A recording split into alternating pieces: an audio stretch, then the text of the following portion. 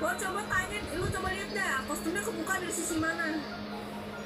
Oke, kostum ini keren kan? Aduh, udah gak. Lo rebus dulu, udah kayak tembaknya bisa. Baru masukin ke dulu. Udah ketak banget. Lo lihat ya, dia tuh tertutup nih, baju ini tertutup nih, tapi terbuka, ngerti nggak? Karena dia ketat. Jadi sebenarnya lo pakai baju itu percuma. Terus gue malah buka aja outfit mingguan lo level berapa? 90 ya? How many forging commissions do I still have to finish? Let's see. 1, 2... not so many as I thought. I'll get to that tomorrow. Ini bagus sih.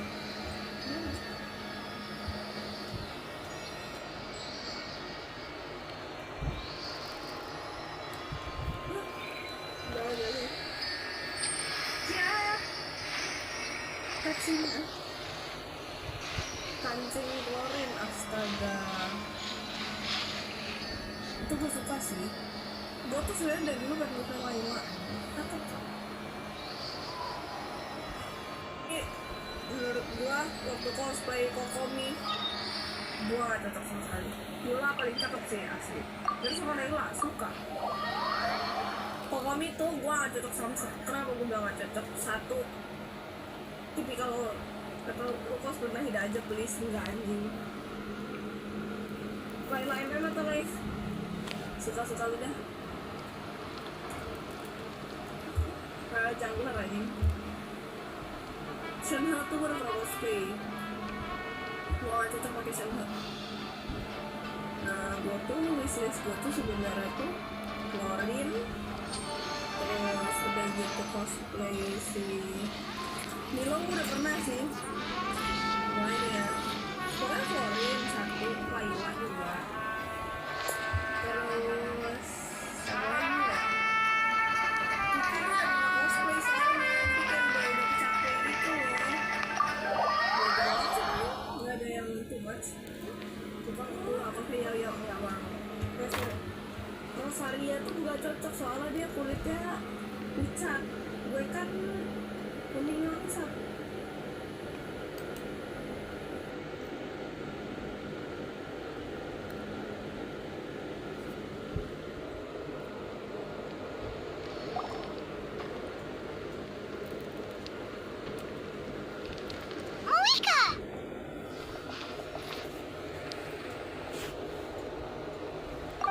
Traveler, Paimon Sitlali. Perfect timing. I've located the captain. Oh, really? That's great! We also just took a peek at Auroran's memories and discovered something huge! Oh, all with his granny's permission, of course. Or no, actually it was... Calm down, Paimon. I'll take it from here.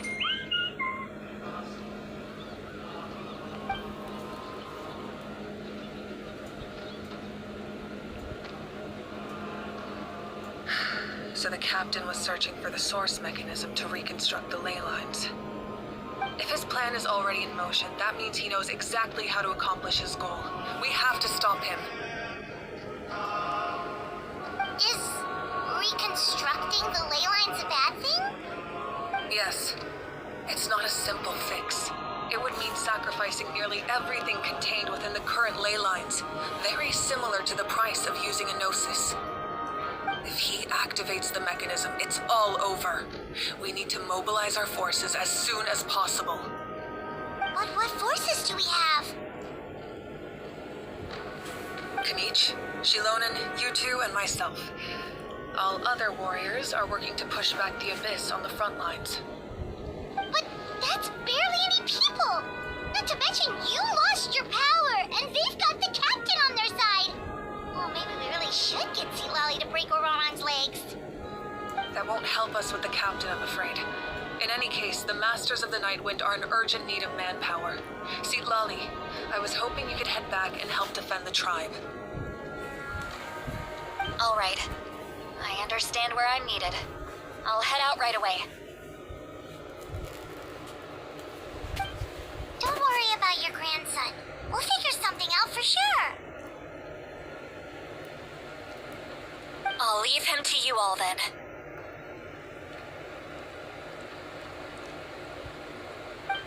Alright, back to the matter at hand. I don't believe defeating the captain needs to be our ultimate goal. Let me grab Shilonen and Kanich, then I'll tell you my idea.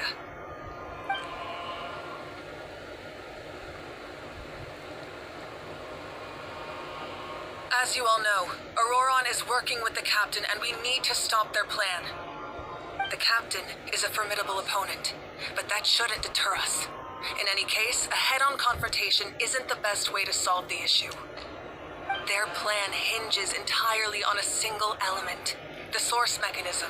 If we leverage our forces, we can destroy it, and then success is ours. We'll head out together. In the event that a confrontation becomes inevitable, I'll stall the captain while you advance.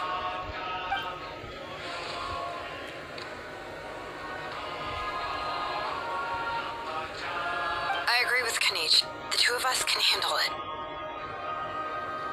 Listen to my plan first. Kanich, I want you and Ahau to launch an assault from the front and break through the Fatui defenses. The captain won't be on the front lines. As a seasoned warrior, he'll be stationed in close proximity to the device to ensure its protection.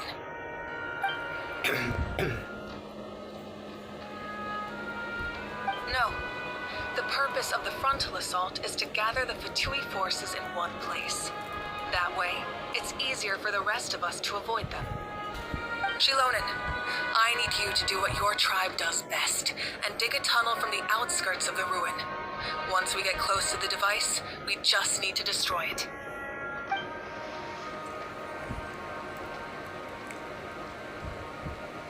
Exactly. The Traveler and I will join her as well. No one can create a distraction better than you, Kanich, not even myself. By combining our strengths, we just might manage to break through the captain's defenses. Understood. Then we should head out now. Just promise us you won't do anything reckless. You cannot face the captain straight on unless you have no other choice. You mean everything to us. Losing you would be the worst possible outcome.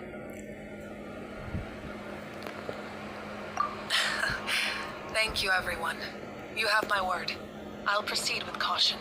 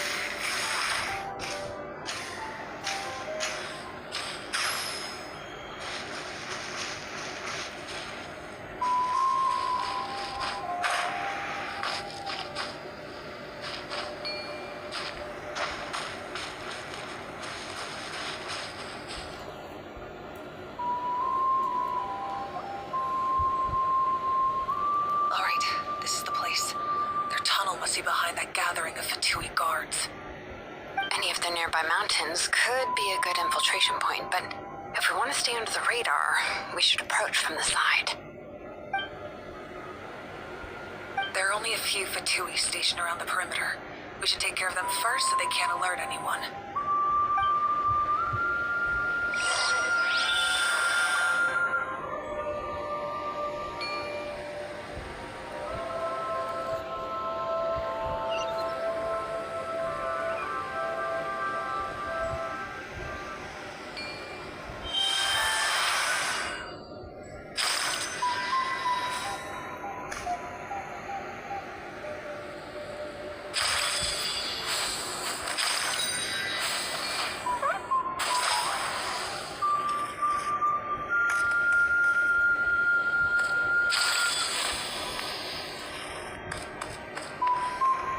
Let's hope you put up a good fight.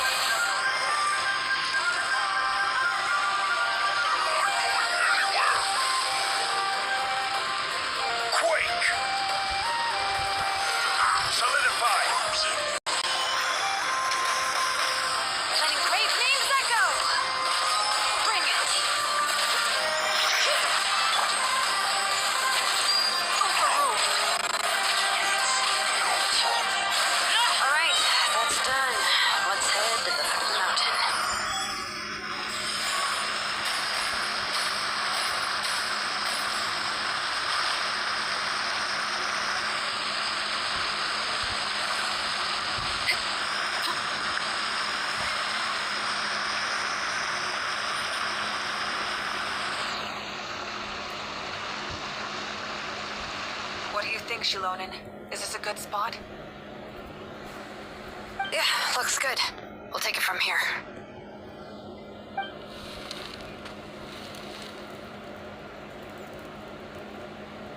I can see the inside. Perfect. We'll keep going. The rest of you should head back. Things are about to get dangerous. All right. Please, take care.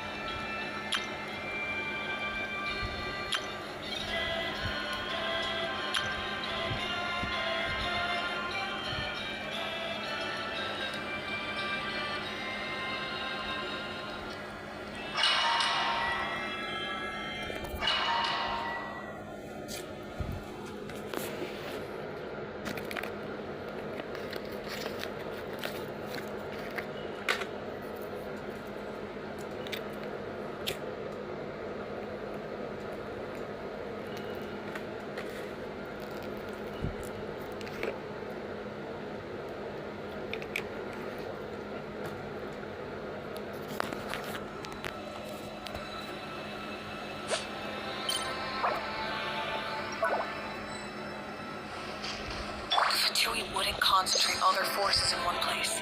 There's sure to be guards on the inside, so stay sharp. Oh, nice job smashing those rocks, Moika. You look super cool. Wow, that was some expert level rock clearing, even by my tribe standards.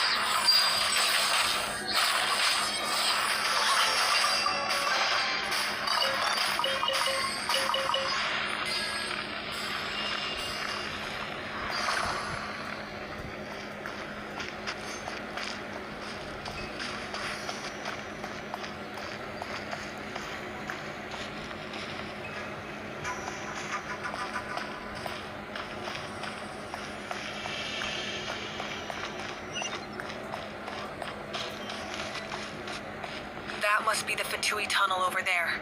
We should steer clear and approach from the side.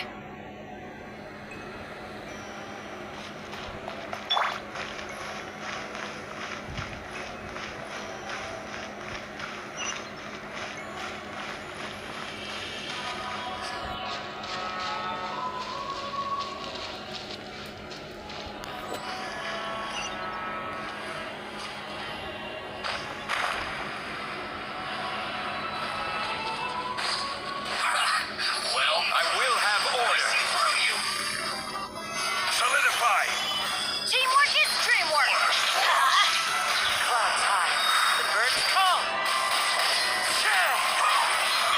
You can't run.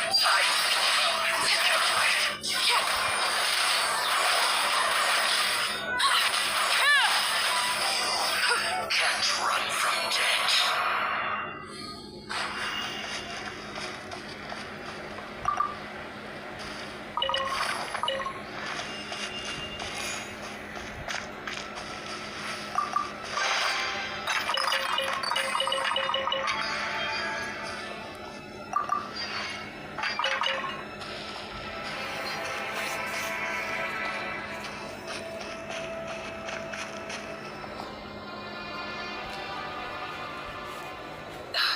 This spell is from the Masters of the Nightwind.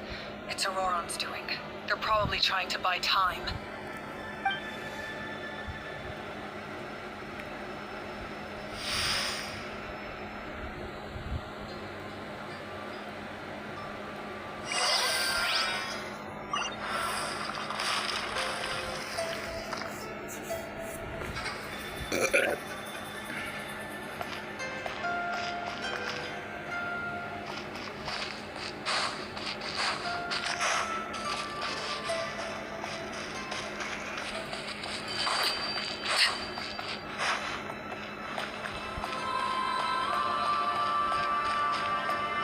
These wheels are relics from ancient times. We should try to restore them. These mechanisms probably control that wheel, right? Let's give them a try.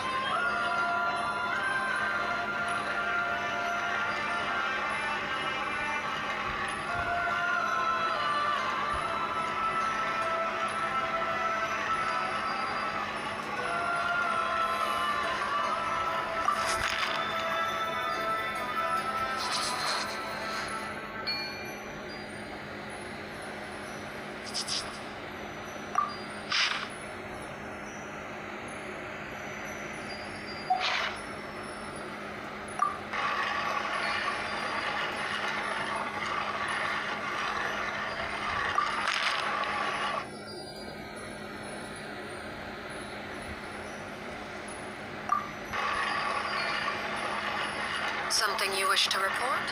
Go on. You have my undivided attention.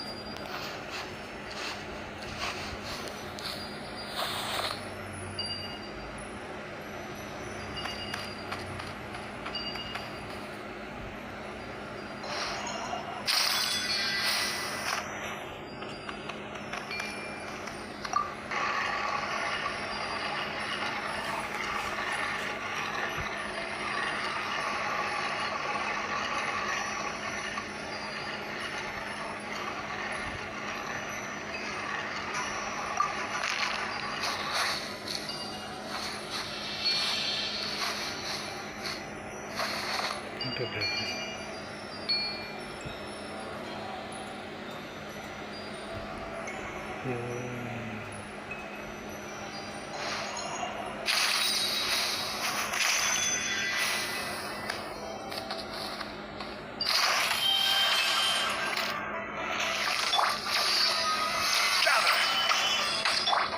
Let's light it up! Wind strike! Laid bare!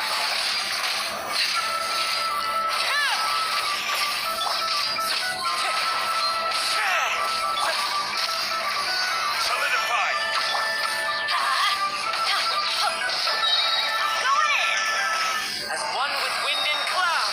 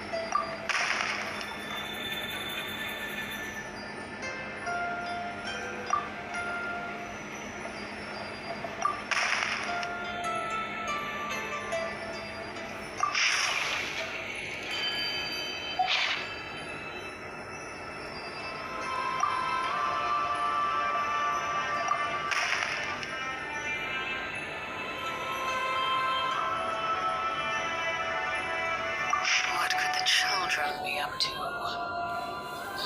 Never mind. Let them do as they please.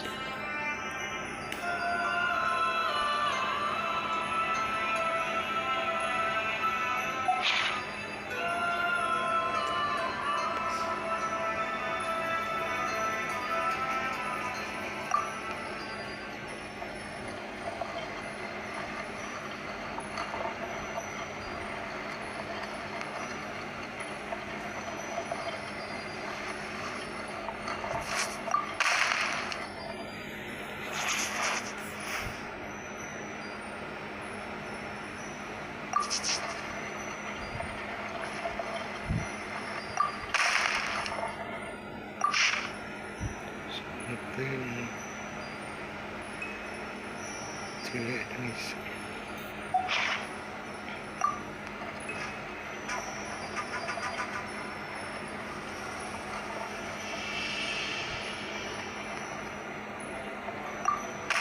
Staring into my eyes is ill-advised. I can't promise you'll like what you see.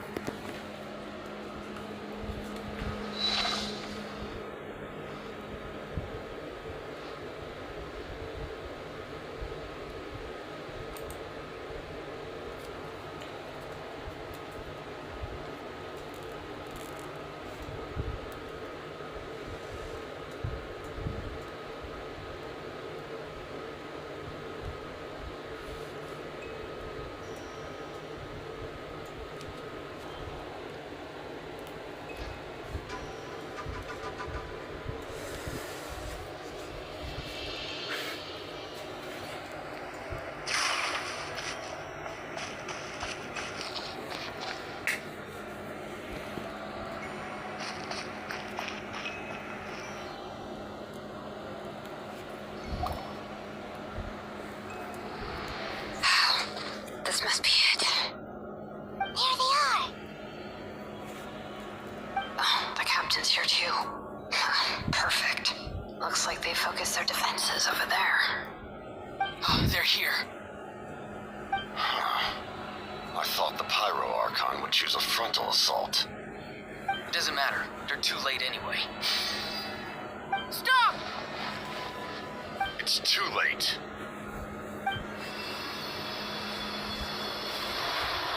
We need to turn it off! I won't let you do this!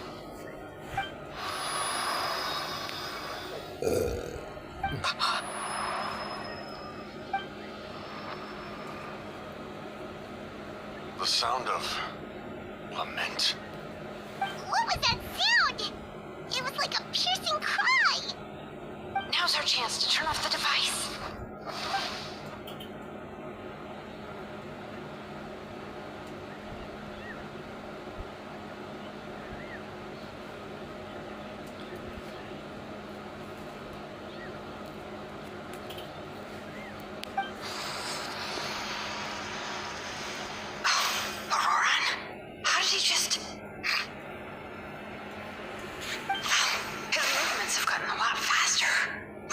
Always this good in battle?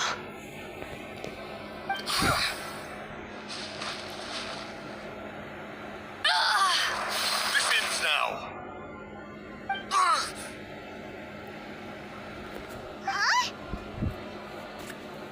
Something's wrong.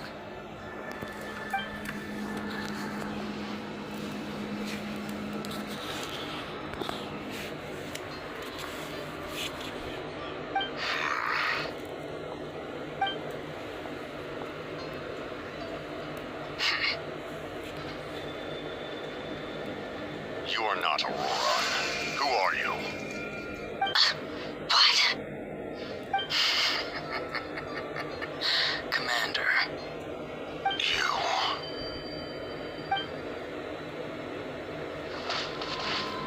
So, you still recognize me, Commander?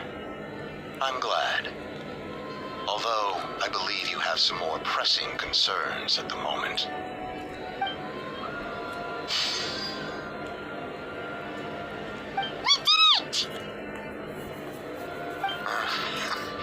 You see? You indulge your sense of honor for just a moment, and now you've lost your chance. Even now, you're still the same as ever. His voice is completely different. Is someone inhabiting Auroran's body?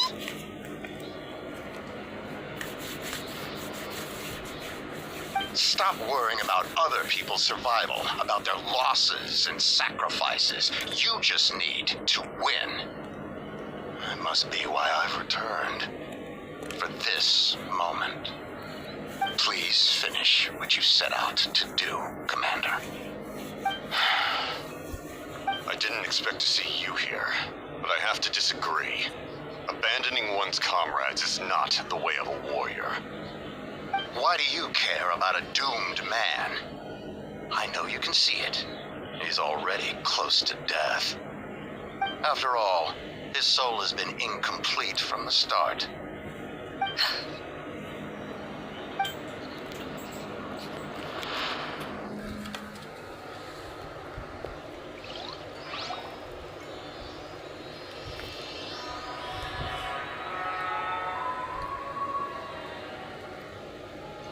Someone said I'm close to death.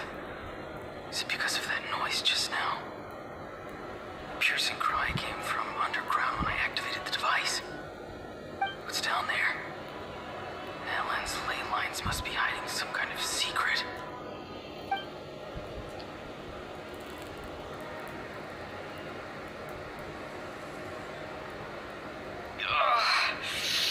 Am I dying? Oh no, it's too soon. Ah, Aurora, it's you. What'll it be today? Oh, why the long face? Don't tell me you still haven't let that go. I knew it was a bad idea to tell you. I heard everyone wanted me to be the savior.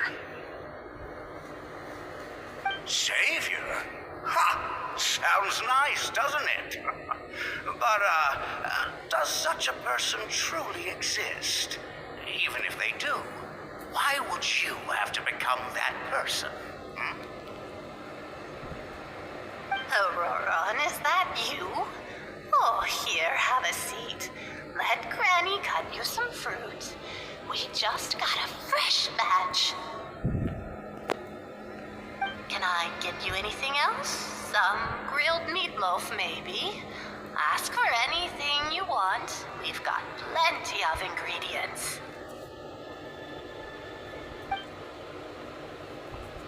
What about those spiced rub mushrooms you made me last time, Granny Kalimi? Ah, you liked those, did you? An outlander taught me that recipe, actually. A merchant, to be exact. Never thought about going into business yourself, my boy? You could travel all over. Our Auroron? A merchant? He's far too honest for that line of work. Well, at least an honest merchant like him wouldn't prey on old-timers like us.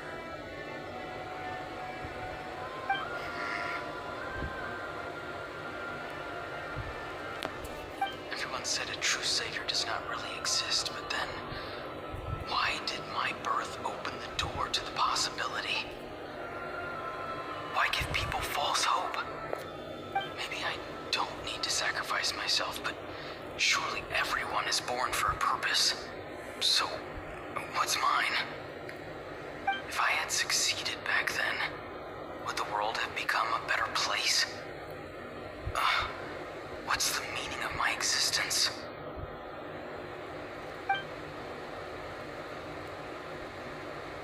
Done spacing out, Auroron? Did you finish your homework? Yes, Granny, it's just... Will learning all this really make me as strong as you? Of course not. I'm a special case. Other shamans study their whole lives without reaching a fraction of my abilities. Because you're a genius, right? You could say that. Or maybe I've just been alive longer than the rest of them, and picked up a few tricks that they didn't want to touch. It's rude to bring up a woman's age. Never do that again, no matter the circumstances.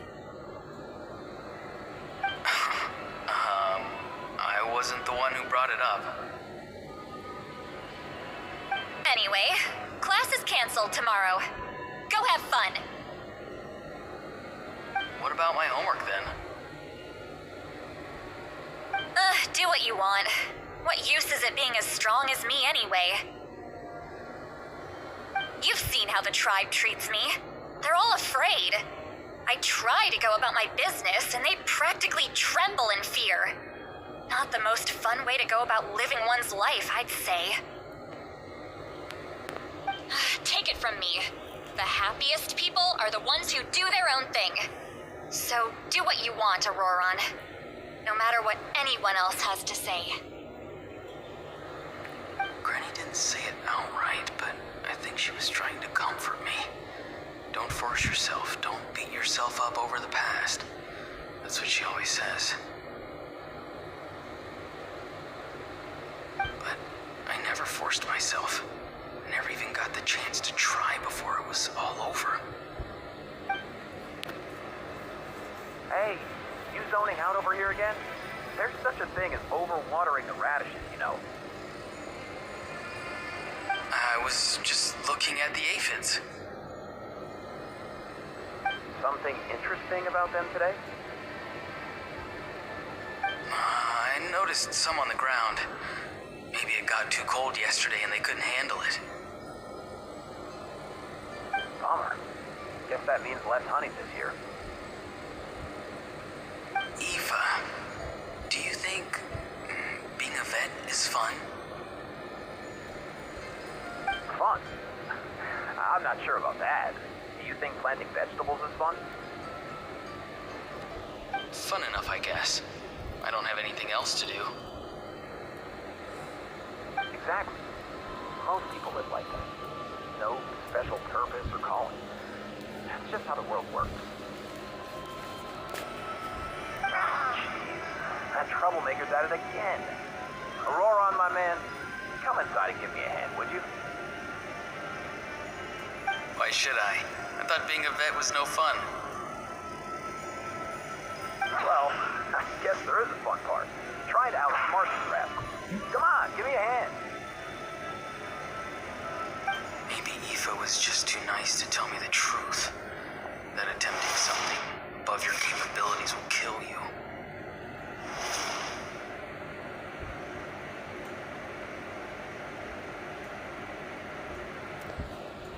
My soul is unstable. I only survived because I had people to help keep me in one piece. A part of me has always been missing. That's why the other spirit said I was close to death, but Why struggle? It's a miracle you were even born. Just close your eyes and wait for death. it was you, the thing that came out of nowhere. Thing? I'm a warrior, far stronger than a weakling like you. I'm not weak. There's just a limit to what I can do. And that's exactly why your fantasy is so ridiculous. You really think a useless thing like you can save the world? Useless. Savior? Ha! Sounds nice, doesn't it? But, does such a person truly exist? Even if they do, why would you have to become that person? Hmm? Exactly. Most people live like that. No special purpose or calling. That's just how the world works. Take it from me. The happiest people are the ones who do their own thing. So do what you want, Auroron. No matter what anyone else has to say. But I don't want things to end here. Auroron? It's all right. We'll take things from here.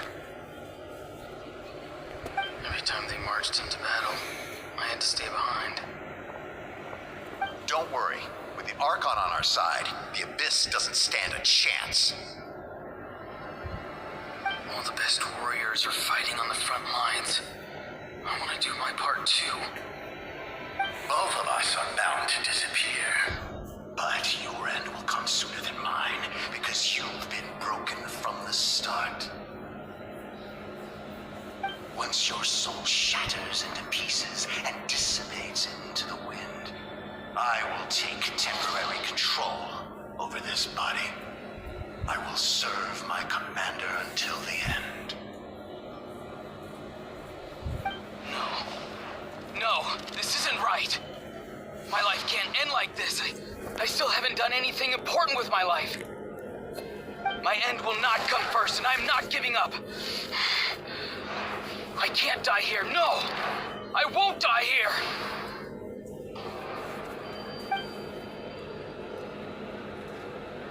Aurora!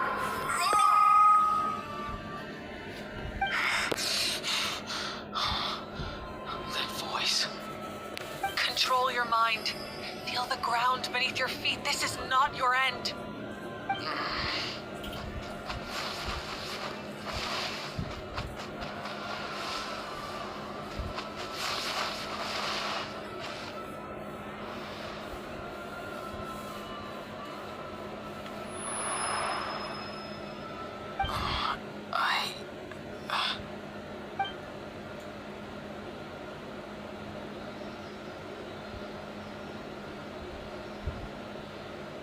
His eyes are open! He's alive!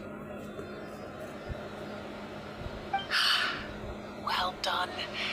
You managed to do the impossible. What do you mean? Don't try to talk. Focus on holding yourself together.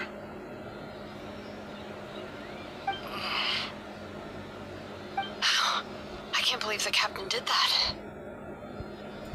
Maybe he thinks of Auroran as a comrade. He was helping to rein him in all this time.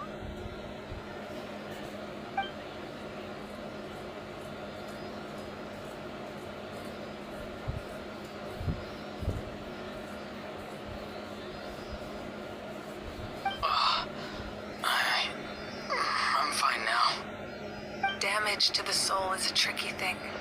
The pain almost consumed you for a moment, but you managed to hold on to yourself. That's no easy feat. The worst appears to be over. I'm sorry for causing so much trouble. We can talk about that later. Our plan, it failed, didn't it? I'm sorry. We were so close. You saved my life, and now the debt is repaid.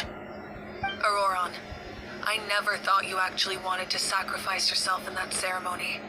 But you never gave up. Have you come to a conclusion on what it is that you truly want? I just want an answer. A reason why I exist and why everyone always did so much for me.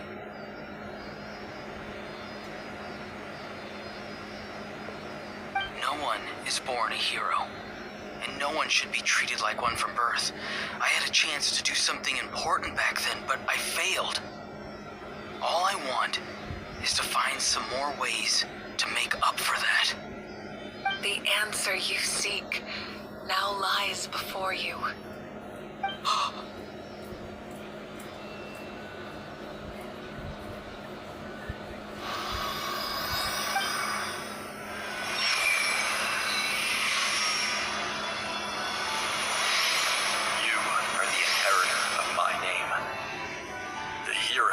Masters of the Nightwind, who shall fight for this generation. Fascinating. You're not the person that the others thought you were. And yet, you're also not the kind of person that you thought you were.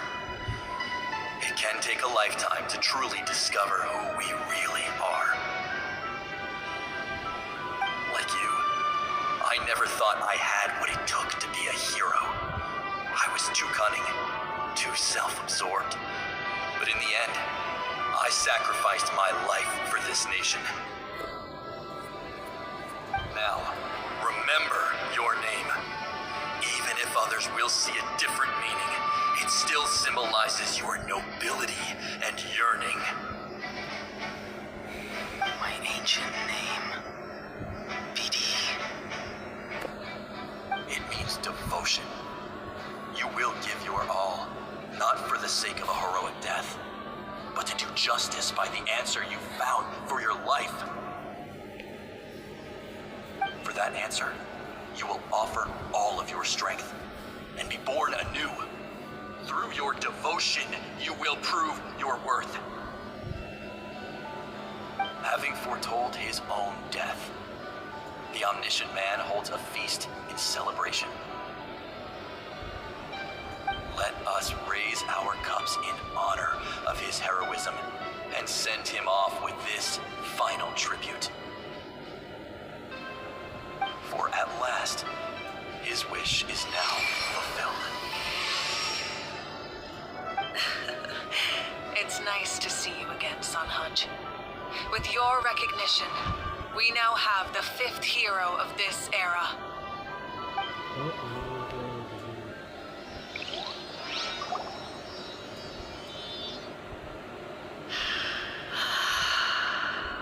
I am happy to see your plan advance one step further. It seems that my cry did not cause irreversible damage. What is that voice? Just as I thought, the Lord of the Night has awakened.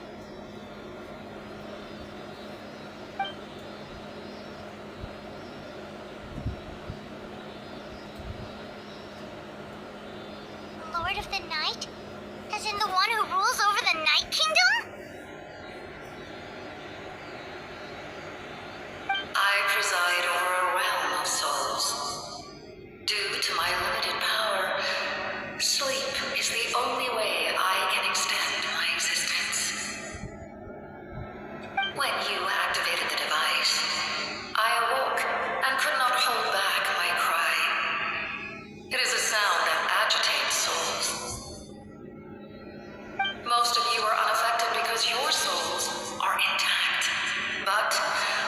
damage soul, the effect on your friend was heightened, and his soul almost shattered as a result. And yet, his soul remains in one piece. He managed to overcome this obstacle through sheer strength of will.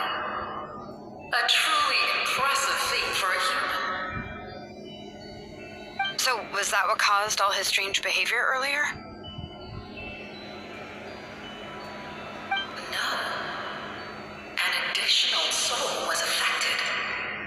It tried to take refuge in the missing part of your friend's soul, but was ultimately expelled. However, this soul does not hail from that land, or the Night Kingdom. Its origins remain a mystery to me. Activating the source mechanism was supposed to reconstruct the ley lines. Why did it awaken you instead?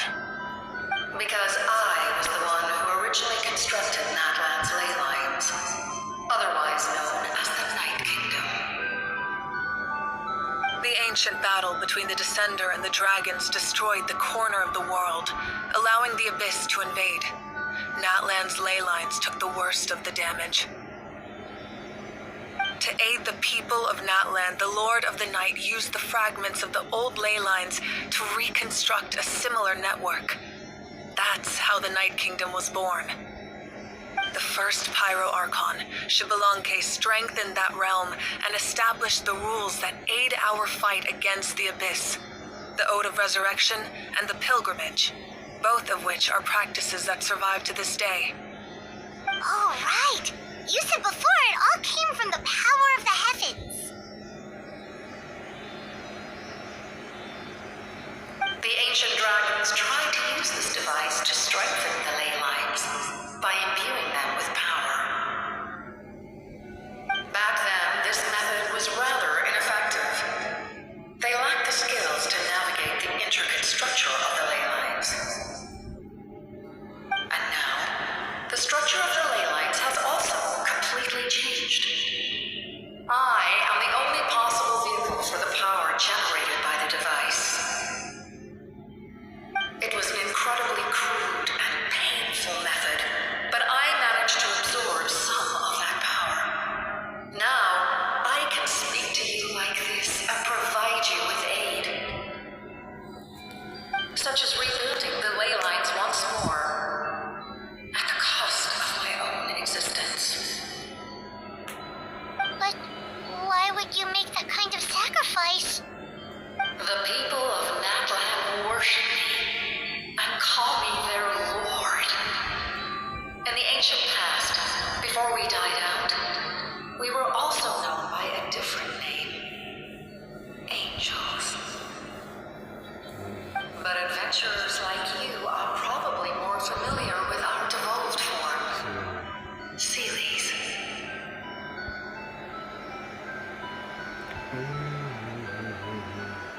Silly. No wonder there are Sealies around here. A Sealie also helped us in the Night Kingdom. Few angels remain in Natlan, so the same is true of Sealies. Everyone rallied around me and offered their power to humanity to reconstruct the ley lines.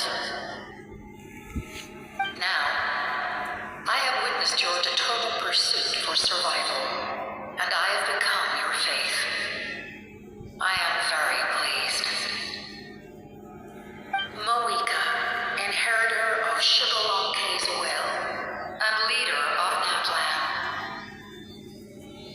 Despite all the obstacles and misunderstandings, I have awoken, and the efforts of this harbinger and the young hero have imbued me with power. Say the word, and I will once again work to fulfill my mandate, just as I did thousands of years ago. You need only nod your head. For the sake of your people and your nation. For the sake of overcoming the invasion from the Abyss. Give me your orders. I will not. After reconstructing new ley lines, you will cease to exist. The Natlan are founded in the Night Kingdom. If you disappear, so do they. Not to mention, all the memories and legends recorded within the old ley lines will disappear along with you. The people of Natlan will face memory loss, mental disorders, and cognitive issues. Just like the consequences of using the Gnosis, that is a price I refuse to accept. Humanity's survival is worth any price. Once the Abyss runs rampant, all that remains will be a land of corpses and ruin. And when the new ley lines are invaded again by the Abyss, what then? How are future generations supposed to survive? A land without the Lord of the Night, without the protection of the rules, is doomed from the start. You presume too much. If you cannot ensure survival in the present, you have no right to think about the future. What will it take for you to realize that? How many hundreds or thousands will have to die? The situation hasn't gotten that dire yet, has it? Why? Because I am a survivor of Conria. I've witnessed the devastation and terror of the Abyss with my own eyes. Conria? That's right. My family, my comrades, my homeland, were all lost to the Abyss. It is an unforgettable pain, one that no amount of time could ever dull. Not even 500 years. You've experienced something similar, Mawika. You should know exactly what I mean. You're right. The pain, the regret, the catastrophe. They all haunt my dreams to this day. If I could go back, I would reject all false hope. I would do whatever it took to ensure their survival. You have that chance before you now. Why do you refuse to take it? Because we don't have the right to make that decision. We love this world because it contains everything we hold dear. Everything that has happened here has moved us, shaped us, and turned us into who we are today. Giving up our memories and history would mean rewriting everything.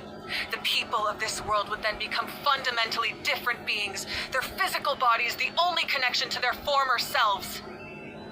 Even so, given enough time, a new civilization would inevitably flourish. If you believe in humanity, you should trust in their ability to create a new future. Or history could repeat itself. The Abyss could invade once more, and it would all be for nothing.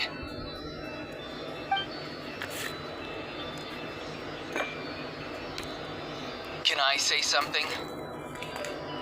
I once carried the hopes of many people, and I was also desperate to save our nation.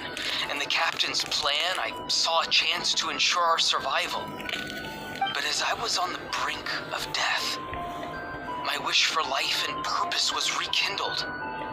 I've been very fortunate to be well cared for by all the people in my life. I refuse to forget that. My feelings were so strong, they overrode my compulsion to sacrifice myself for their safety.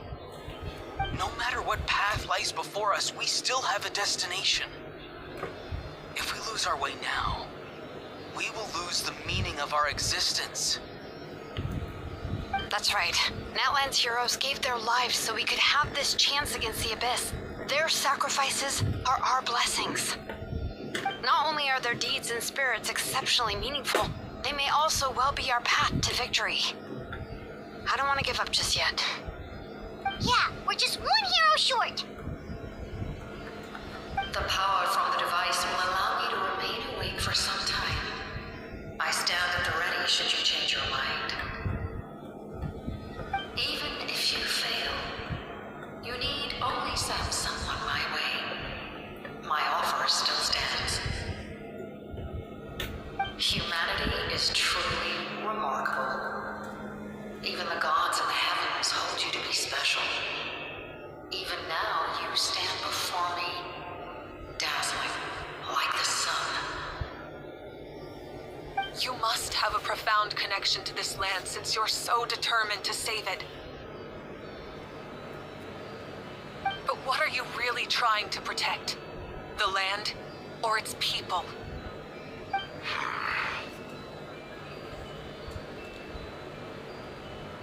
Pretty sure he wants to hear what you have to say, Traveler.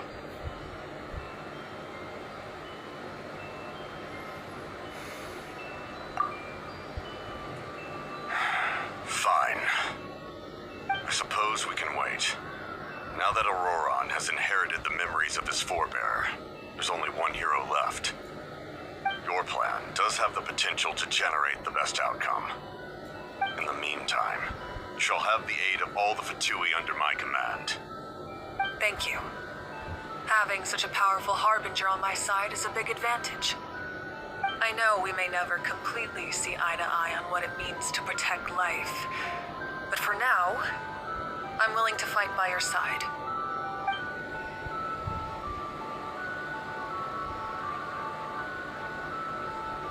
All right, we should let everyone else know about the plan. They're probably still at each other's throats outside. Good idea. We need to explain the situation.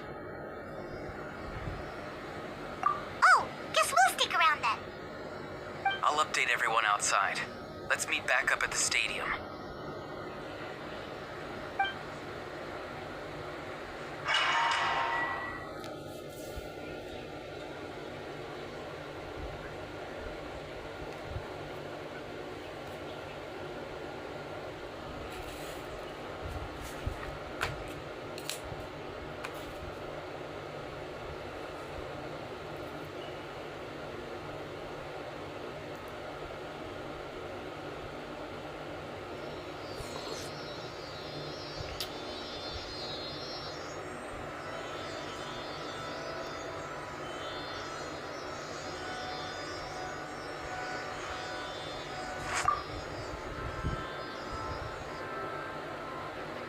You come to me with many questions, and you should be rewarded for your bravery.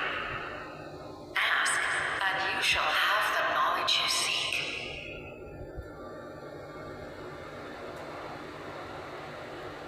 They do not like being mentioned by name by any living being, be it an ordinary human or one of the seven. They prefer to remain in the shadows as shades. The one you wish to know about? I call her the ruler of death. She helped Naplan establish the rules. It was also under her guidance that I created the Night Kingdom. It was an expression of love, as well as an act of reparation. She was seen as having significantly overstepped her authorities as a shade, which quite displeased the Almighty. Heavenly principles.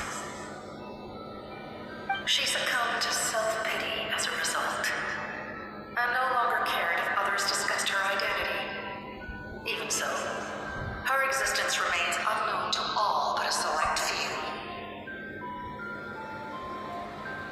Self-pity? Please don't tell anyone I used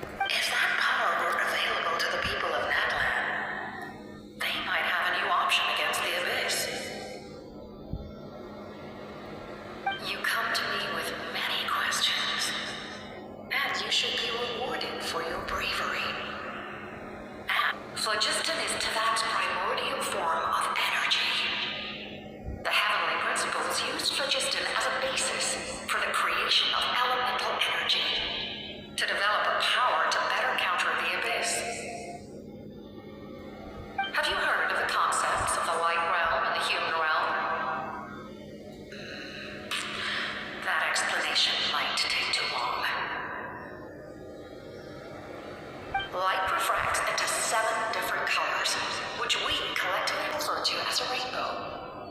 Elemental energy is a similar concept.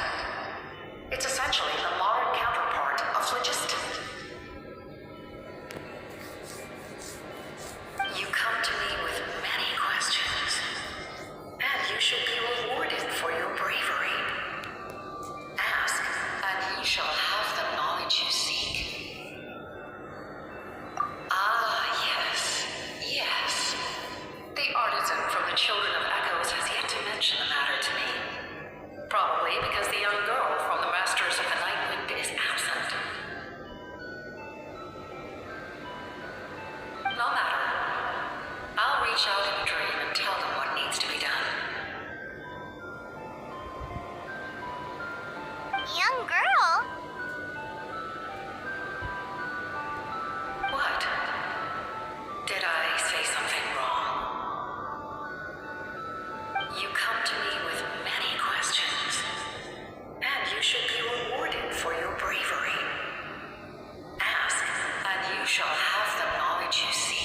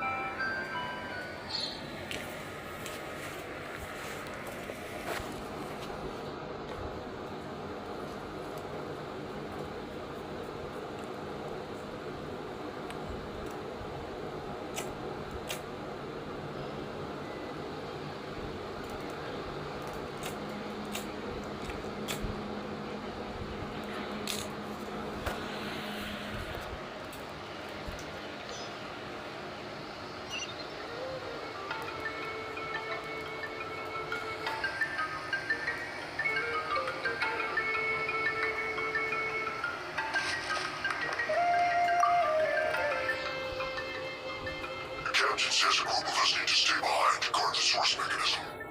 It's extremely important. We'll stay here. Of course, you're free to come and go as you please.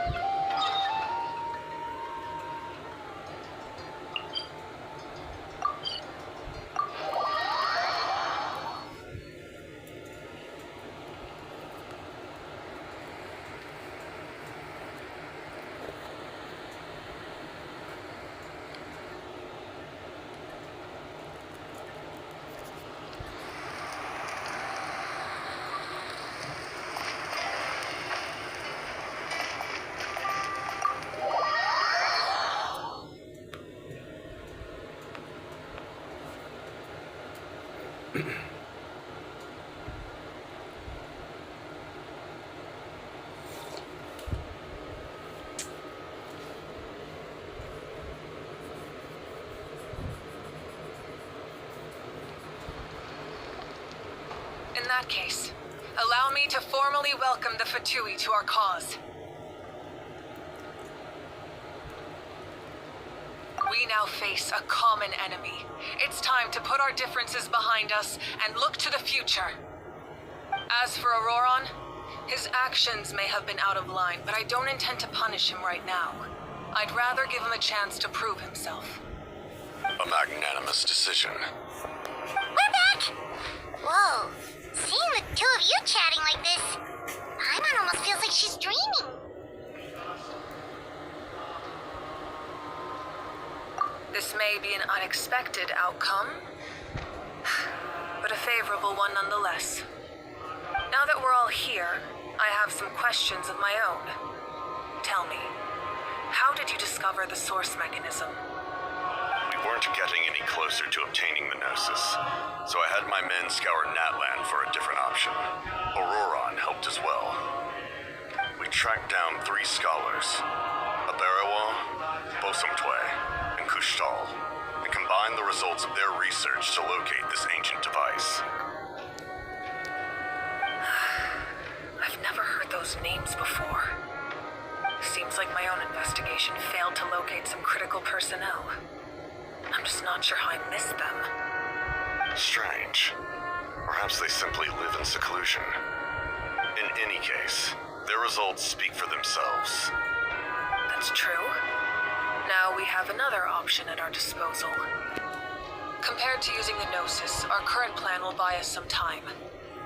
And if all else fails, we still have this plan as a last resort, even though executing it will come at a heavy cost. But that means making everyone forget their past. We should definitely try to avoid it if we can. Oh, actually, speaking of the Gnosis, how did you know what it could do?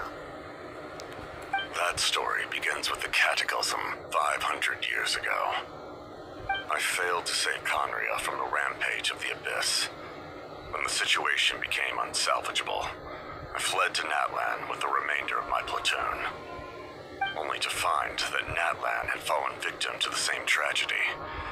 I defended this land for quite some time, and, in the process, met the chief of the Masters of the Nightwind, Aizu. I'm sure many people viewed Conria as the cause of the tragedy, but Aizu was kind to me all the same, and even helped me in my time of need.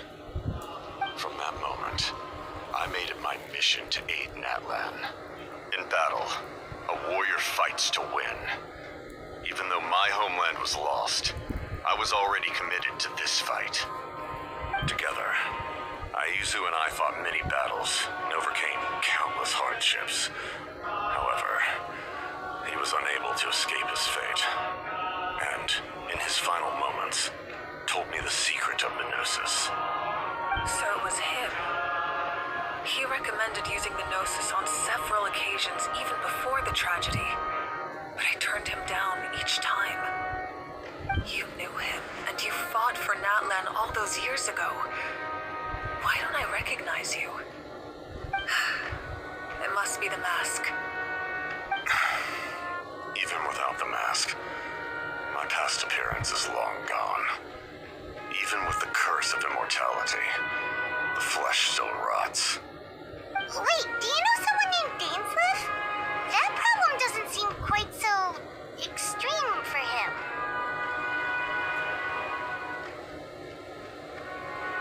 You've met him already? Yeah, a bunch of times. Sounds like you know him too. During the Age of Conria, all I knew was his name. The last time I saw him in person, he was traveling with the prince.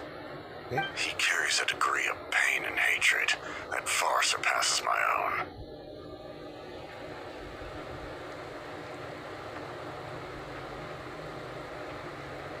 Yes, you're the sister of the prince. Given the role I held in Conria, I would prefer not to harm you. Although, this is likely a self-imposed burden. If the prince saw me now, I doubt he would even recognize me. As for your question, I don't know how Dane managed to slow the deterioration of his body. My appearance is much changed, and that's not the only thing. Even my physical strength is a shadow of what it once was. I would have never known.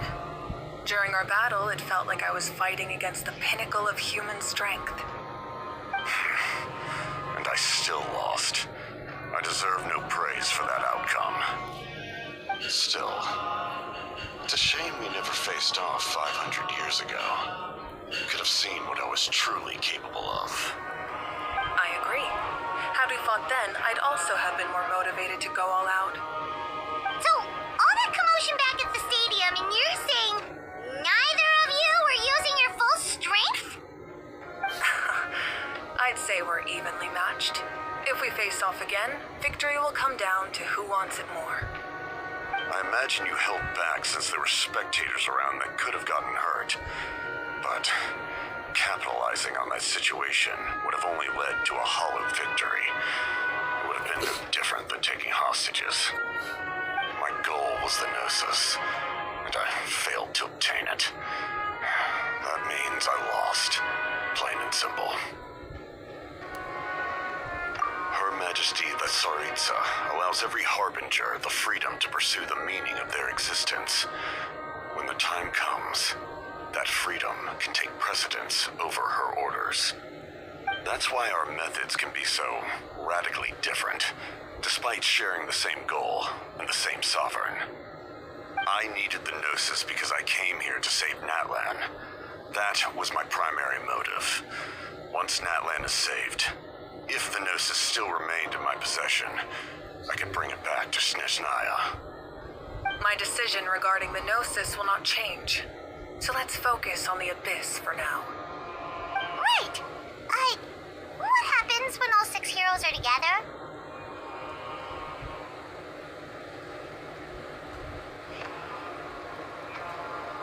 We will unleash a great power that can be used to thwart the Abyss. But only once. It's a power that Xbalanque gained from Renova.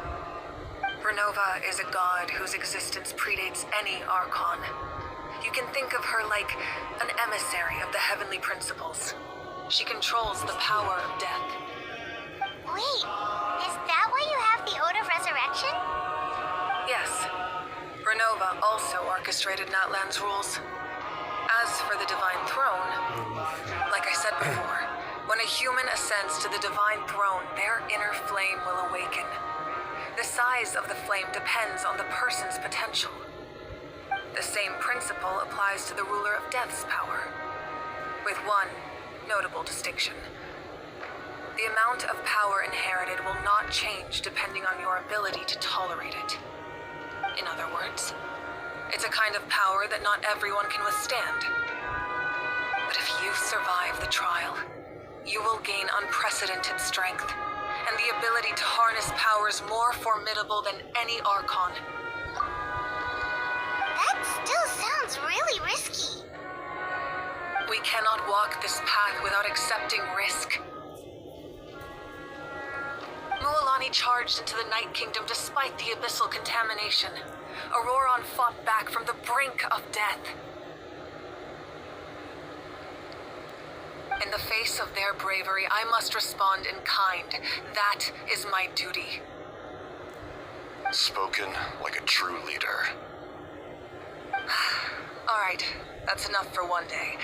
You should head back and get some rest. I'm sure you're exhausted. The Abyss will likely sense the change in Auroron.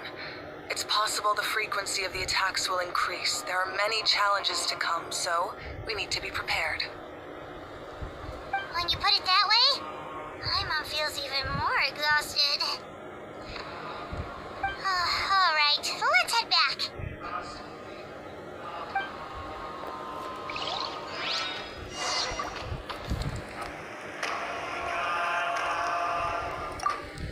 Now that we're working together, we'll need to coordinate our efforts. I'll leave a portion of my forces for you to command. That will definitely help relieve some pressure. You're sure they won't object? It's an order. I will make that clear. Excellent. I appreciate your trust.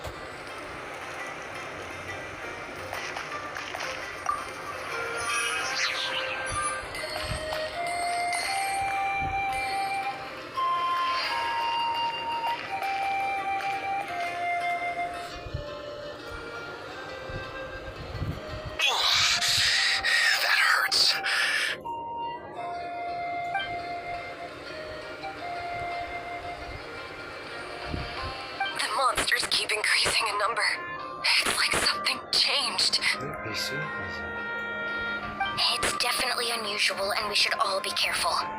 But don't worry too much. You have us by your side. If there's one thing the Abyss fears, it's strength. If they think we're easy prey, they've got another thing coming. Oh, someone's calling us.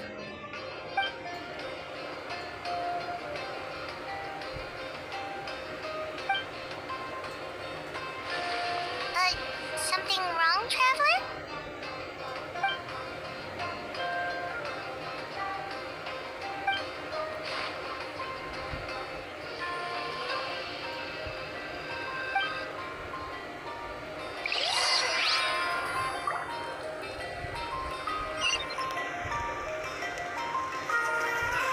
I haven't heard anything as of yet.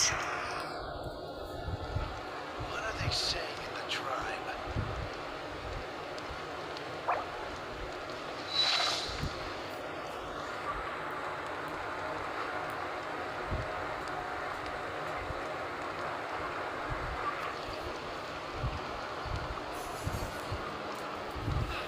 I haven't heard anything as of yet.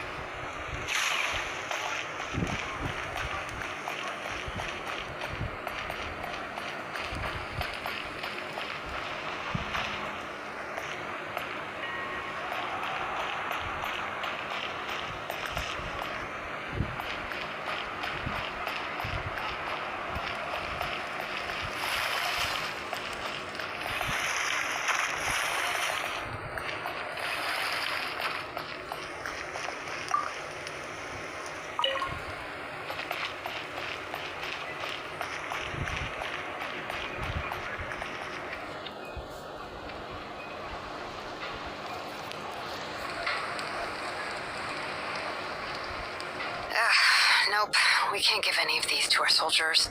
They were not tempered correctly at the forge. Well-made weapons and shields are vital for the survival of our people. I know we're under a lot of pressure, but we can't compromise on quality. Listen, I'm not blaming you. I know this isn't your usual standard of work. Why don't you all just take a break and I'll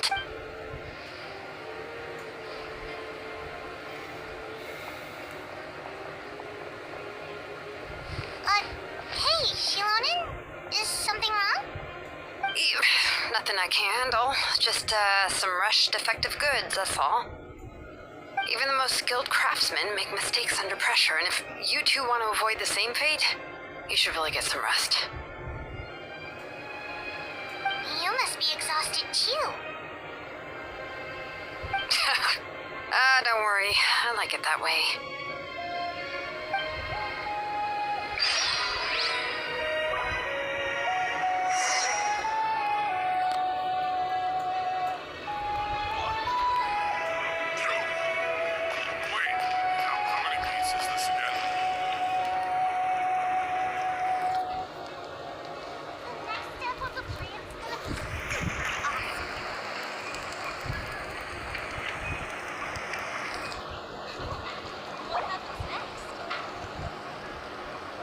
Something you wish to report?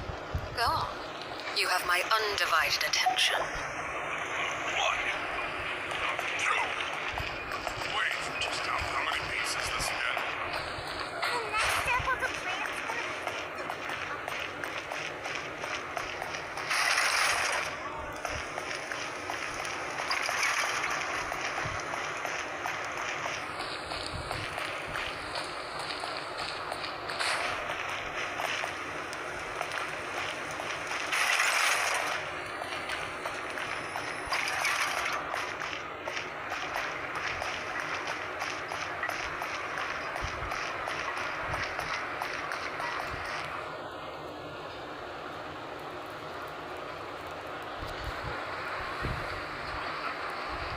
Kanich! You made it back in one piece! Oh, these must be friends of yours. Well, head out then. See you later.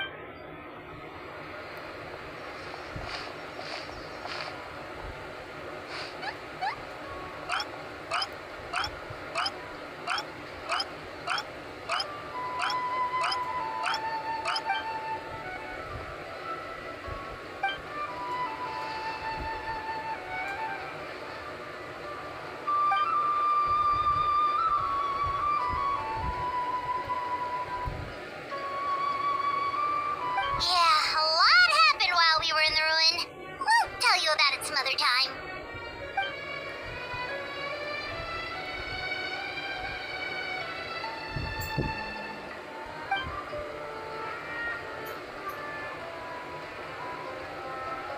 We won't keep you then. Let's talk later.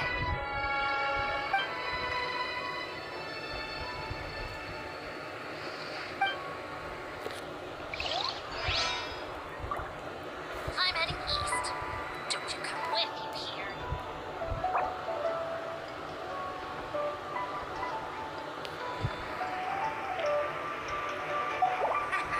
Best day don't see. What sort of place is this? Onion skin? With the mixing process if you don't keep your voice down.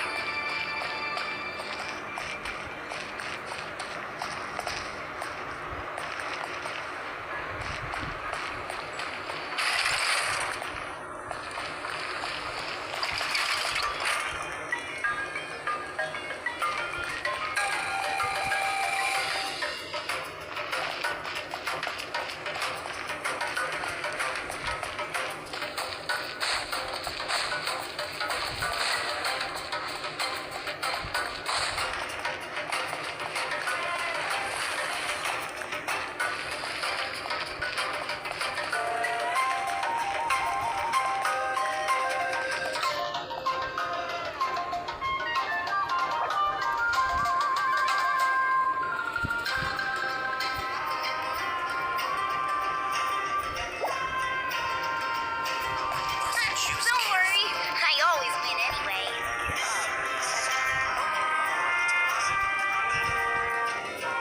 Need some high-calorie food urgently? To the right place.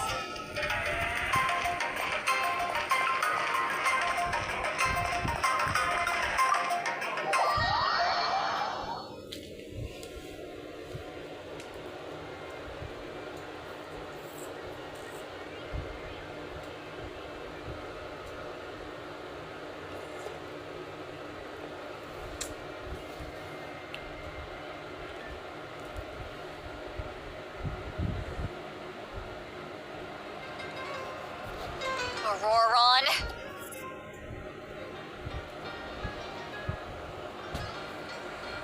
Granny?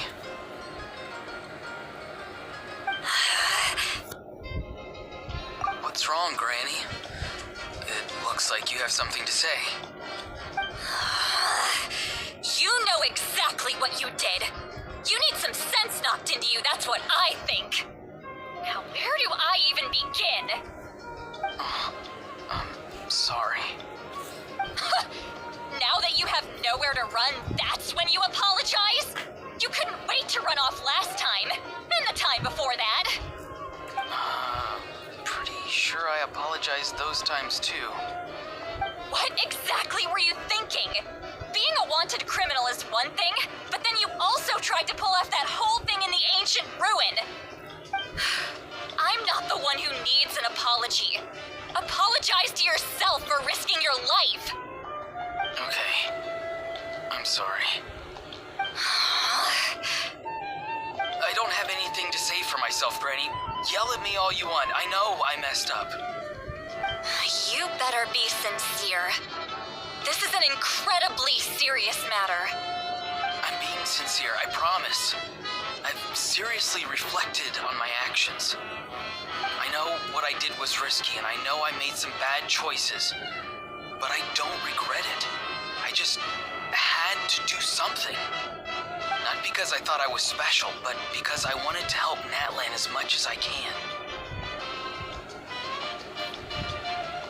Of course, in the end, I just ended up causing more trouble, so you're right.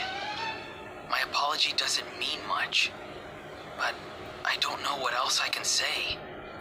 You even had Aoife bring me that gem. A simple thank you isn't enough, but still. Thank you, Granny. You're welcome. Just make sure to thank Aoife sometime. I will. Anyway, don't feel too grateful. I tampered with the bag to copy a portion of your memories. Oh, I didn't notice. Of course you didn't. You forget how many years I have on you. Like you could uncover one of my tricks. Anyway, I have something else to tell you. The Pyro Archon has discussed your case with the others. Many of your actions violated the rules of Natlan, and you should understand you'll have to take responsibility for that. I understand. But your efforts weren't entirely meaningless in the end. In addition to giving us another failsafe, you saved yourself with sheer force of will and managed to become a hero. Huh.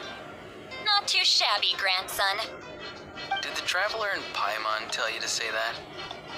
What? No! I said that because I mean it! I can't believe you're complimenting me at a time like this. You normally let your fist do the talking. You're not off the hook just yet. I told the Traveler I was going to break your legs, and I meant every part of it. Could you not? I still need them to walk. Trying to negotiate, are you? All right, make me an offer. Given all the good things that I managed to accomplish, can you let me off the hook this one time? I promise to do better in the future. Fine. I can let this slide for now. But I'll be watching. We'll see if I change my mind. Oh, Traveler, Paimon. Didn't expect to see you here. Hello! Yes. Looking after these little rascals is rather exhausting. Taking care of the Traveler isn't easy either. Paimon's life is an uphill battle. Traveler, Paimon, I want to thank you for your help back at the ruin. I won't. Let's get together sometime. If Auroron really wants to thank you, he can treat us all to a tasty meal. Sounds great! We'll be there!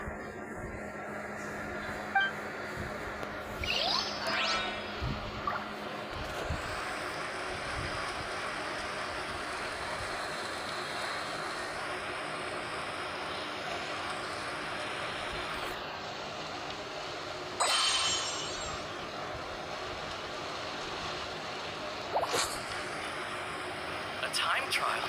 It's worth a shot.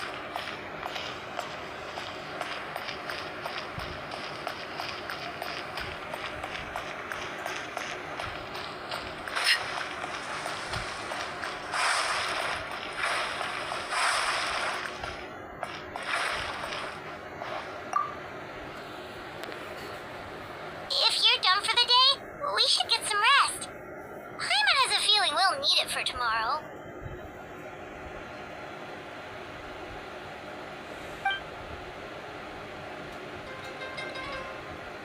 Alright, let's take care of that first then.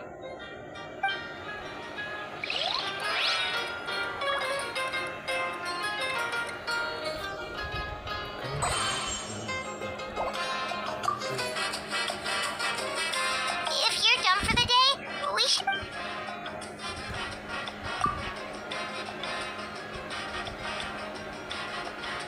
You ready? Yep. Let's go meet the Lord of the Night.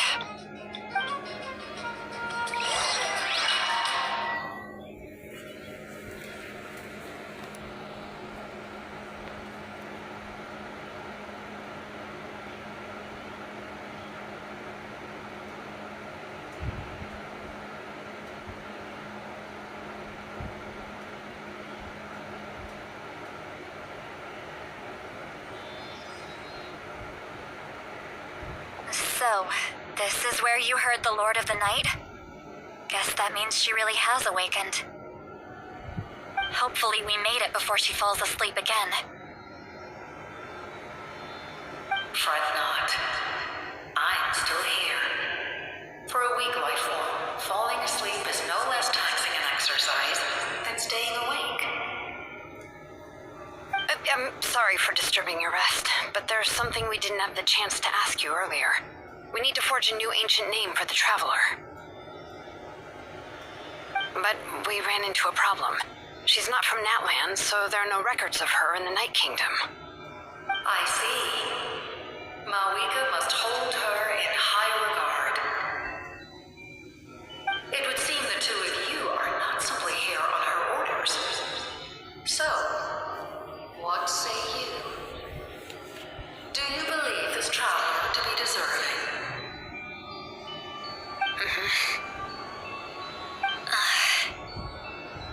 Speak your mind. There are no others here. You are both my children, both children of Natlan. I would hear your opinions on the matter. She is special. She saved Kachina and devoted herself to helping us avert this disaster. Natlan owes her a debt. But that debt has not been repaid. And with an ancient name, we can at least guarantee her safety. Even though that guarantee will come at the cost of your own life. Yes. So, it's true. Forging an ancient name consumes the life of the craftsman. Forging an ancient name is an act of creation. It involves taking disparate concepts throughout the Night Kingdom and condensing them into a heroic epic. But it takes time for the new concept to be integrated into that realm. If the ancient name is like a seed, then the life of the craftsman is the outer shell, serving as its protection. Once that process is complete, the seed will sprout, and having served its purpose, the outer shell will gradually disappear. Forging an ancient name is no easy task, and creating one for an outlander makes it even more challenging. Still, if you're here, that means your mind is set. Yes, because I believe forging this name will be well worth it. We don't know how long we'll be able to hold back the Abyss or what the final price of averting this disaster will be. If giving up my life means that all the people of Natlan can have a future, then the sacrifice is practically negligible. Even when I'm staring death in the face, I don't think I'll regret this decision. I bear the name Baraka. This is a part of my duty. I understand. The chance may be exceedingly slim, but you still want to seize it, because this could be the final step to victory. And you, Siglali, the anxiety you feel, it's because you saw something, yes? Something you were not meant to see. So, you know about that too. What is she talking about? I've had concerns for a long time. Mawika's plan needs too much time, and too many things can go wrong. The Masters of the Night Wind have a ceremony that can be used to glimpse the future. It's just... using this power on the Pyro Archon has always been seen as a taboo. And you did it anyway? What did you see? Death. Oh. A key part of Mawika's plan is using the 6 heroes to release the power Shabalake obtained from the ruler of death. Considering its origins, the price of using that power is death. You're saying Mawika is going to die in this war against the Abyss? Yes. I can't just ignore what I saw. That's why I need the Traveler's power. I need the power of a Descender. Okay. Don't forget, Siglali. Even if it may seem like someone is fated to die, the nature of death and fate are different. Fate indicates what will happen in the future. The time, manner, and place are all predetermined. But death is different. Death is a rule. The ruler of death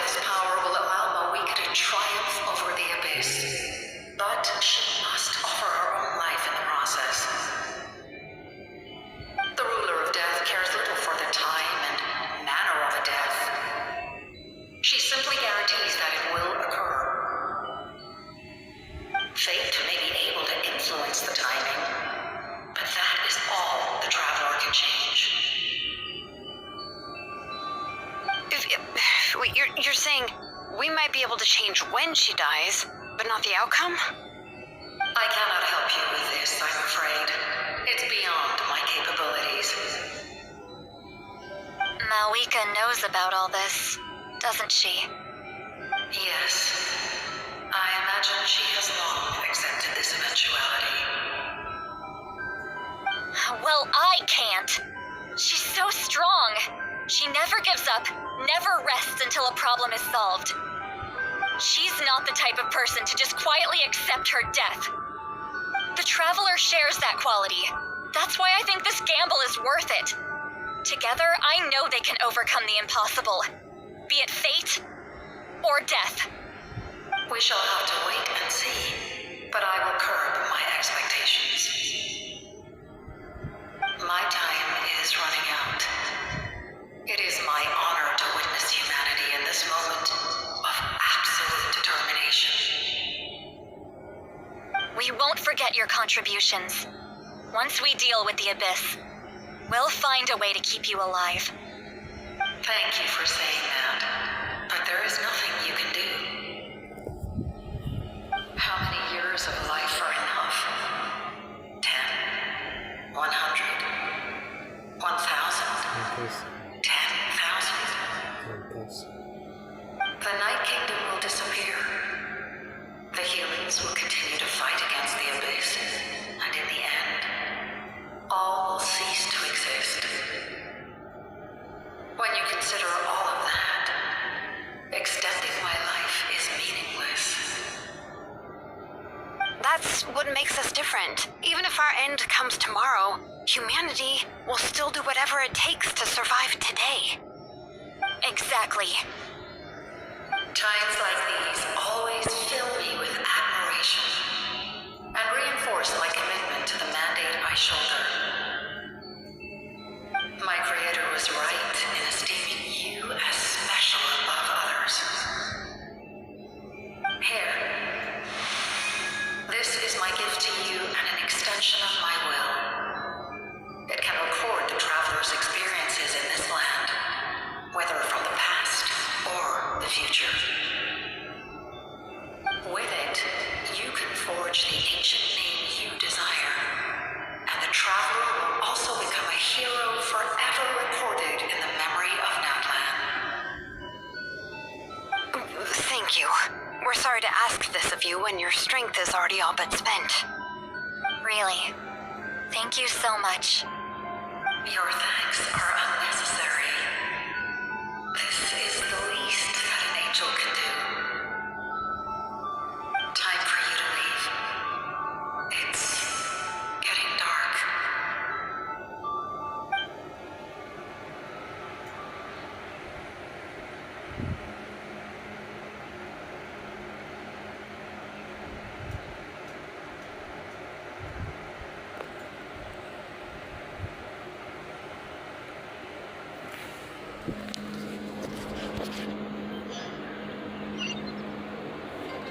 I can't sleep with all the noise outside.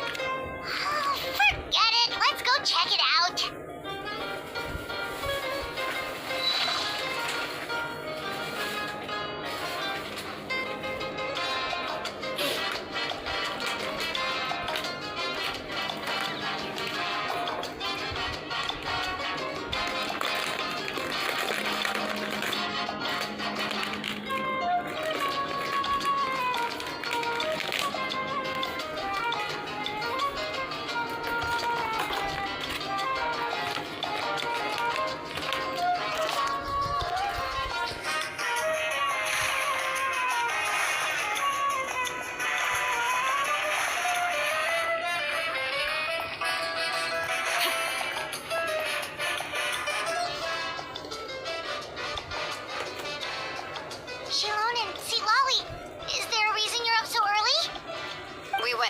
Lord of the Night, and she gave us this. Like I said before, I couldn't forge your ancient name because there was no record of you in the Night Kingdom. But with this, we can finally record your deeds. Just keep it with you during your time in Natlan. And eventually, it'll be full of your adventures. Really? What Paimon see?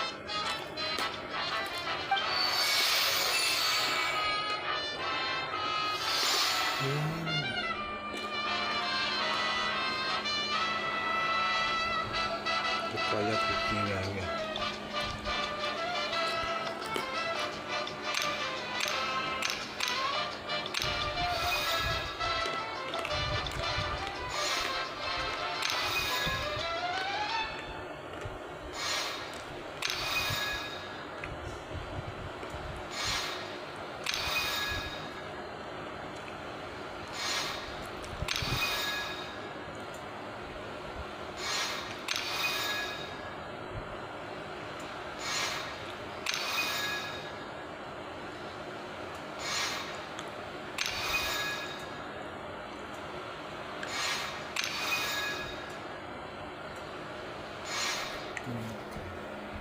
Satu, dua, tiga, empat, lima, enam, tujuh. Oh, it's the two of us! And a sun in the middle! Oh, and that must be... Kachina? It's not a concrete medium. It reflects the Lord of the Night's will, and shows what she wants you to see. Oh, in other words, don't worry about his form. When you want to check the contents, just take it out and have a look. Sounds convenient. It's also super light and doesn't take up too much space. This is a really awesome gift.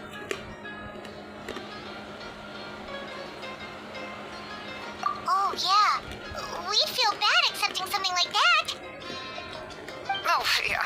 Don't worry, you two. It's, like you saw yesterday, aiding humanity is the Lord of the Night's mandate. She would have willingly reconstructed Natlan's ley lines at the cost of her own existence. She wouldn't ask anything in return for this. Exactly. Just take it. Well, if you say so.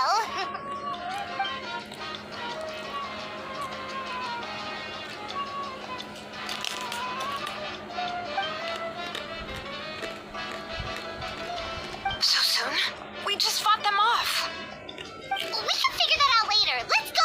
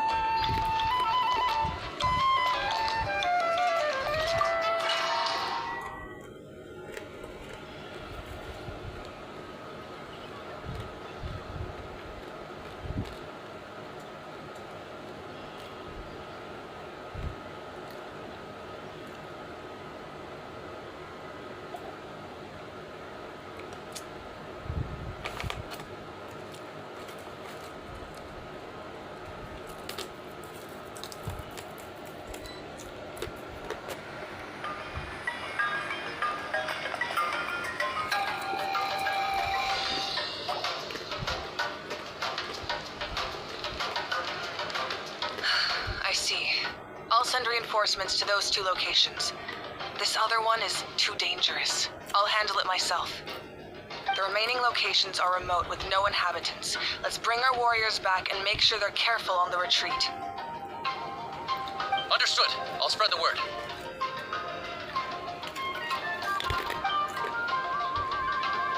We're here. What's going on? Kachina said the Abyss attacked again? Yes, it's not looking good. Our forces have always been able to handle the sporadic attacks, but now there are more monsters than ever, and the attacks are more frequent.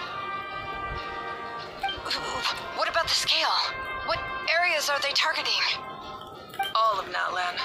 Not just around the stadium, but even the remote areas of the Collective of Plenty are reporting attacks. Could this also be some kind of omen? If things continue like this, then... We won't last much longer, I know. What we're seeing now is the desperation of the Abyss. It knows we're only one hero short. I don't have the strength to fight it right now. This is its best opportunity and its final chance. You're saying we just have to hold out for as long as we can? it'll be a long fight. Our current focus needs to be on protecting civilians and conserving manpower. There are caravans and adventurers trapped in the wild. Many of our warriors have already left to rescue them, but they'll need reinforcements.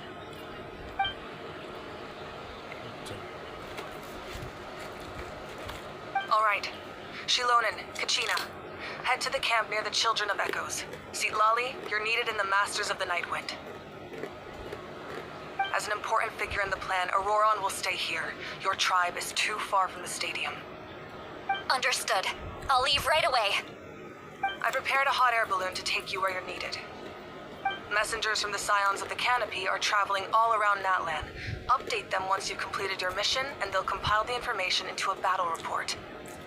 As I receive intel from the various regions, I'll plan your next move. All right, no time to lose. Let's go!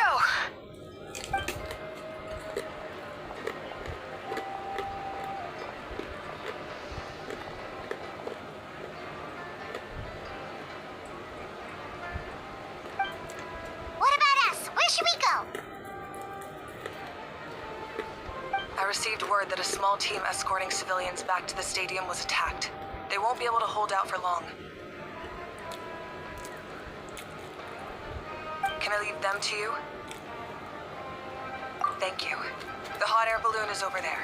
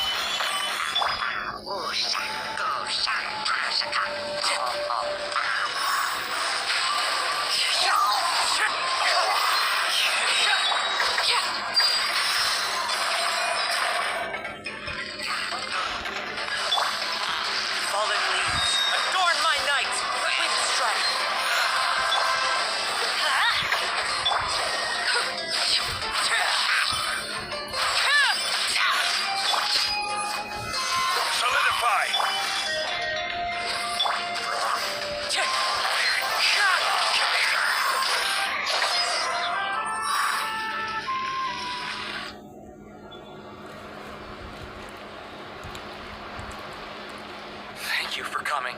We were almost at the breaking point. There were just too many monsters. They just kept coming, wave after wave.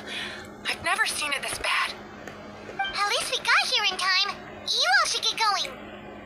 I know, but it's not that easy. A lot of people were hurt in the battle just now. Our cart was also attacked, and now our supplies are scattered everywhere. That's not important right now. We need to focus on getting out of here alive. I know, but these were medical supplies. What if they need them back at the stadium?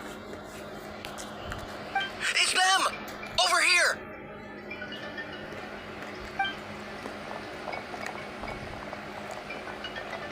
We came to help, but looks like you don't need it. Nice job making it through. Now we can head straight to the next location. What other areas need help? Here, take a look at the latest battle report. Messengers from the Scions of the Canopy are traveling all around Natland to pass along the latest intel.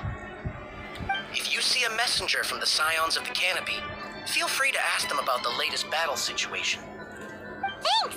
Now where should we go next? Seems like you can hold your own in a fight, so let's split up. Choose where you want to go and we'll take the rest. Still looks like they could use some help here, though. These supplies are really important. What should we do? It's all right. Don't delay your rescue efforts on our account. But if we stay here too long, the monsters might come back. What do you think, Traveler? Should we stay and help? Paimon will do whatever you decide.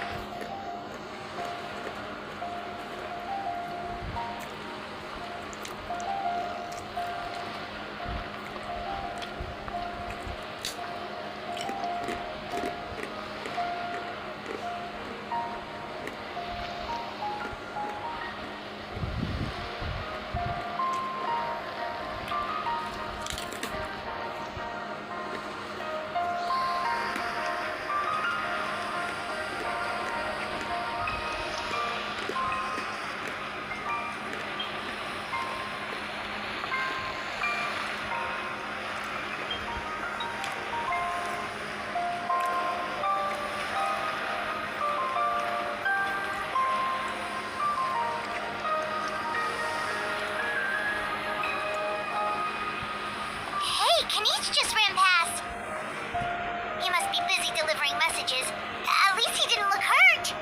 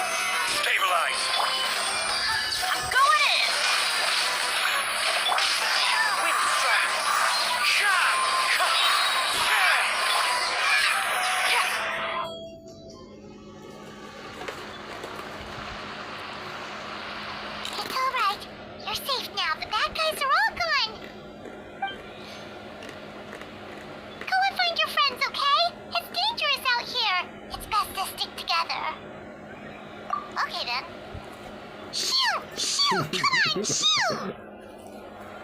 Nope, still nothing. Wait, there's something on the ground over there.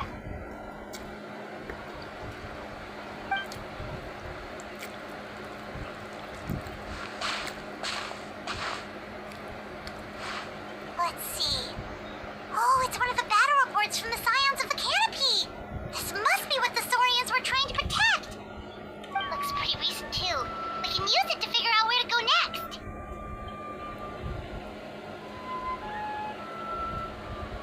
You're right. Maybe they just dropped it by accident, though. Anyway, we saw the battle report, so you guys don't need to worry anymore. Huh. Still no response. Well, what do you want to do? Follow the battle report or continue to explore this area?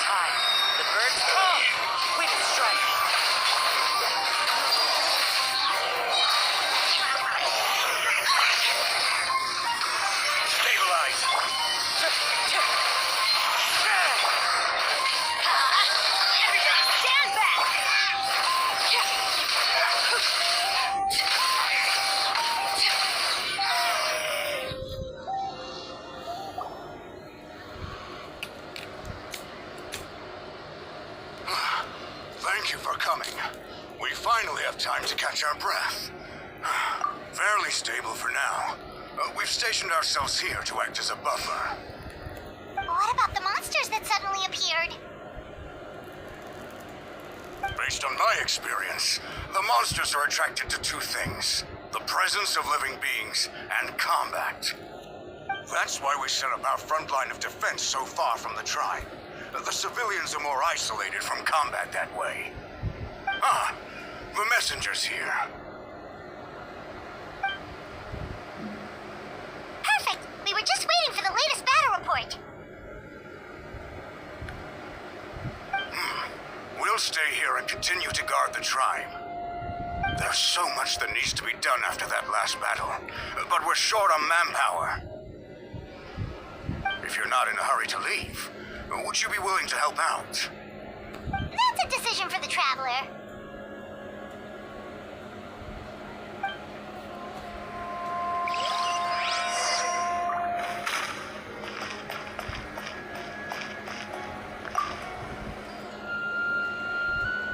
By the way, I think I know where some monsters might be. It's an area nearby. If you've got some time, I'd appreciate the backup. All right, let's move out.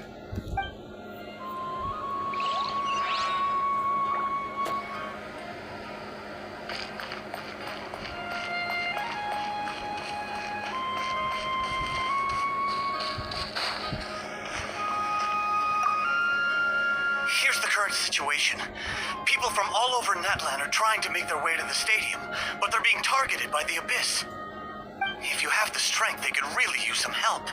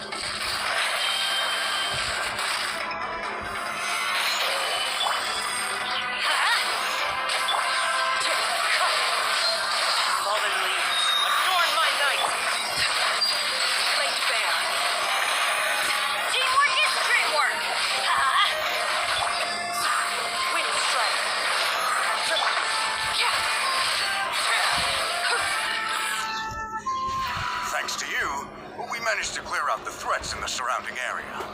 Let's head back.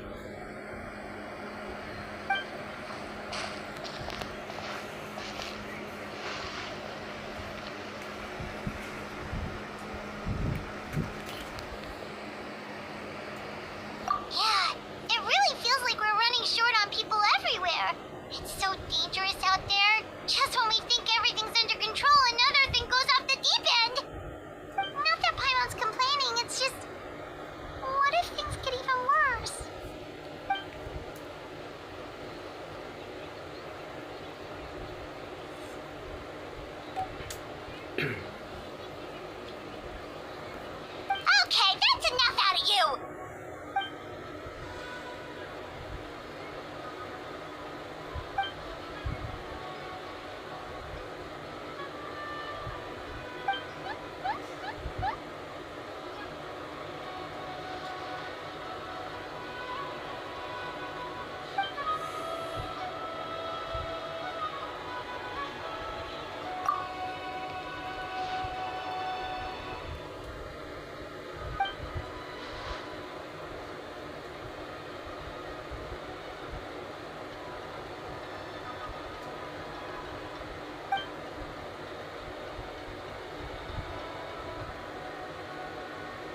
Yeah, she always seems so confident.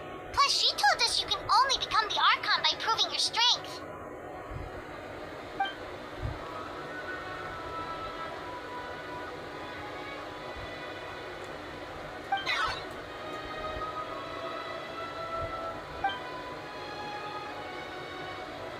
Good idea. Maybe we can see if the people around here need anything in the meantime. Looks like we're on the same page. A lot of people in here. Could they all be refugees?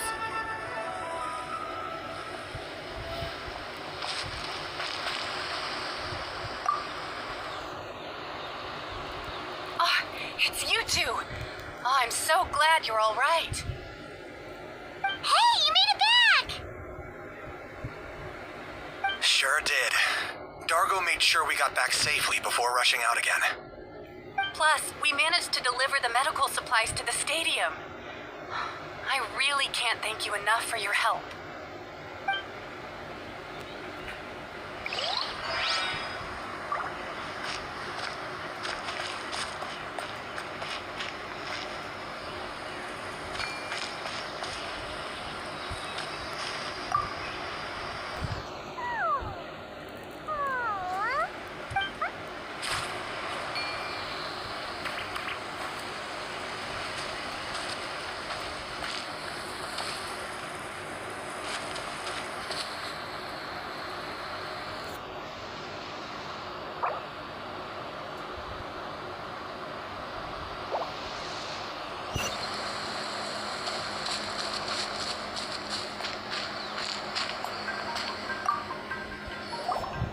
Wanna get some rest, Traveler? We have to...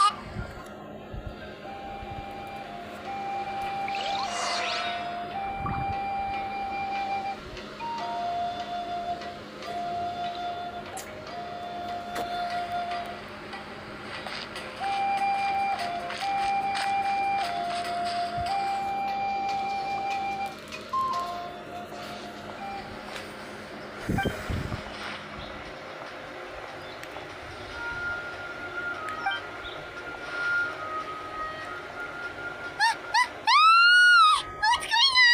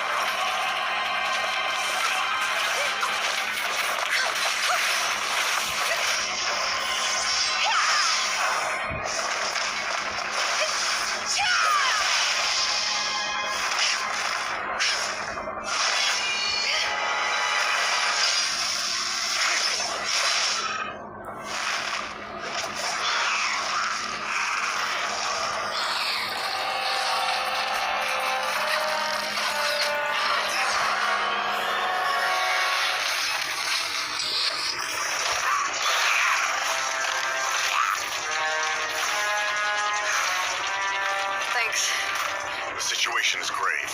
Hold this position. Keep the people safe.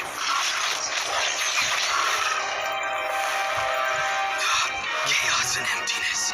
So that's the abyss. And it knows that now is its best chance. But the sacred flame! Archon's on the case.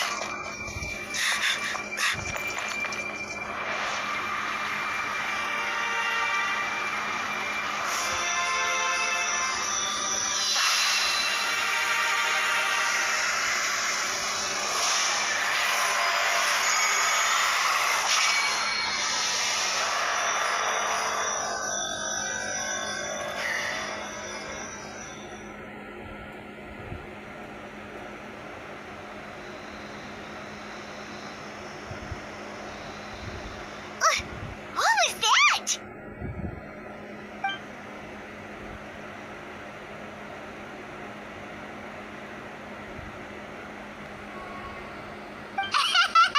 Laugh all you want, it's gonna eat you too.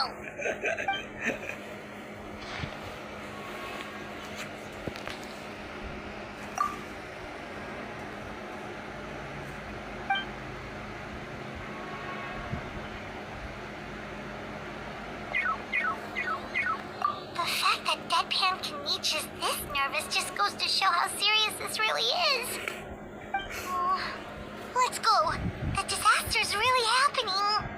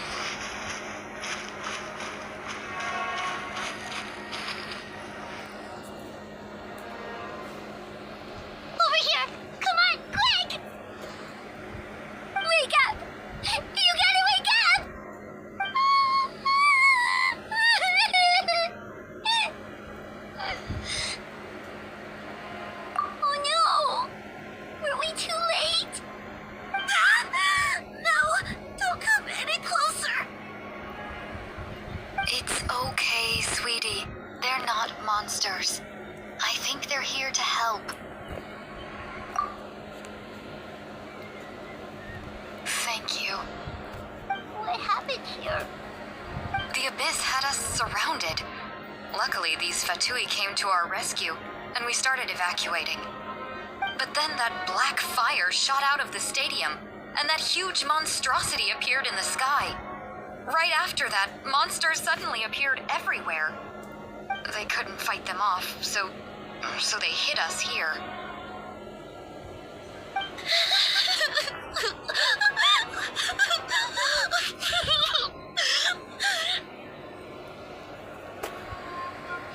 Right. You need to get to the stadium. Come on, we'll take you. Thank you. You saved our lives. We're forever indebted to you.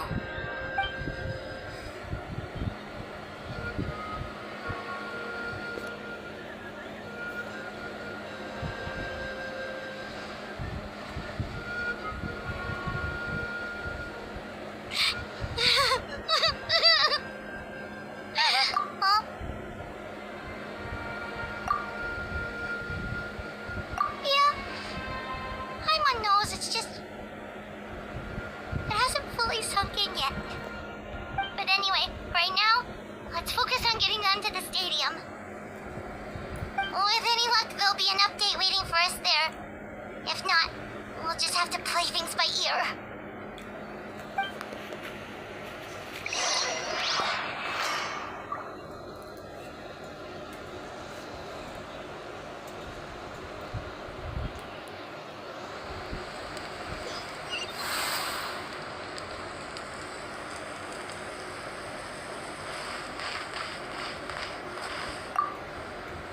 Need the latest battle report? We don't have too much information since so few messengers are making it back here. But, as I understand, the folks at the Scions of the Canopy outpost suffered a large-scale abyss attack as they were trying to evacuate civilians to the stadium. If you're free, please head there immediately.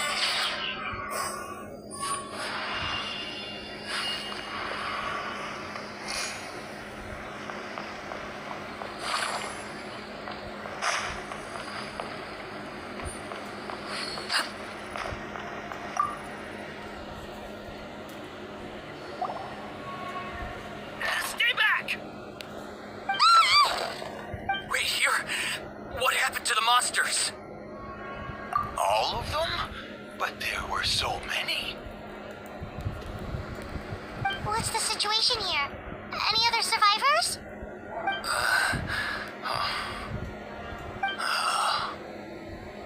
The warriors protecting our group all fought to their deaths. We weren't about to sit around waiting to die, so we snuck out and made a run for it. But we didn't get far before the monsters spotted us. Who knows? Maybe we should have stayed put after all. Oh, when I was in my prime, I could have handled them all by myself. Yeah, take our hot air balloon and head to the stadium. Oh, but won't that hold you up if we take it? What the? How is anyone still here? I thought the monsters had captured this place. Yes, of course. Leave them with us. What's the matter? We need to go. It's not safe here. It's just... I can't help but think things might have turned out differently if only I'd chosen to fend for myself sooner, rather than expecting other people to protect me. It's not too late, maybe even for me. I might be an old bag of bones, but I used to train in the spear, and I bet I can still remember a thing or two. Let's get going. I'm gonna fight to the very end, just like they did. Thanks again for your help. We'll be all right from here. Okay, but be extra careful on your way back. We'll see you at the stadium. You bet. Till then...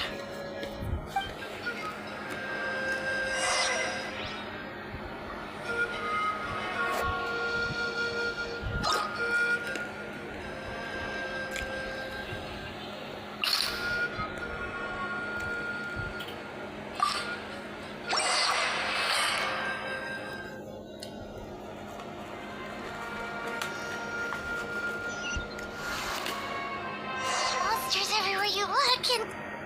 Oh no! Looks like there's a Saurian corpse!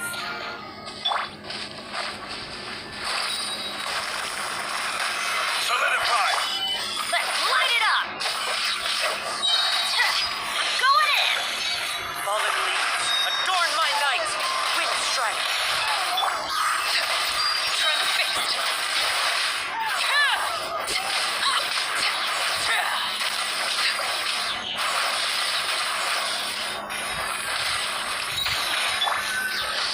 This is order.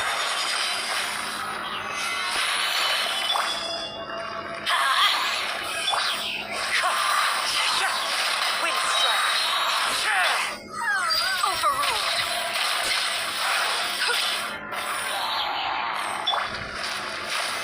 Gather! Teamwork is dreamwork! Clouds high, the birds call!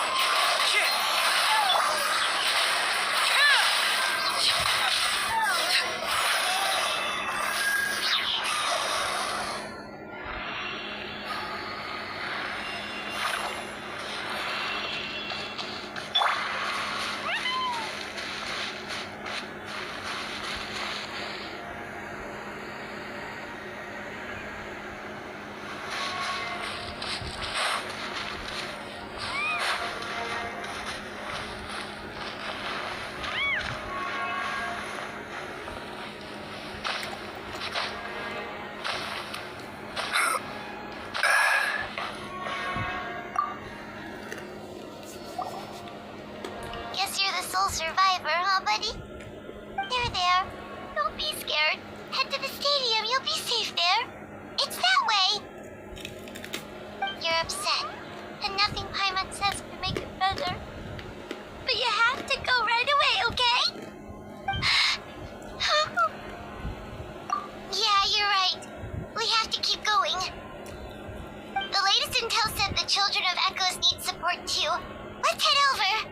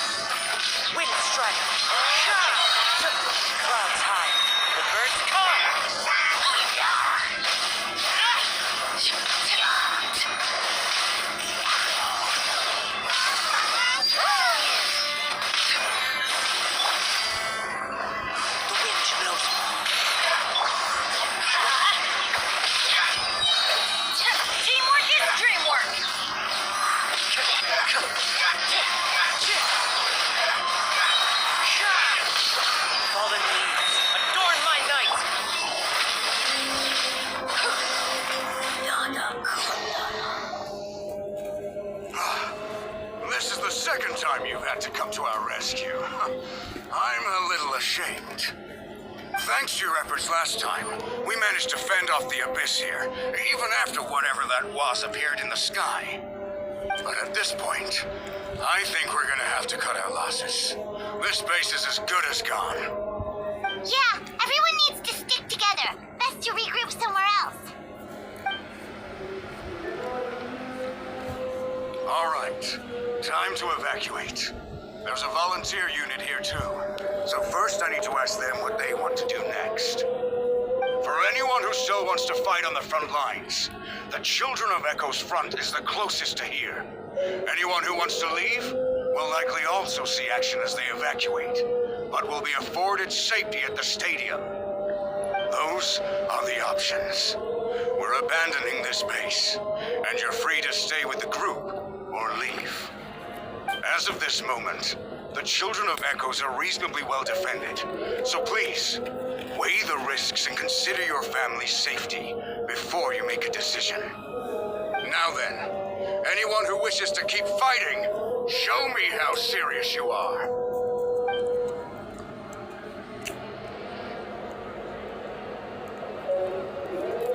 Did I not make myself clear? But if Natlan is destroyed, will there still be a home for us to return to? If anyone wants a future, it's on them to go out there and grab it. Period.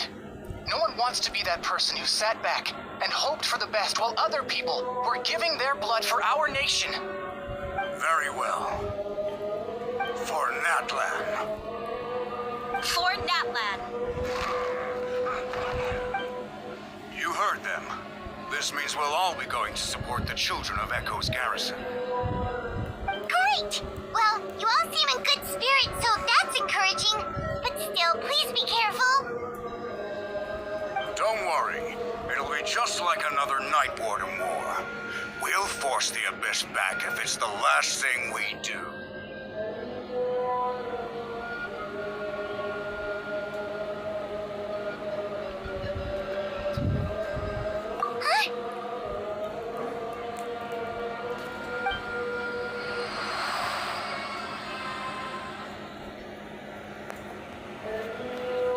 Shoot! That creepy abyss thing is raining down a dangerous-looking substance again! That's over towards people of the Springs territory. From what I've heard, their defenses have been substantially weakened by the Abyss invasion. Then let's head over and check on them!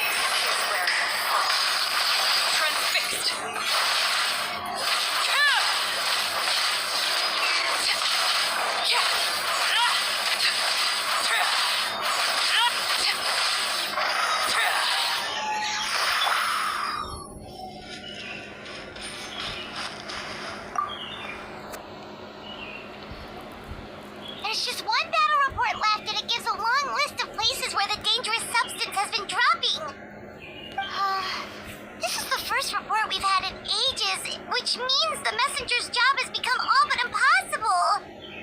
But there's nothing we can do about that.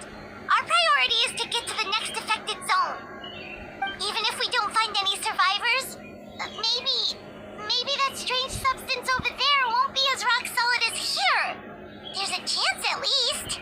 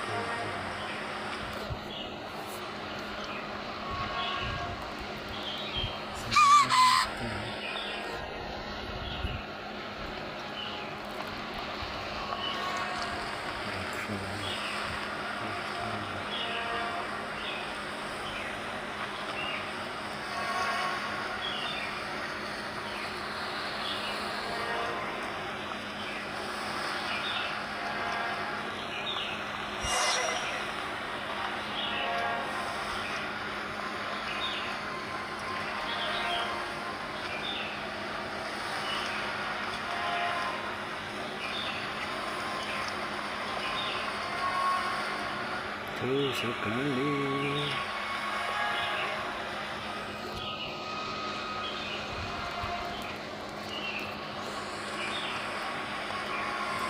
Traveler, this war is getting too much for my mind to take.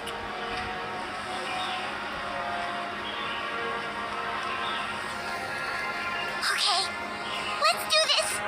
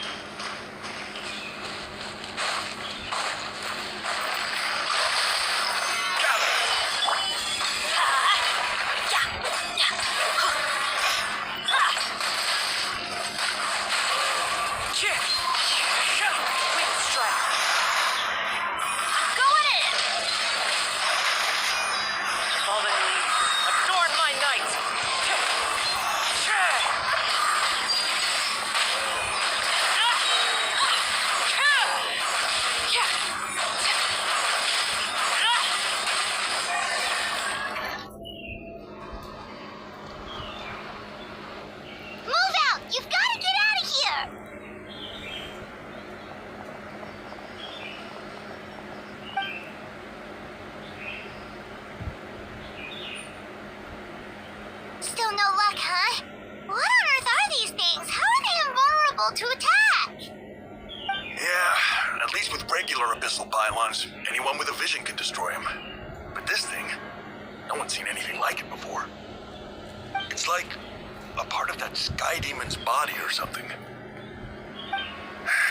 Whatever it is, it seems like it can spawn abyssal pylons, and with them, a never-ending stream of abyss monsters. We're just no match for it. At this point, retreat looks like our best option. We're fighting a losing battle here. The stadium is our only hope. That's where the sacred flame is, which seems to be the one thing that well of abyssal energy is afraid of. The Pyro Archon is guarding the flame. As long as that continues, we still have hope. What's this? Water, and some snacks. You look like you need it. I'm guessing you've been supporting the fight all over the map? Sounds like you need a breather. We got enough people to hold our own here, and it's high time you took a break. Why don't you sit down and gather your strength for a minute? It's true. We've been fighting pretty much non-stop. Traveler, you must be exhausted. What do you think? What is it?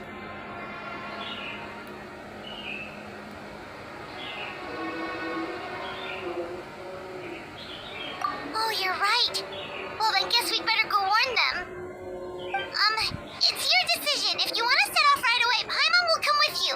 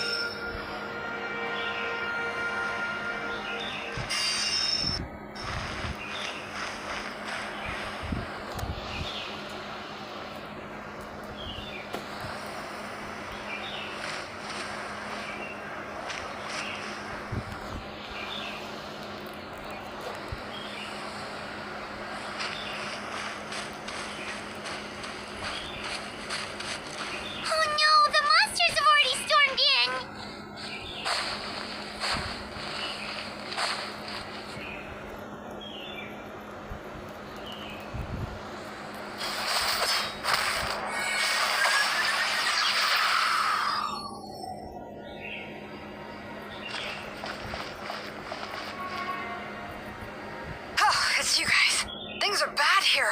Something fell out of the sky that's impervious to our attacks.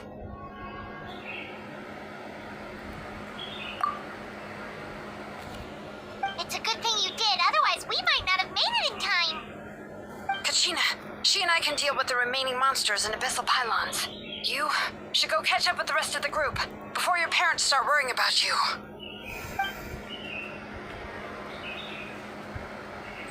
Stay safe, Kachina. Come on, let's get this done.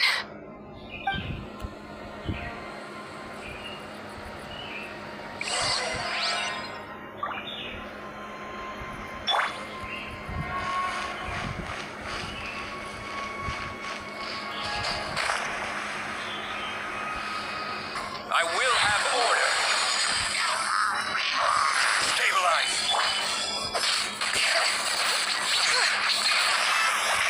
Teamwork is dreamwork!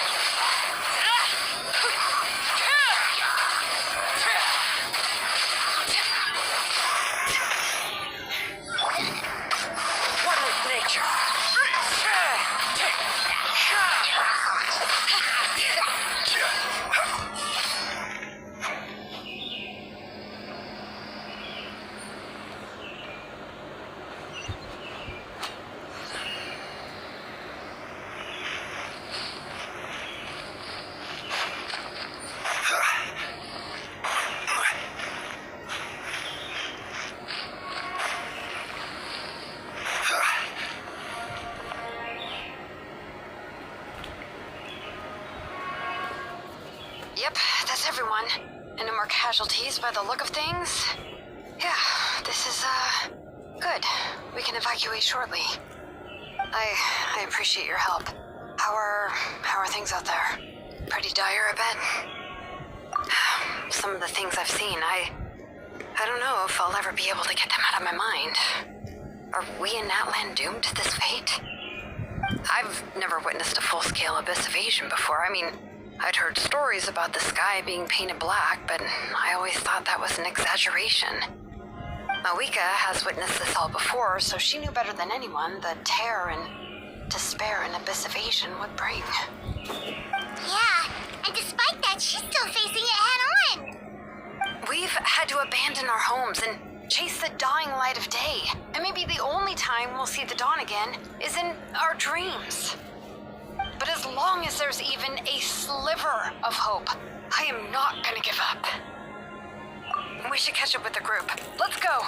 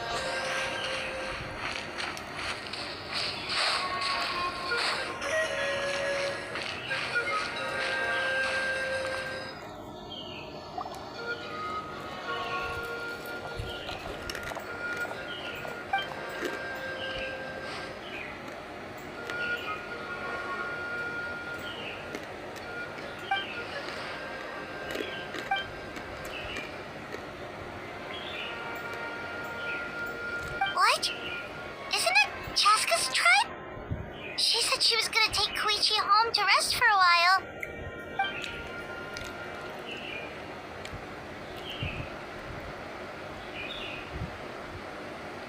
But how, right?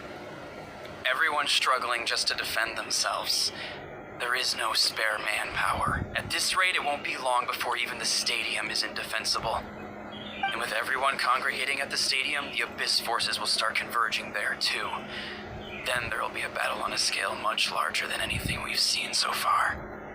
On the bright side, at least my old injuries aren't playing up at the moment. Means I can actually join in with the fighting. The crux of the issue is that the heart of the Abyss itself has joined the invasion. That's a power we just can't match. I have every faith in the courage of our people. The Natlanese will never give in to despair. But still, the fact is, our lives are more fragile than our spirits. Traveler Paimon knows what you're about to say.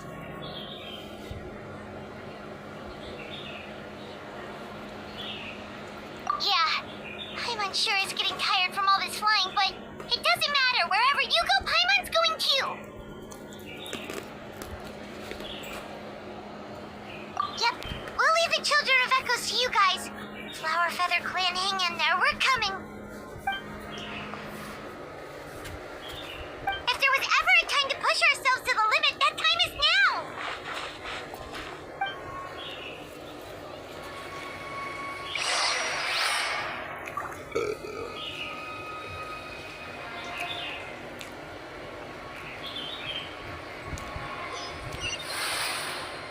Wait, over there! It's Chaska and Koichi!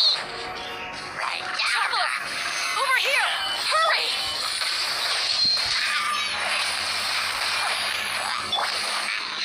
Into the wind. Fallen leaves. Adorn my knife. Transfixed!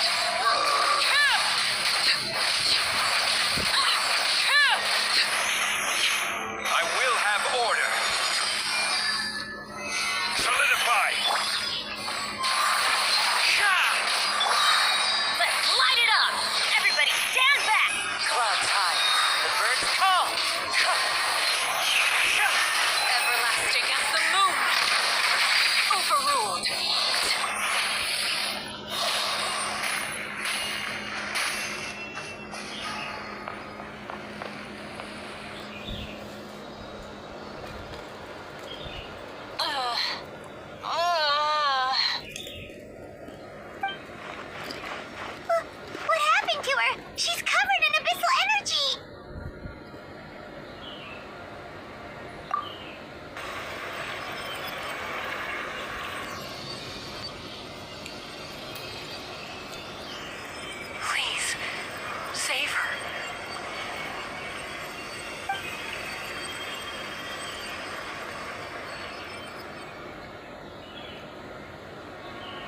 that, Koichi? Any better now? Koichi! Koichi! Chaska, I used to think Mom and Dad were crazy for adopting you. I was the younger sibling, but I always felt like it was my job to help Mom and Dad take care of you. I thought I could set you free from the abyssal energy you struggled with. I guess I was pretty full of myself, huh? Thinking I could fix you when, well, we were always the same. Hush, Koichi. Put those thoughts right out of your mind. We'll be at the stadium in no time, okay? I'll carry you there. The abyssal contamination is gone now. Just rest, and you'll get better. I was always nagging you to slow down, stop rushing headlong into things. I just didn't want anything to happen to you, or to anyone else because of you. I worried about you so much, but now I realized I never really understood what it's like for you. The fact that you survived an abyssal contamination was a miracle, but it also left you in a constant state of agitation. The fact that we became family was another miracle.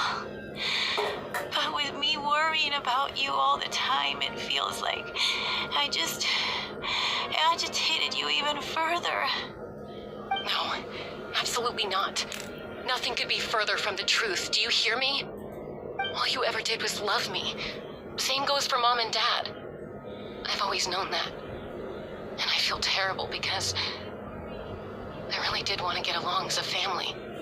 It might take me some time, but I'll find a way to make it work. I'm so sorry, Koichi. I never meant to make you feel this way. It's okay, Chaska. No need to apologize. You didn't do anything wrong. No one did. It's nobody's fault that things didn't turn out great. I get it now. So, no nagging from me this time. You keep forging ahead, sis. Never slow down, and never hold back. Spread your wings and fly free, like the fiercest kukusaur in the sky.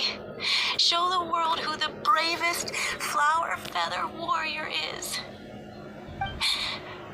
Because that's who you are.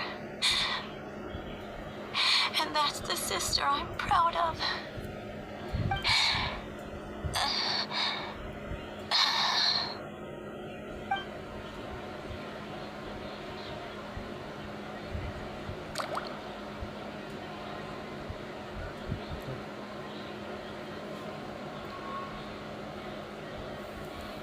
Koichi! Koichi!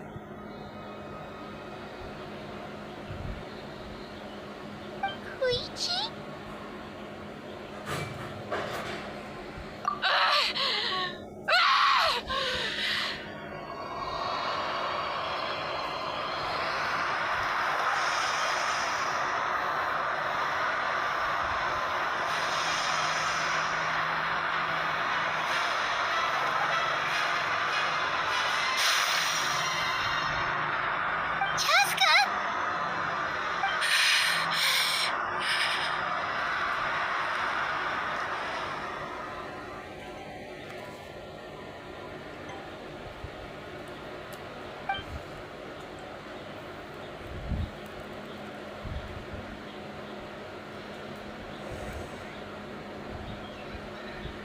What happened?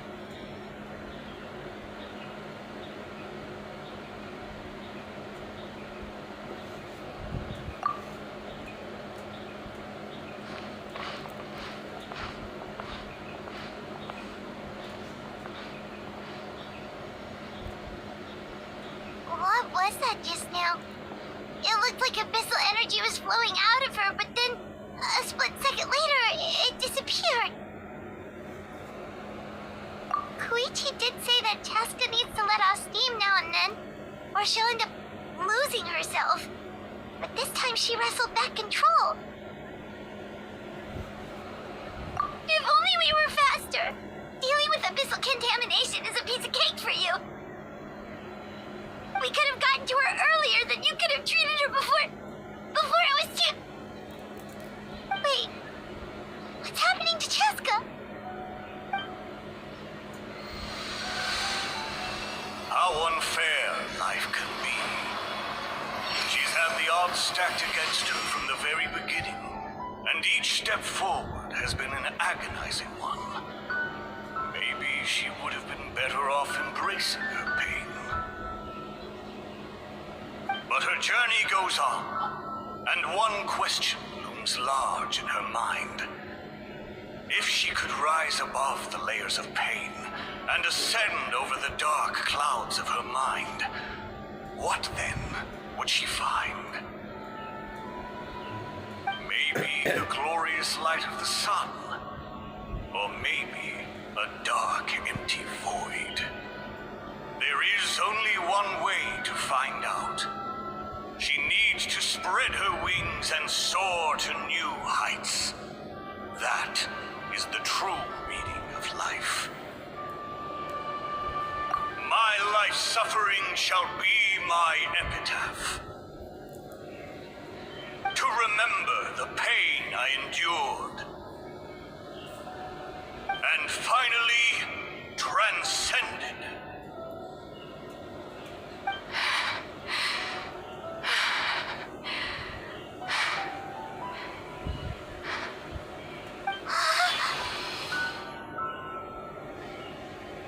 Let's take Koichi somewhere safer.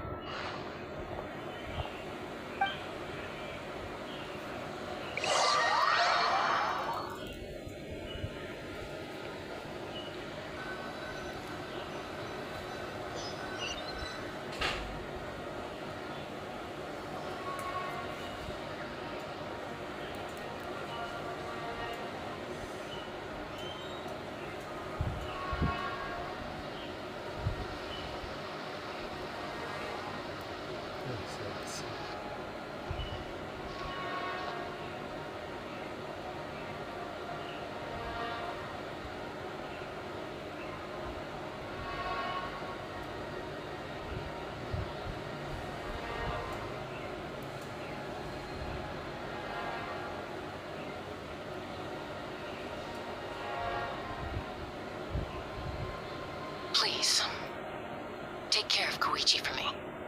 I still have more important things to do. Of course. We are grateful for her service. Yes. She served selflessly. I'm sorry, Chaska.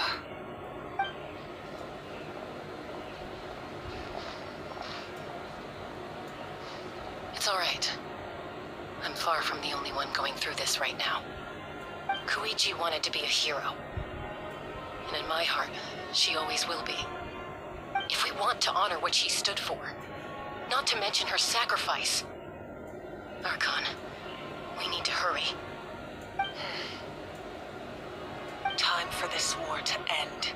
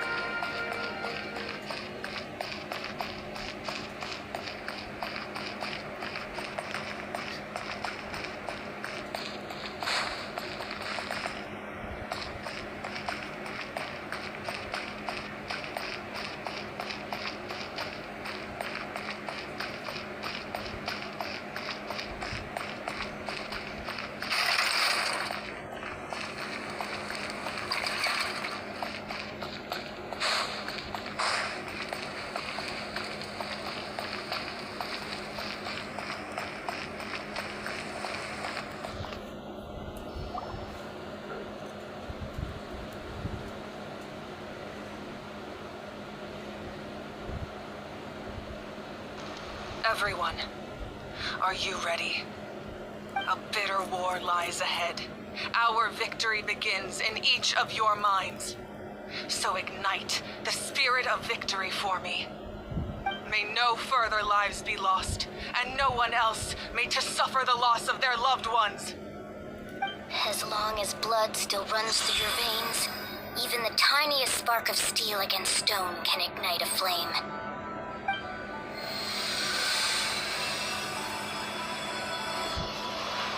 Its blaze will become one with the gaze of all Natlan.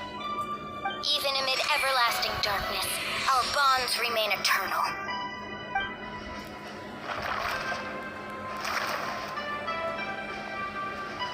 Stone engraved in echoing peaks.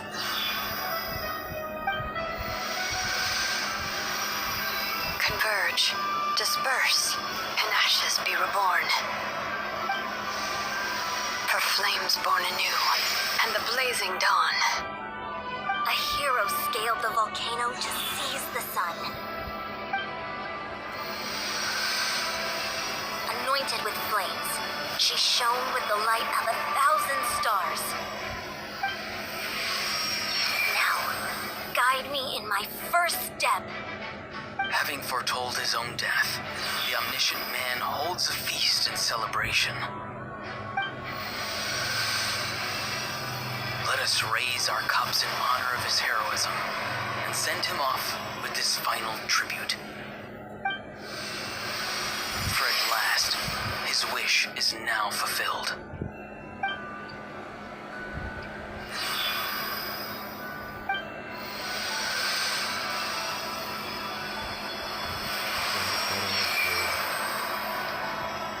My life's suffering shall be my epitaph. To remember the pain I endured, and finally transcended. Heroes of the ages, our moment has finally come.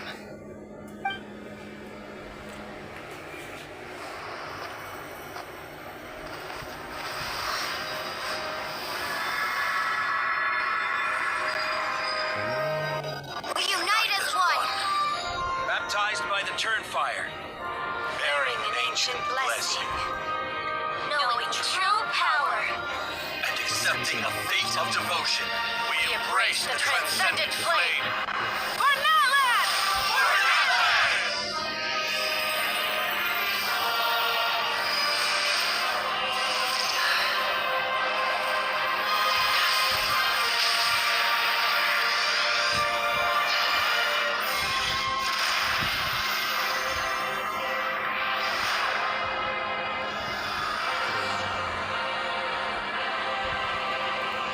In the name of the Pyro Archon Kobaran, I declare the Night Wars underway! The Ode of Resurrection will guard all life till the war is over!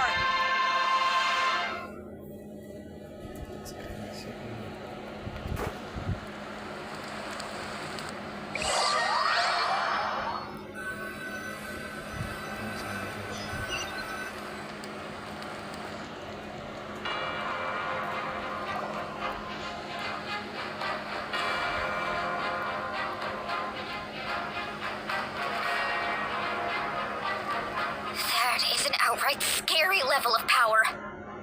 So, from now on, all warriors will be able to resurrect themselves using this sacred flame. That's right. No more casualties. It's time to wipe the enemy off the face of the earth. And to reclaim our lost territory.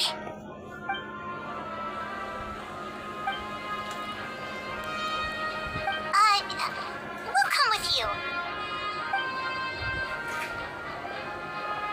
Paimon, traveler. I'm so grateful you got to us when you did. You gave Koichi the chance to say those words to me before the end. If I'd lost control out there in the wild, this counterattack might never have been possible. Probably best not to think about that. More importantly, how are you feeling now? Any better? Not really. But now's not the time to deal with it.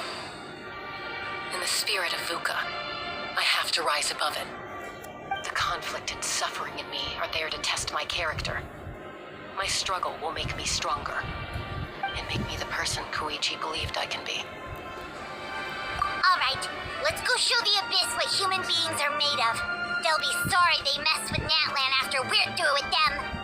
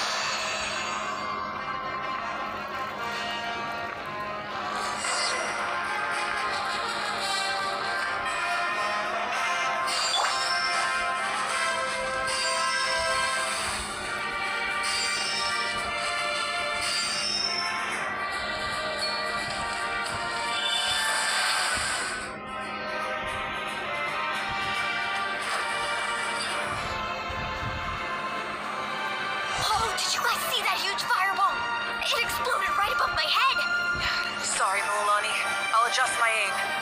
No, you're good, Archon. It didn't hurt at all. Plus, it was freaking cool. Not great for your eyesight, though. Oh, yeah. Fair point. Ahal's coming in way too hot. Is it possible to mute him? Done. Thank you, Malika.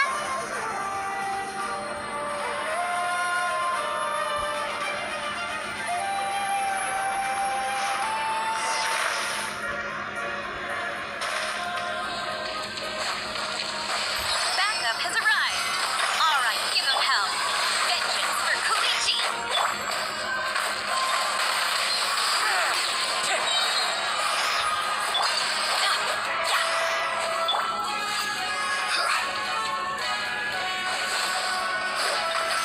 Solidify! Everybody stand back. Fallen leaves, adorn my night! The enemy race are thinning. Time to double down. Use the Pyro Archon's power and show no mercy.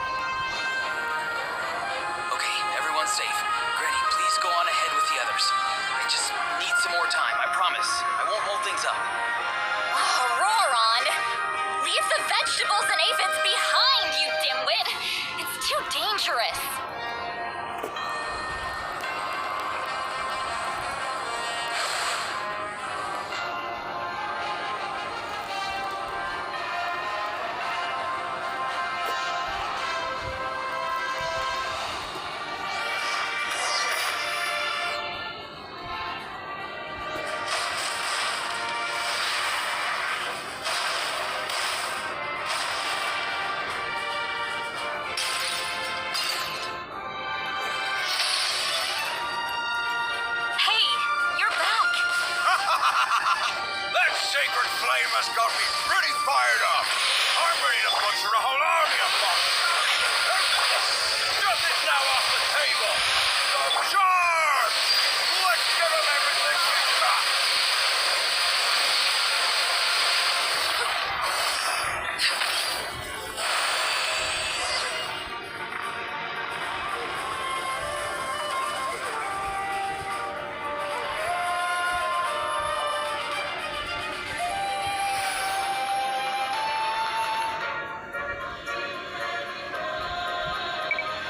The Children of Echo's territory is secure. All monsters down. All good here at the People of the Springs, too. We crushed it! Masters of the Night Wind are also safe. Should I go support the Flower Feather clan? Things are still pretty rough over there. I'm already en route. No need. I just dealt with it. Already? But you were just at the stadium. Yeah, well, you have no idea how long I've been itching to bash some heads in. Oh! Fair enough. Eon-san, what should we do about the Collective of Plenty? Your home's a long ways away from the stadium. Oh, no need to worry. I just heard from Marisa. She says they're safe now.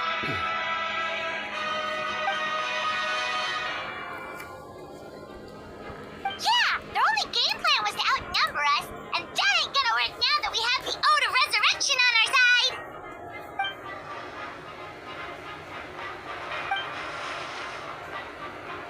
We ain't gonna let them get away with that. Friends, let's gather at the stadium. More abyss tumors have descended, all near the stadium. Let's split up and take them out. Oh, we need someone to guard the main entrance. All right, this is the final battle!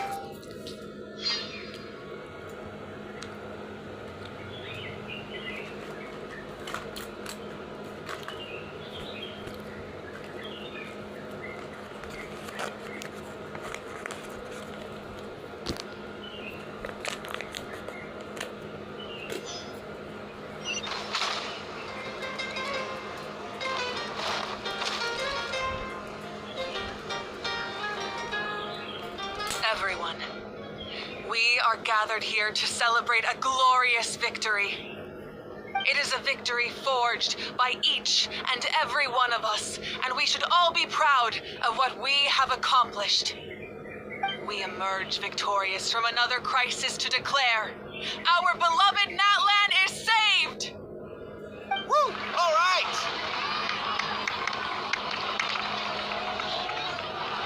I must caution that this war is not yet over.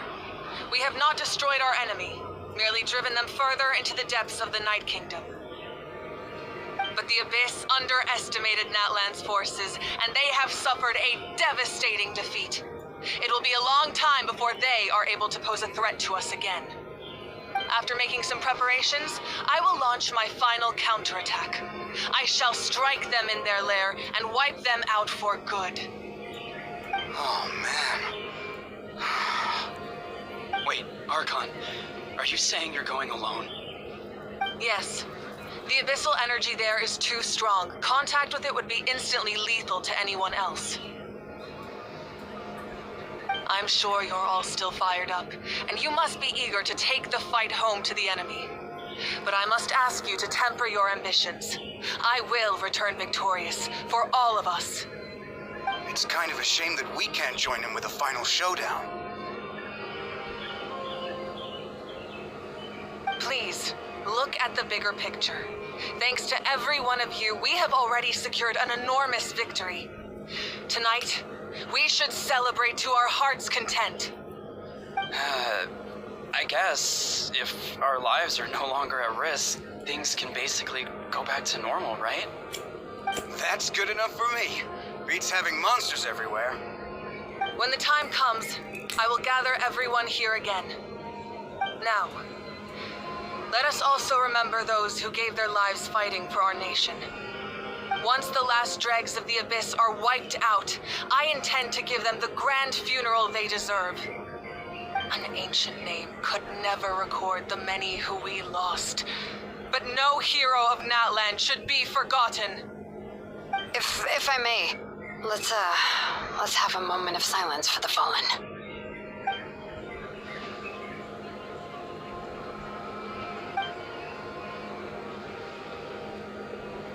Lastly, there is one more person I must thank for his extraordinary support in our time of need, and that is the Captain. Speaking in a personal capacity, I should like to offer my sincere congratulations on your victory. Well, everyone, please enjoy the victory feast. I hope it's a chance to relax your minds and rekindle your spirits, so that we may face what lies ahead with renewed vigor.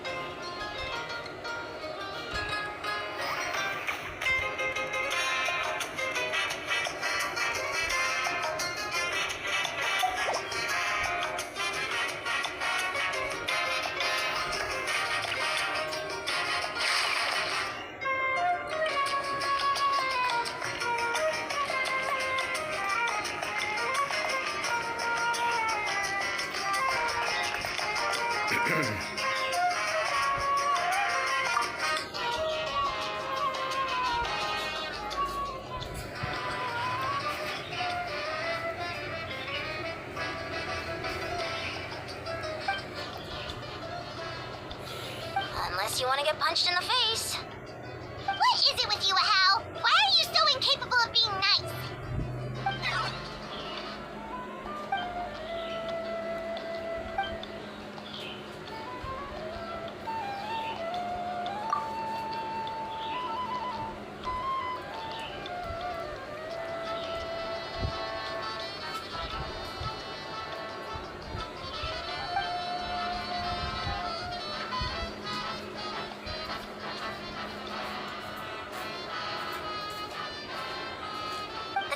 of Plenty was the furthest from the Abyss's entry point, so they didn't have as many monsters to deal with. From what I hear, they got off relatively unscathed. But it might have been a different story if Chaska hadn't gotten there when she did. That's good to hear. All's well that ends well.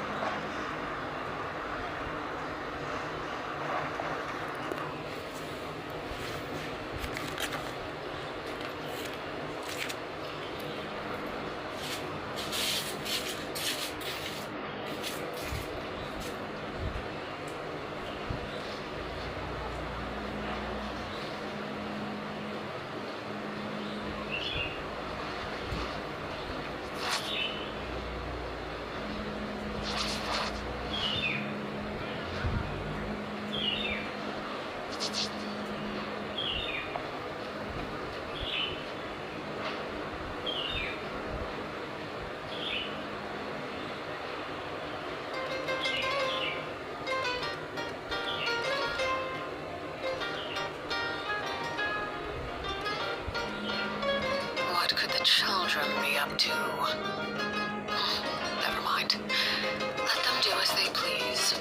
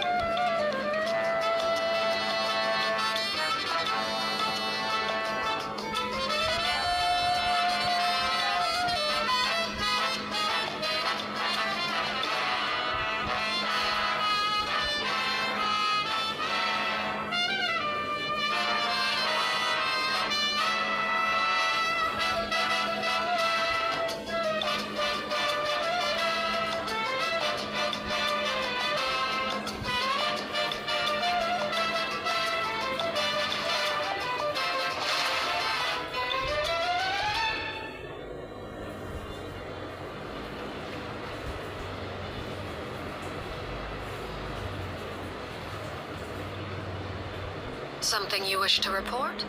Go on. You have my undivided attention.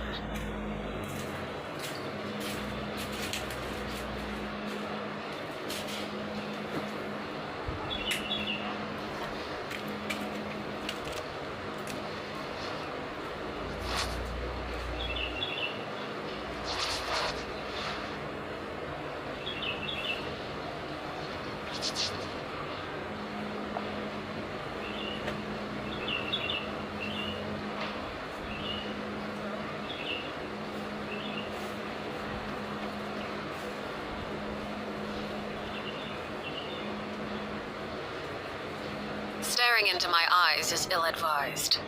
I can't promise you'll like what you see.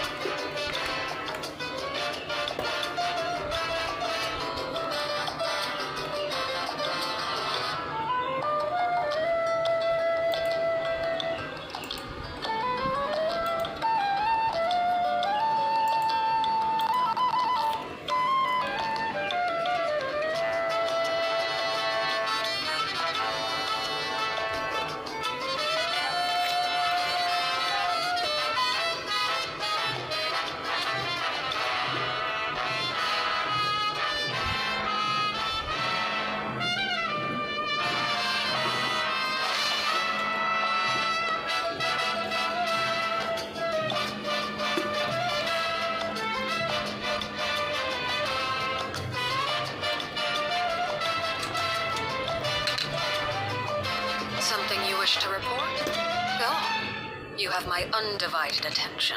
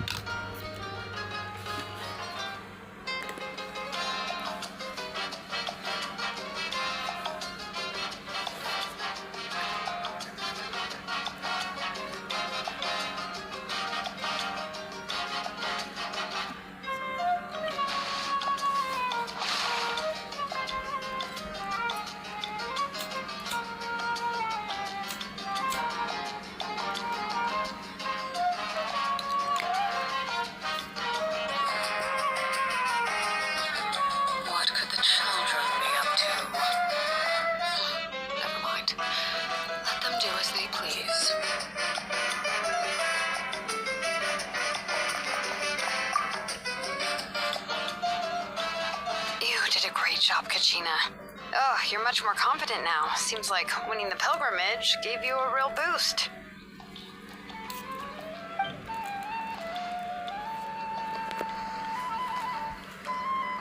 I spoke to your mom and dad. They were singing your praises. They said the world's your oyster now. How are things at the people of the Springs base? There are some casualties, but the overall mood is very positive. I reckon they'll start rebuilding pretty soon. Same situation for the Children of Echoes.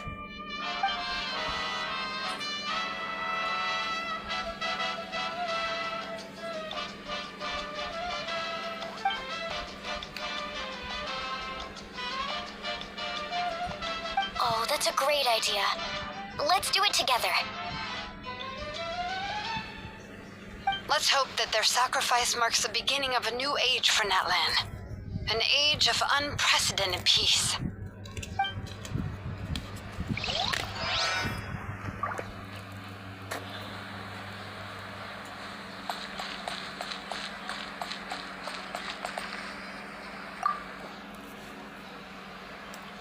I must congratulate you on your efforts during this war. I'm told you have proven yourself to be an outstanding adventurer and warrior. You remind me of the Prince. The similarities in your approach are striking, especially when you told me you wanted to win. I hope you will see him soon.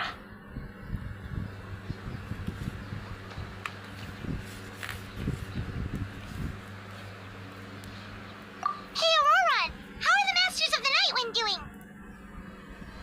Granny Sealolly's been there the whole time, and she's a tough one. I think we should be fine. I'm sure there'll be some patching up to do, though. That's a job for the young folks. I should probably head back so I can pitch in. Do you need support from the Fatui? Probably not.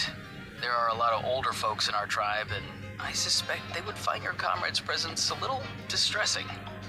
Right, because often they look like a bunch of intimidating thugs. Well, also in my tribe, excessive use of elemental energy is bad for your eyesight. Oh, right. Okay.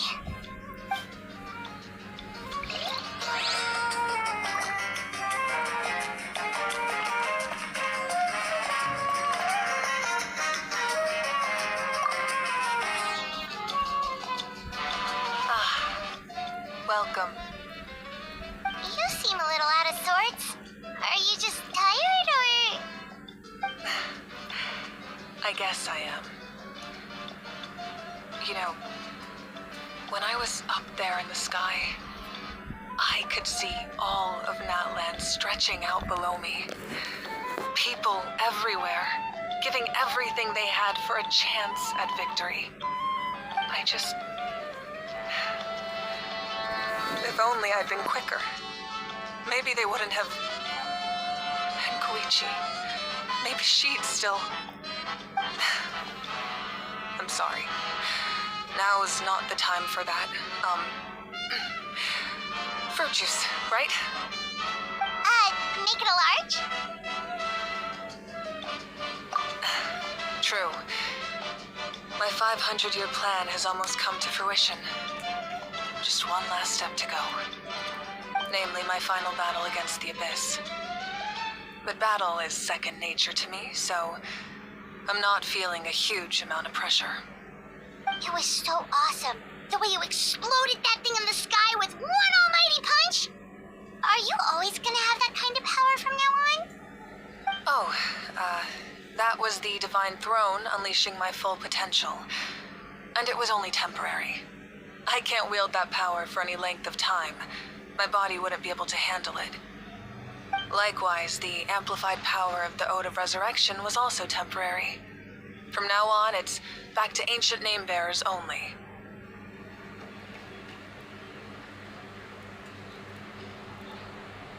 Correct. We dealt the Abyss a critical blow. So for the time being, it's too weak to sustain regular invasions. I hope the people will be able to enjoy this period of peace. Or rather, assuming all goes to plan, eternal peace. We've had centuries of war with the Abyss, and it's high time we brought that chapter to a close. Anyway, there's something I've been wondering about. I know you've been at the center of some major events in other nations too, and fought many powerful foes. In this war, you were in the thick of it once again, dashing around tirelessly, supporting the fighting on all fronts.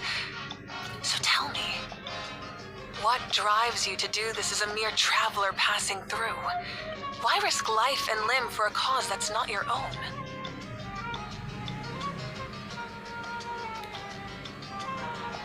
A clear conscience. Great answer.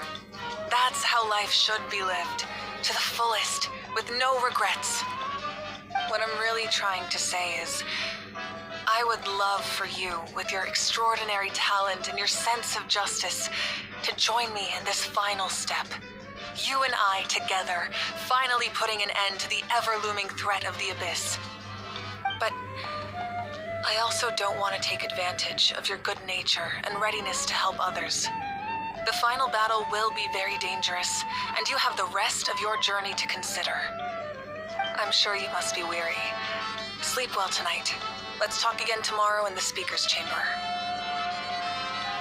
I'll give you more details on the final battle, and then I hope to hear your verdict.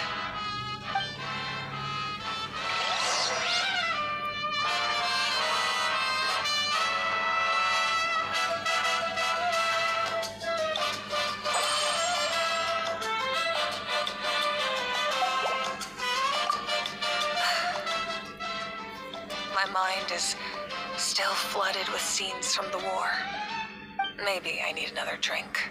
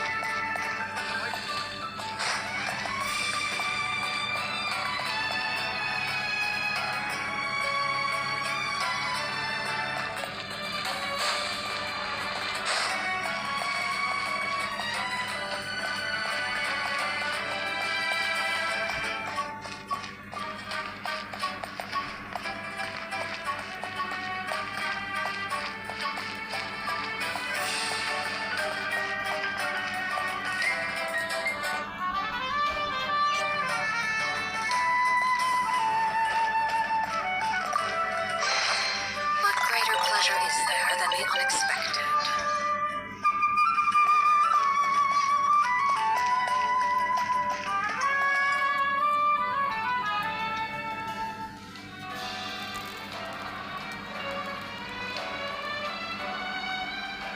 Hey, Traveler, Paimon. There you are. I've been looking all over for you. Oh, hey, Sweet Lolly. What's up? Listen up. I have something really important to tell you.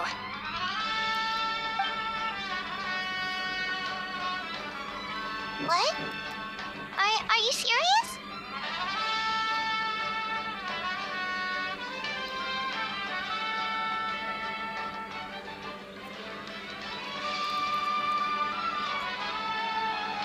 Natlan must pay the price for Mawika's use of the Ruler of Death's power. That price is death. And only Mawika's death can clear the debt. I had thought that the Ruler of Death might have a change of heart after seeing the people of Natlan come together and fight so bravely. But even now that the war's over and the threat to Natlan is gone, it looks like that death is still set in stone. I had to know your thoughts. I want to save her, but I can't do it alone. Okay, good. That makes me feel a little better. Thank you for standing up for us. There's clearly something special about you, so if anyone has a chance of defying the rules, that would be you. Oh, and please don't breathe a word of this to Mawika. I'm sure she's well aware of the cost of using the Divine Throne's power, but if she finds out that anyone else knows, it could ruin our chances to help. Got it. Mum's the word. All right, that was the last major item on my to-do list. Now, since I've come all this way, I think it's finally time for a well-earned drink. Go easy though, yeah? Don't worry, I said a drink. That means just one.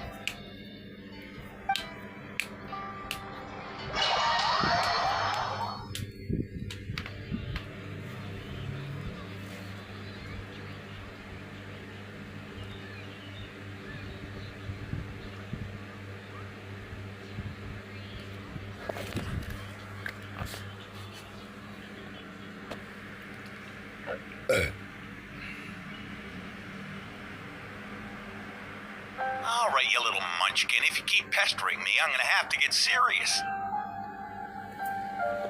I get 100 kids a day telling me they want to be the next Pyro Archon. Why should I train you? Nagging isn't gonna accomplish anything. No one can predict the future, and unless you have some exceptional jaw-dropping talent I'm unaware of. I can shoot those cornflakes in your kitchen from right here. Don't be ridiculous. You couldn't make that shot from all the way over here? Wait, hold on. You could hurt someone with that. Well, I'll be. You made the shot. The science of the canopy rays them tough. That's some real skill you got there, little lady. Maybe you really will be Pyro Archon one day.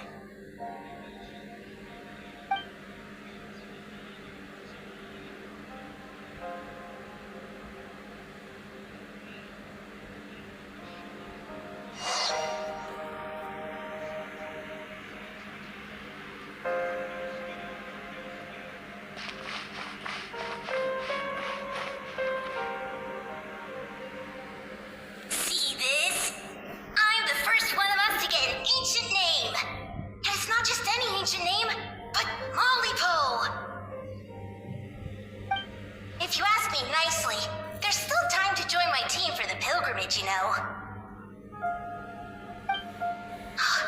No need to scowl. You lost and I won. It's no big deal. You want me to be happy for you when your turn comes, right? So cheer up. I'll get my own ancient name soon enough, and it'll be an even better one than yours. Oh, really? Well, good luck with that. name could beat Mollypo in our tribe. Unless... Surely you don't mean Kiangozi?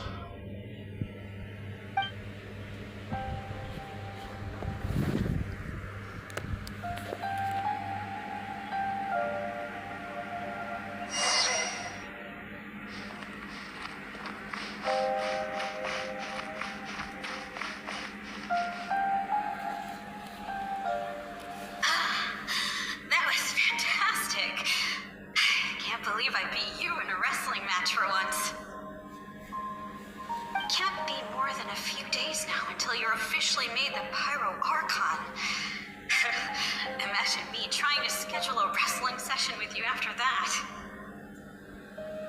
Excuse me, Pyro Archon, but would you be able to take a day off from running the nation to wrestle with me? I heard that the Pyro Archon inherits the knowledge stored in the sacred flame. And apparently it can change your personality. I can't help but feel a little worried. Worried that you won't be able to beat me in a wrestling match anymore? Why would I be worried about that? Never mind. Clearly I'm just overthinking things. Why would you forget about me just because of some new job? Even if that job happens to be Archon. Come on, one more round.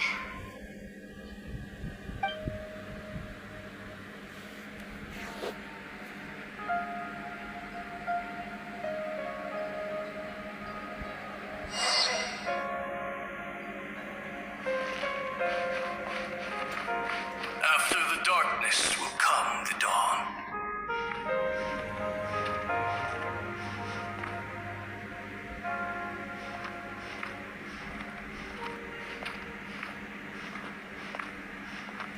No one fights alone.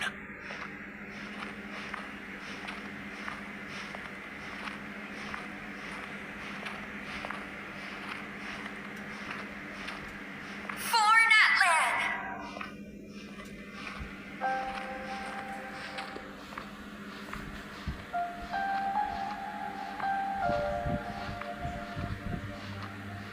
Look at the sky!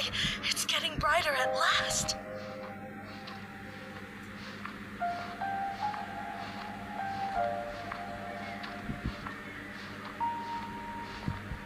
We walk the righteous path, and the Pyro Archon will guide us.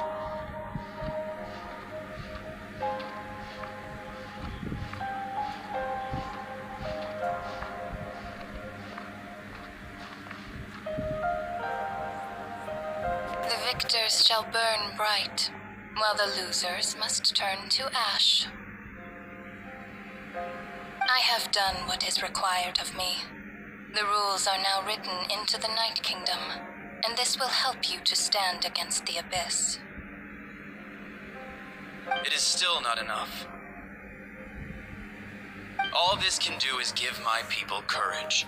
It will not see us through a true catastrophe. If you are to make the Natlanese alone bear the consequences of a broken world, you will have to bring more to the bargaining table. You are the greediest human I have ever met, and the fiercest negotiator. No other would seriously ask to borrow my power. My domain is death, and its power comes at a great price. The question is, are you prepared to pay? I need that power. Only a hero can truly wield it, and heroes are not afraid of dying. No, a fear of death is ingrained in all living things. If the wielder of this power cannot conquer their fear, countless innocent lives will be claimed in their stead. For only then can the price be paid.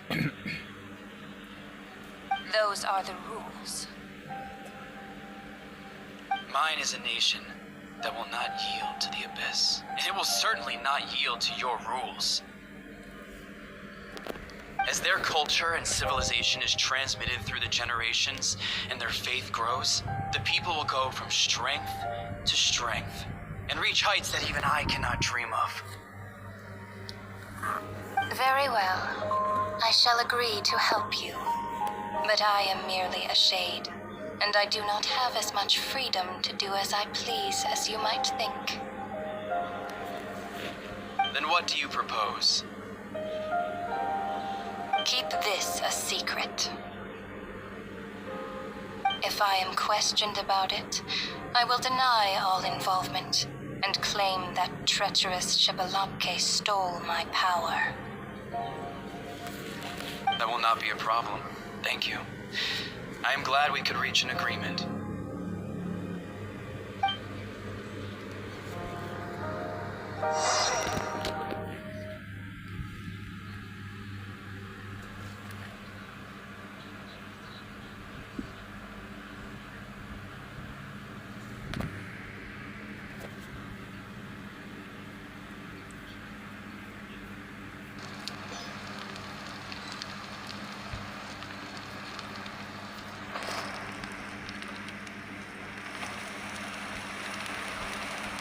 Come in.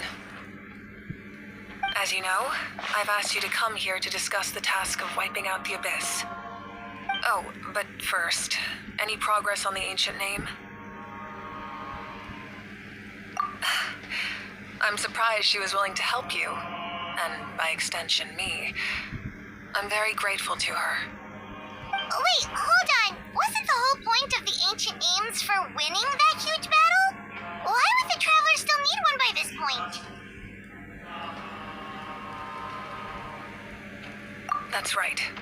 The Abyss has retreated to the depths of the Night Kingdom, a place that has long since been corrupted by abyssal energy. If we don't finish them off and restore the ley lines, the threat they pose to Natlan will remain. The battle we fought yesterday, we may one day have to fight again. This is the fate Natlan has always been resigned to. For thousands of years, we have struggled on the brink of a looming darkness and never known true peace. But this time, I want to break the cycle and free us from this fate for good. With the sacred flame, I can protect myself from the abyssal corruption, but beyond that, you are the only other person who can resist it. If your ancient name can't be forged, I will go alone. But if it can, I'd really love your help. Not completely. After all, the Night Kingdom is still plagued by abyssal corruption. But when I used the power of the Divine Throne, it dispelled a lot of that corruption. Plus, your ancient name is a special case, so the Lord of the Night will take special care of you. In short, the Ode of Resurrection still has a number of limitations, but I can promise that it will work reliably on you.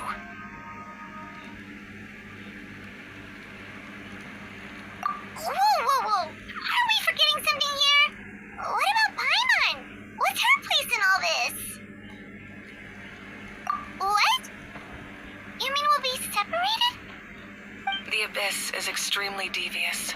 If you two go there together, you can bet they'll make Paimon their primary target just to put us in an impossible position. Paimon wasn't that worried, but now she's petrified. What will you do without me? Okay, well, Paimon needs to think about this because you're really asking a lot of her, but we'll give Paimon some time and she'll do her best to rise to the challenge. I greatly appreciate it. Everyone in Natlan knows how important this final battle is. You will be remembered and revered long into the future, until the end of time.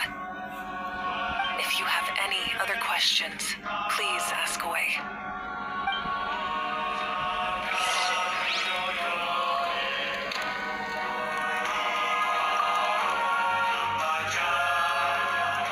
As I've said, if you have any other questions, please ask away. The work of rebuilding is underway, and people are flocking to join the effort. With everyone rallying together, I'm sure it won't be long before there's no trace left of the damage done by this war. The healing process, on the other hand, that's a bigger obstacle to overcome. Many are grieving, and there's simply no replacing the ones we lost. As the sun rises once more and we rediscover the ability to believe in the future, we must never forget their sacrifice. As I've said, if you have any other questions, please ask away. False sky. I have heard this expression before, but I think this was the first proof of its existence. I think there's a lot of investigating to be done to understand what the fragments behind the sky are and why they were hidden in the first place. However, from what the Adventurers Guild tells me, neither the split sky phenomenon nor the fragments have ever been observed in any other nation. My guess is that the Heavenly Principles wants them kept a secret. I just hope they don't cause me any trouble over it. Oh, you should be fine. We did something much crazier back in Fontaine and we're still here. Well, that's good to know. Anyway, the line I'm going with for the masses is astronomical anomaly, and I don't expect much of a backlash. Meanwhile, we can look into it at our own pace. As I've said, if you have any other questions, please ask away. That wasn't their souls we saw, but a snapshot of them in time. All the work of the ancient name engravers 500 years ago, who made some special modifications to their names. Their souls returned to the Night Kingdom long ago, and will have been reborn in Natland since, albeit in a different form. For all we know, they may have already lived many new lives by now. And so, even though we will never meet again, they will always be by our side in one way or another. I think that gives another layer of meaning to the phrase, "No one fights alone." As I've said, if you have any other questions, please ask away. We have a temporary alliance, but I can tell that saving Natlan is not his only goal. Yeah, Paimon still doesn't get why saving Natlan would be so important to him in the first place. Unless he's just a good guy who wants to avoid another Conria. But somehow Paimon doubts it's that simple. I wouldn't worry too much. Based on all the interactions we've had with him and knowing more about his background, I have a lot of respect for him. I don't think he has any ill intentions. Now, we should focus on the final battle. As I've said, if you have any other questions, please ask away.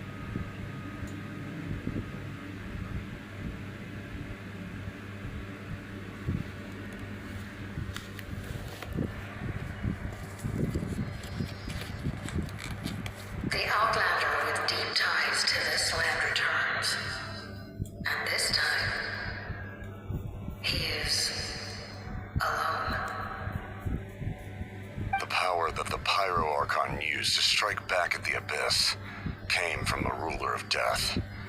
From what I know of her rules, she will demand death in return. How do you know this? I see. So, the ruler of death sent you on your long journey. Natland still has a final battle to fight, and I too have a final foe to face.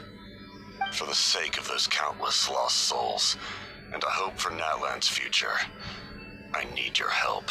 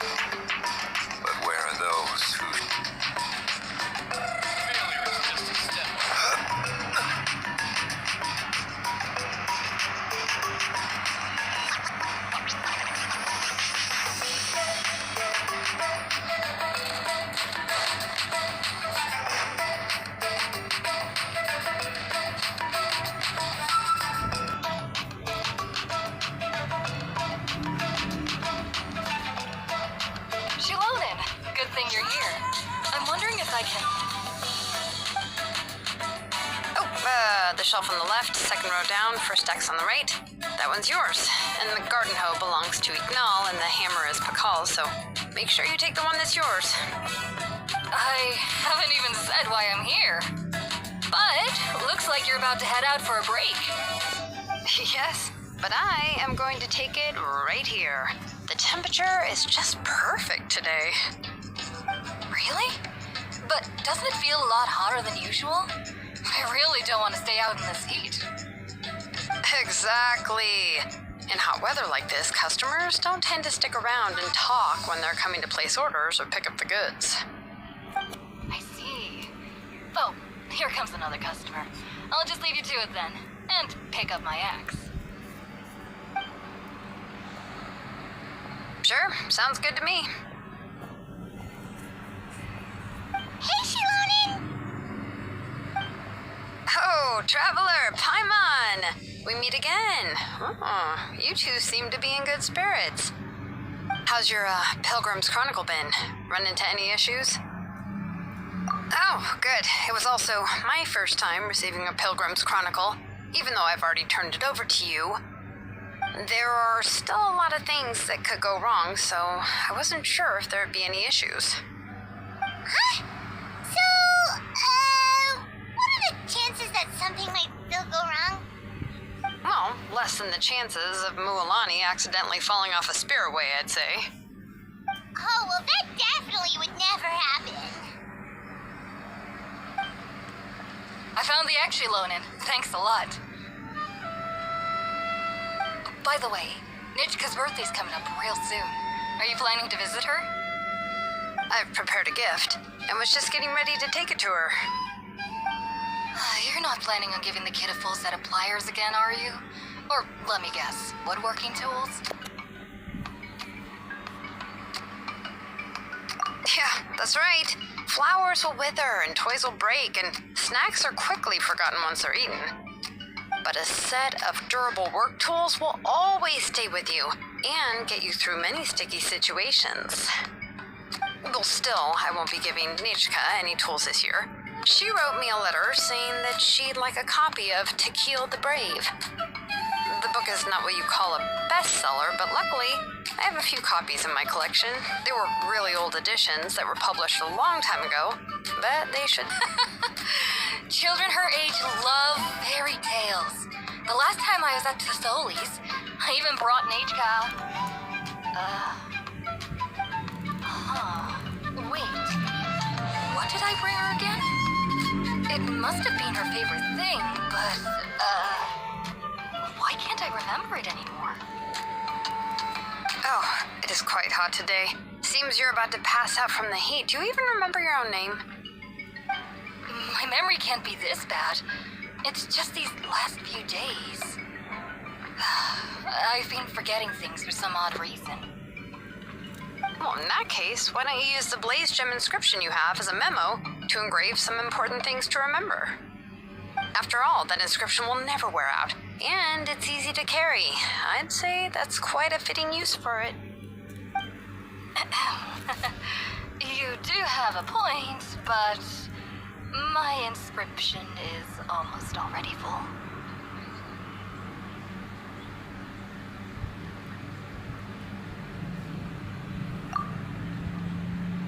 No.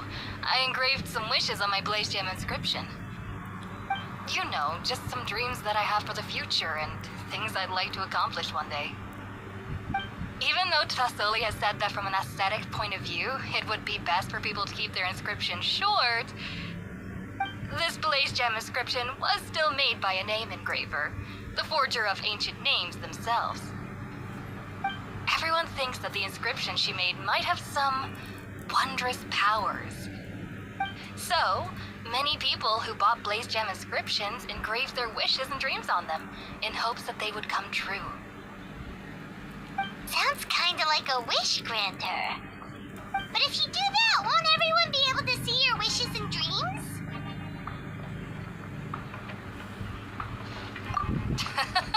Don't worry. We usually ask Tasoli to add the inscriptions for us. She has a unique method of engraving. With her method, the light must be at a certain angle in order to see the text. Without the right angle of lighting, the blaze gem inscription will just look like a pretty stone. That's true. In the end, a blaze gem inscription is essentially just a piece of rock. It doesn't have the power to grant people's wishes.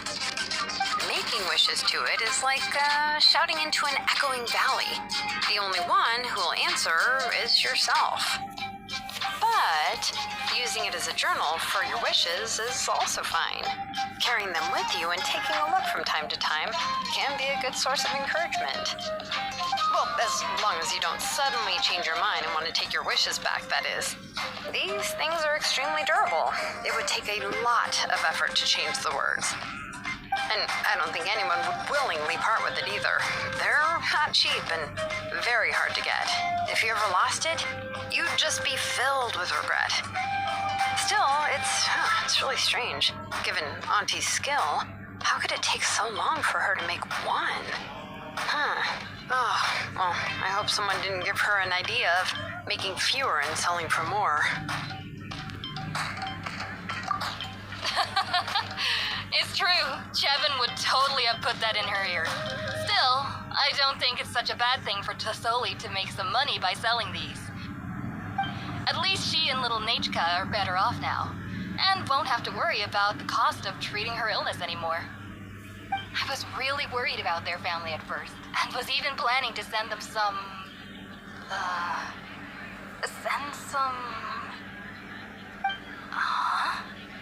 What was I planning to send to Nachka again? This memory of mine. All right, if you stay out in the heat for any longer, I'm afraid even the inscription won't be able to save your memory. You should, go back. Yeah, get some rest. Right.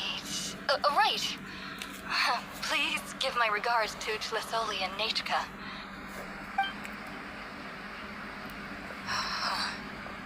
What's going on?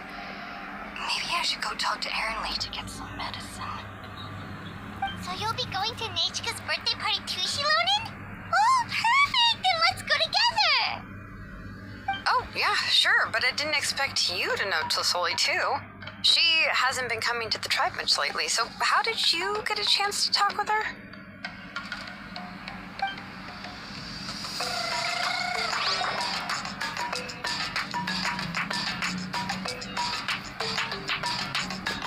Oh, so that's how you met her.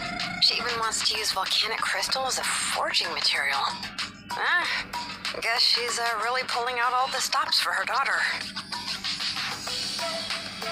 Then let's just go and ask. Come on, I want to give her the book anyway. Huh? Wait a second, aren't birthday gifts supposed to be a surprise?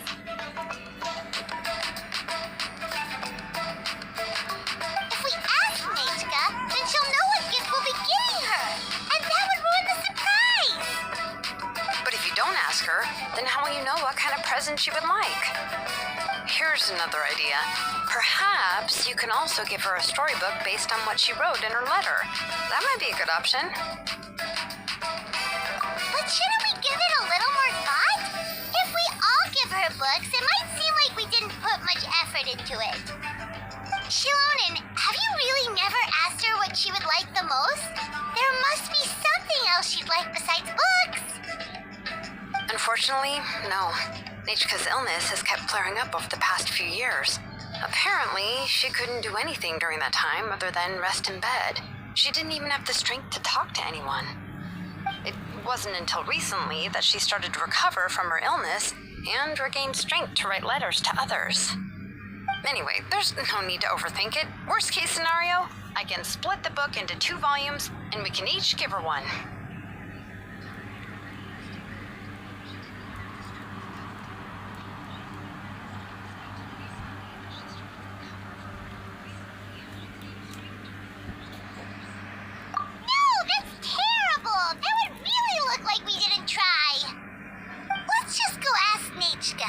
Even though it would ruin the surprise, we could at least get her something that would make her happy. Anyway, could you tell us a bit more about the book that you're getting her? Is it really that unpopular? Well, it's It's a little difficult to explain. You see, there are actually two versions of To Kill the Brave. The premise of the book is pretty straightforward. It's basically about a set of twin brothers working to defeat a demon lord. But after defeating the demon lord, the older brother, To Kill, discovers that the king spirit has possessed his younger brother, Remok. In the ending of the original story, the older brother kills his younger brother to defeat the demon lord, before jumping into a volcano.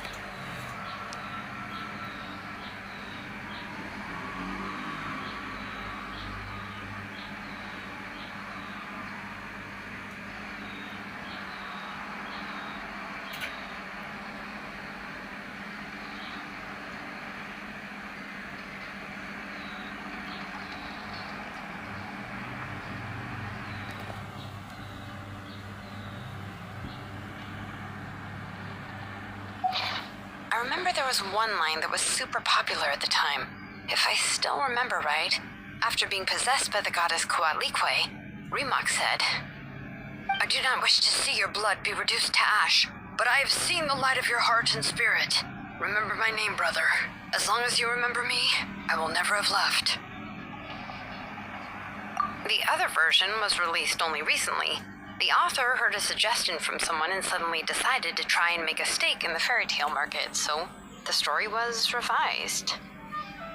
In the revised version, the brothers killed the demon lord together and both survived. According to the author, this gave the story a happy ever after kind of ending. However, the revised version was not well received. After a month on the market, it had hardly sold any copies and the books were collecting dust on the store shelves. The store owners desperately tried to get rid of the book and have resorted to all sorts of promotions and discounts to sell it. Even now, the only edition of To Kill the Brave you can find in the market is the newer one, whereas the older edition is nearly impossible to find.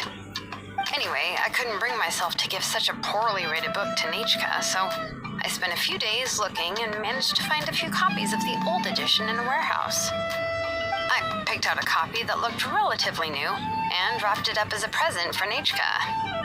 If you're interested, I can give you this extra copy to read. The pages are pretty old though, so please be gentle with it. Oh, and here's a copy of the newer edition too. They gave me a free copy when I went to buy some chocolatl. So that's how they're trying to sell off the book. Could it really be that bad? Even Paimon's curious now.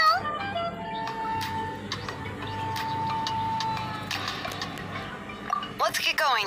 Celestoli lives pretty far from the tribe, so it'll take us some time to get there.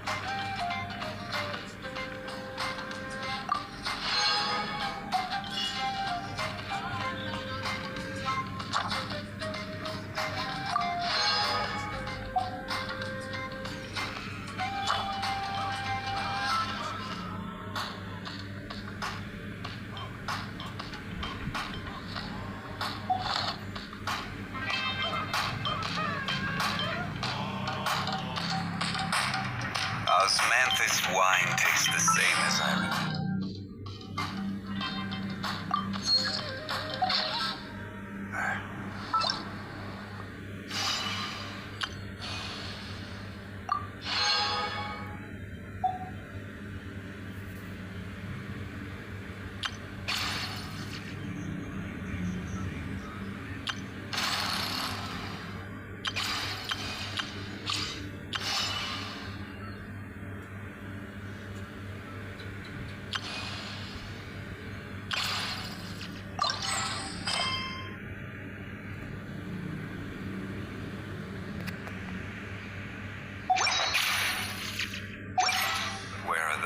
Who share the memory.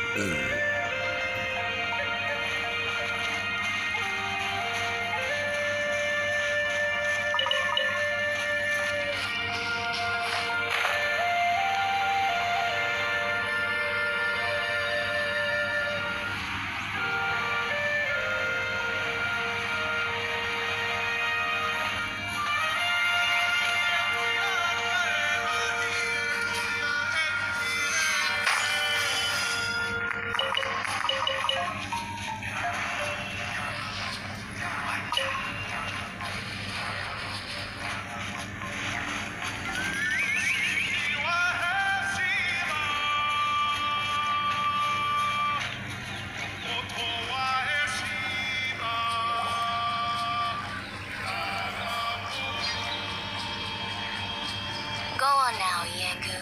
Nechka is still resting.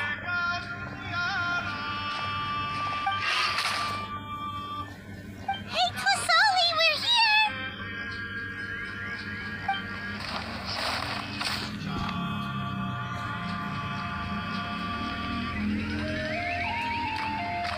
Oh, what a surprise. And even Shilonin is here too. Oh, it's been a while since I've seen you, Auntie. I received Nechka's letter. She wanted a copy of To Kill the Brave, right? Well, I've brought the book for her. There are several editions of the book in Natlan, and I wasn't sure which version she'd prefer. I asked a messenger from the Scions of the Canopy. It seems this softcover edition is one of the most popular options, so I brought it for Nechka. You haven't changed a bit, Shilonin. Let's go inside. I was just boiling some chocoatl, so you can all try some. Shilonin used to love drinking chocoatl. When she was little, she would always have several cups every time she came to visit me. You were already a big girl by the time I finally had my Nechka. Alright, for now let's... Auntie, let's go inside. Traveler, please help me get her into the house. Oh, Paimon will help too! Be good, Yengu, and don't get in the way! Alright, let's get indoors. Watch your step, Auntie.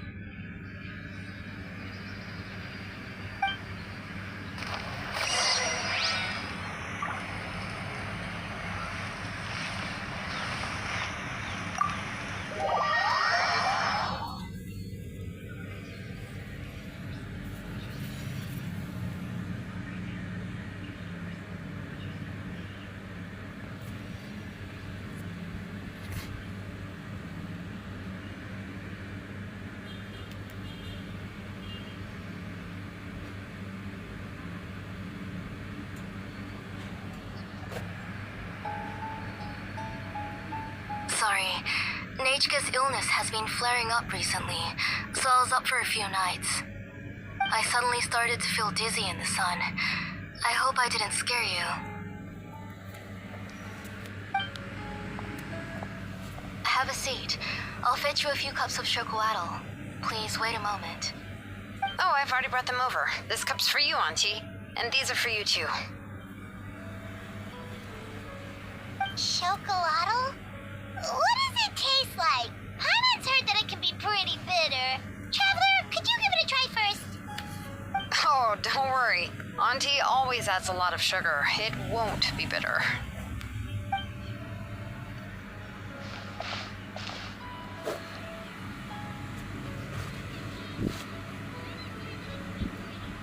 The last time you came to visit, you were still just a kid. But now you're a pillar of the Children of Echoes. No, of all Natlan even. Oh, well, it's all thanks to the drinks I had here and the books I happened to read. We heard that you two are from the same tribe, but Paimon had no idea you were so close. When I was little, my parents were always talking about how skilled Auntie was at forging ancient names and how she was a good role model for the rest of us. The moment I became idle at home, they would toss me into Auntie's workshop to watch and learn. Then I would have your parents go back, boil you a pot of chocolatl, and let you play in the house. Yeah, and then I would drink and listen to you banging away with your tools in the workshop. But eventually, she moved out of the tribe to find some more space, and I didn't have the chance to visit again after that. But why did you seem so familiar with the place when you went to the kitchen for the drinks just now? Because the layout of this place is identical to her old house. Let me see. Yeah, that should be Nechka's bedroom then. That's right. I remember you used to hunker down in the room to read and draw. But you're all grown up now. Even if you wanted to live here, I'm afraid you've already outgrown Nechka's bed. That's how Nechka sees Shilonen too. Whenever she's feeling better, she always asks me when her pen pal sister will be coming to visit. Well, yeah, I'm here now, and even brought a gift as an apology. I'll leave the book here. You said Nechka asked you for the book? I hope it wasn't too much trouble to get. Really, I'm surprised that she even asked you for a present. When she's at home, she'd even ask me for permission to eat some snacks. Maybe I've been too strict with her. She's obviously starting to like her big sister more than her own mother. Oh, really? Well, I'd say I really haven't done enough to deserve the title of big sister. Yeah, I wasn't able to help her when she was sick, and I didn't even come and visit her that many times. Well, the only thing I have been able to do is to help her find some books. Don't be too hard on yourself, Shilonen. You have great responsibilities as the name engraver of the tribe. We both know you are far too busy to take care of her. The responsibilities on your shoulders also became far heavier when I gave up on my work. You just had more important things to tend to, Auntie. No one in the tribe blames you. We all know that Nechka needs her mother's care. But that doesn't change the fact that I gave up on my work. And even now, I still have not found the courage to pick up my hammer again. I'm sorry to leave you to shoulder all the responsibilities alone, Shilonen. Oh, why so somber all of a sudden? Don't be so sad, everyone. Hasn't Nechka gotten better lately? Oh, relax, Auntie. I can handle the work. But once Nechka is back on her feet, you should get back to work and let me have a vacation. You'll be the one who's busy then, and I'll be sitting at the side drinking chocolatl and cheering you on. If that day really comes, you can have as much chocolatl as you like.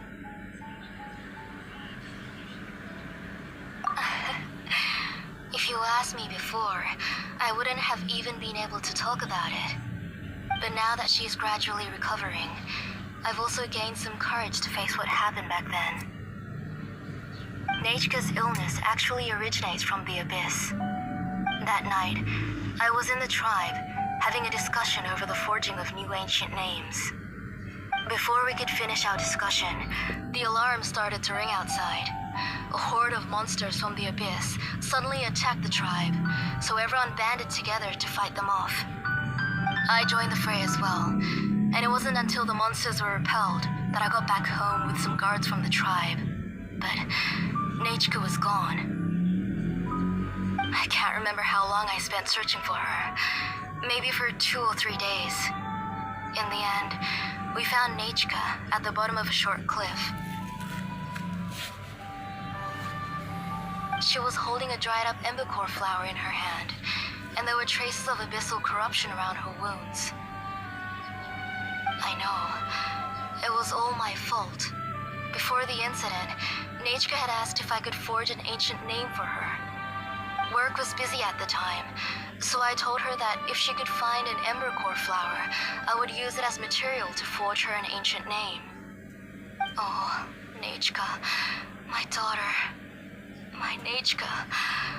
I was holding her in my arms, but no matter how many times I called her name, she wouldn't open her eyes and look at me.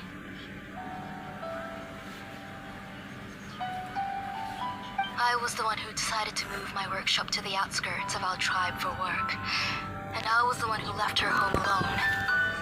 Oh, my daughter, my Nechka, why do you have to suffer like this?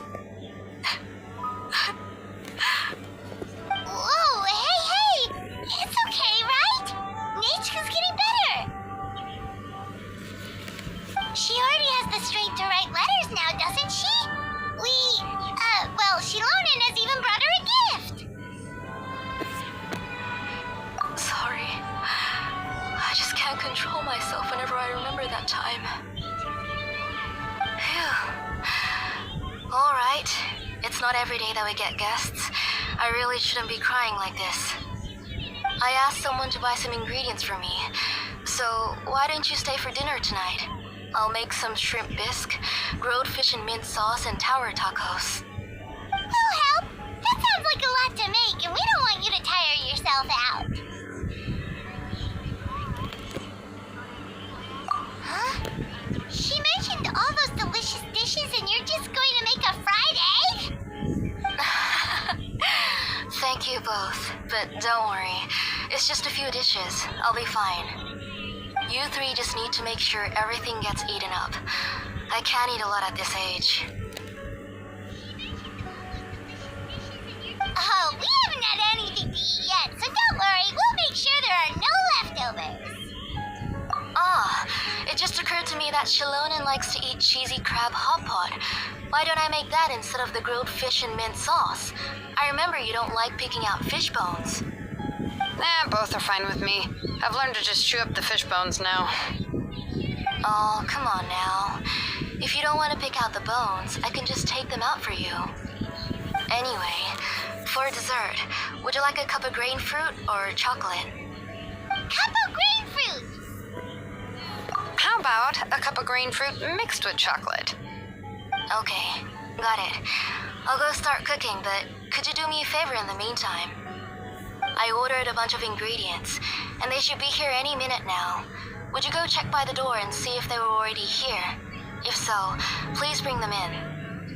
Come on, Shilonen. Stop lying around. You shouldn't nap before dinner. It'll ruin your appetite.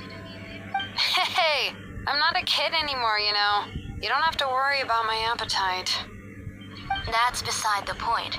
If you don't watch out for your health while you're still young, then when you get older, you'll... All right. I'm getting up.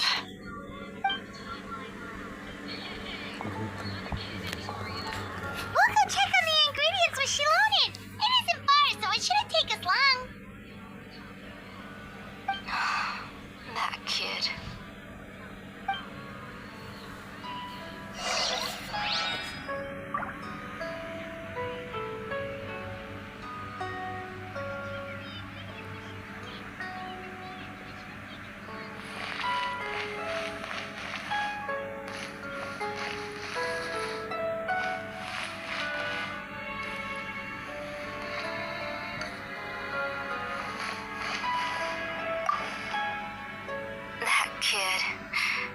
just like Nachka.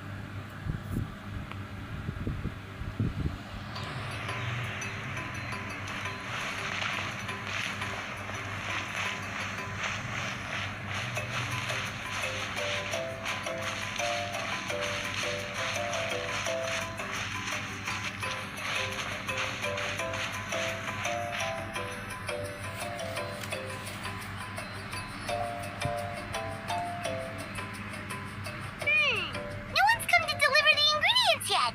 Paimon thought we'd see someone come flying down on a Yunkasaur as soon as we came out. A messenger from the Scions of the Canopy wouldn't be flying here. They usually come climbing down the cliffs nearby. No need to look. There isn't anyone on the cliffs. I just saw a ghost. Hey, you there. Sorry, but does Tlisoli live around here? Oh, are you the one who's supposed to deliver the ingredients? Ingredients? Are you kidding? I was nearly eaten myself. Never mind that now.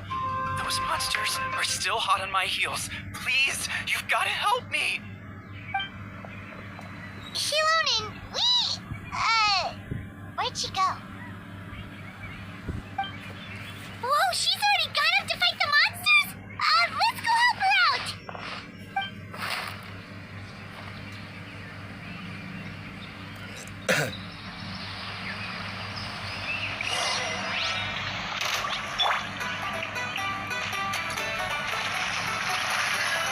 Solidify!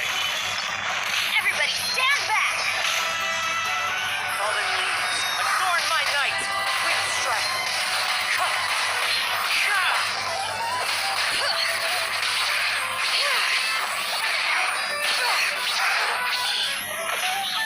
This is where you fall.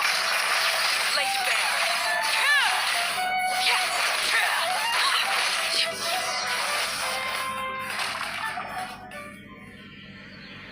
All right, that should be it for the monsters. Yeah, it was easier than I thought. Oh, it also seems we're in good luck. The goods weren't damaged either. Strange, we didn't see any monsters on the way here. Yeah, right. I use this road to deliver goods all the time, and I've never been attacked like this before. It's the main road in and out of the tribe, so people often come here to clear out any monsters. This area is usually very safe.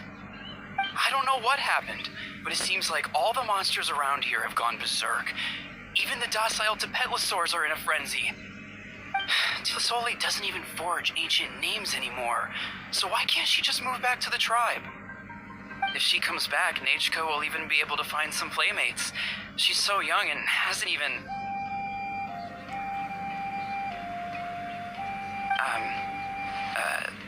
Nachka's playmates. No, wait, I feel like my kids have played with her before. They've even told me about Nachka's favorite game. If I remember right, it was... strange. I always remembered it before. How could I forget all of a sudden? Look at that! He has a Blaze Gem inscription too!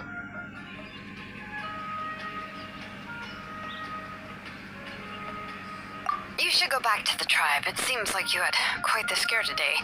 We'll take the ingredients back for you. I'll carry these bags, and you two can carry the rest. Huh? Oh, sure. Paimon can take care of these grapefruit that fell out of the bag. If you say so. Thank you so much. I guess today's just a really bad day for me to go outside. That's so weird. Why is everyone we run run into today having trouble remembering stuff. Paimon's not sure how to say it, but she's got a strange feeling about this. Like it's all somehow related. Once you live long enough, you'll eventually start experiencing strange days like this. Let's bring the ingredients back. Otherwise, we won't have anything to eat tonight.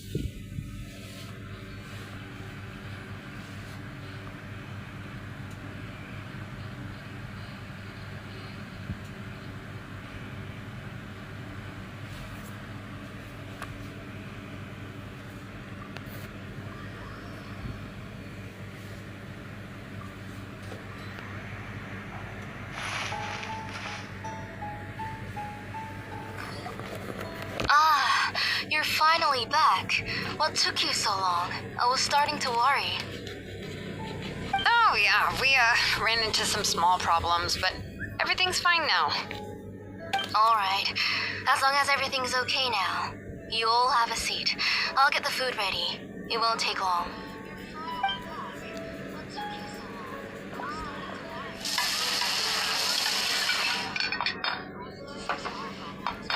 Whoa, there's so much tasty food! You're amazing, Plasoli! They were all pretty simple dishes to make. Don't be shy. Dig in, everyone.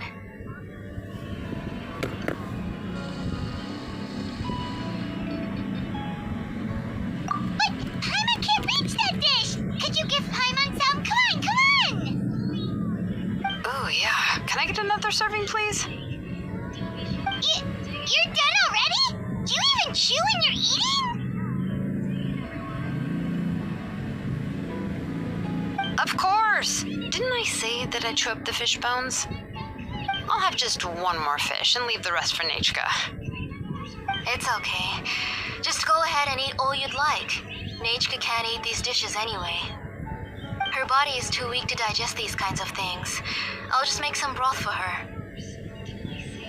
Oh no, but Paimon thought she'd already recovered from her illness. Injuries caused by the abyss cannot be undone. The doctor said the fact that she's stable is already quite a miracle. But it's okay. Nechka can talk to me now and can even hold my hand. That's more than I could ask for. Even if she will never again know that I am her mother. What do you mean? The doctor said the abyss has had an irreversible effect on Nechka's soul. She's lost all her memories from before she was injured. The doctor also said this sort of memory loss isn't like simply forgetting something. Rather, she can no longer remember anything from before that fateful day. Huh? Like, how does that happen?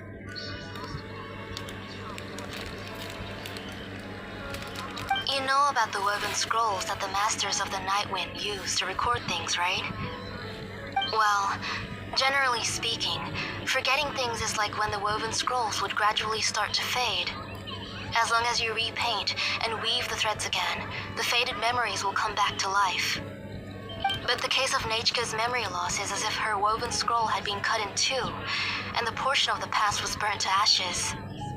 The books she loved to read, the flowers she took joy to grow, and the time she spent in this house were all cut off by the abyss and can never be retrieved again.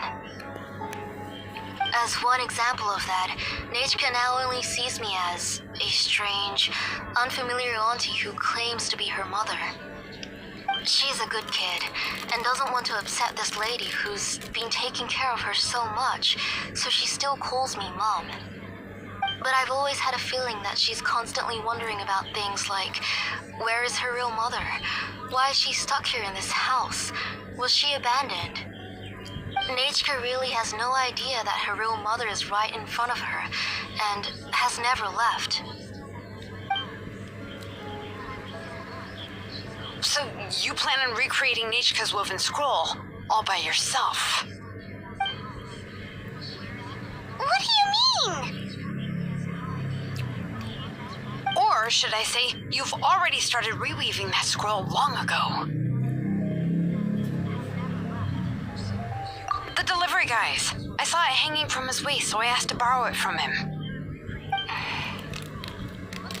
Don't worry, I'll return the inscription to him once we've figured everything out. These things aren't cheap, after all. When did you know? Yeah, I noticed it back when Blaze Gem inscriptions suddenly became popular among the tribe. It was then that I also noticed that everyone wearing Blaze Gem inscriptions had varying degrees of memory loss. Traveler, you've picked up on it too, haven't you? Accessories made using ancient names forging techniques. For what's only supposed to be a pretty souvenir, this inscription contains a phlogiston engraving with a truly overkill level of complexity. The shapes and patterns of these engravings are also identical to that of an ancient name. By making just a few slight adjustments to the layout and connections of the main pattern, you can pretty much qualify this Blaze Gem inscription as a bona fide ancient name. And yet, you've never told anyone about these engravings and the Blaze Gem inscriptions that can be activated at any time. Am I right, Auntie? I knew you were a sharp one, Shilonin. That's right. I have a way to cure Nechka and restore all her memories. It's actually quite simple. I want to forge an ancient name for Nechka that contains all of her past memories.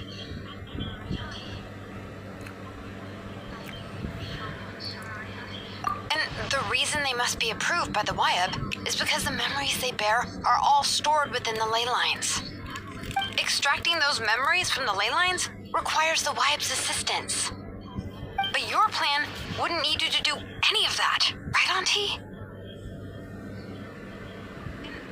Your Blaze Gem inscriptions will help you complete that part of your plan in the ley line's place. You will use the inscriptions to form a massive memory bank for Nechka. And the ancient names you're trying to forge will be used to extract corresponding memories from the memory bank. A memory bank? Wait, so the reason all those people were having trouble remembering stuff is because the Blaze Gem inscriptions took away any memories related to Nechka? Using other people's memories of Nechka to reconstruct her past? This is the first time I've heard of such an idea. You've seen through my plans, Shilonin. You're as outstanding as ever. Far more brilliant than me. I intend to use this method to collate all the memories related to Nechka and allow her to regain her past again. But wouldn't extracting memories like that hurt the person carrying the Blaze Gem inscription? Not at all. Every time a Blaze Gem inscription extracts memories, the process is under my precise control. That way, there's no chance of anyone in the tribe getting hurt. This is the central inscription that controls all the other Blaze Gem inscriptions, which will also soon serve as Nechka's ancient name. You made all of this yourself, plus Oli?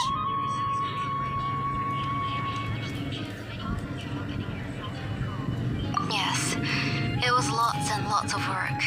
It was truly exhausting. Or perhaps I've just grown old. You saw it yourself. I nearly fainted just from being in the sun. I could collapse tomorrow, or even in the next few moments, but Nechka's ancient name is still far from completion. I've solved the issue of storing memories, but I still don't know how to connect Nechka up to this central inscription. I thought you'd just modify your own ancient name. I considered it, but this matter doesn't have anything to do with my ancient name. It's of no help to me, and I don't need its help now. You know the price to pay for making something like this. Yes, I do. But as long as I can get my Nechka back, I'm willing to do whatever it takes. Otherwise, Nechka won't have any chance of reclaiming her past once I'm dead and gone. She won't remember me, and she won't even remember why her name is Nechka. When that time comes, she'll be left to drift around the world all alone, unknowing of where she came from or where she should go. She is my daughter, the one to whom I gave the Nechka name. Whether it be as her mother or as a name engraver, I can't simply stand by and let her name disappear. Shilonin?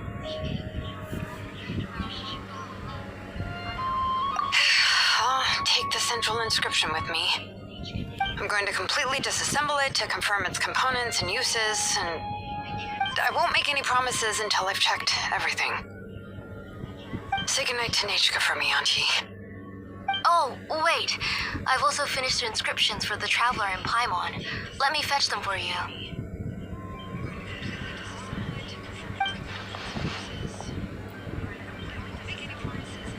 I'm sorry it took me so long to finish them. Hold on, Auntie. The Traveler and Paimon have never met Nechka before, so you can't draw any memories from them. That wasn't my intention. They're just ordinary gifts. Please, take them.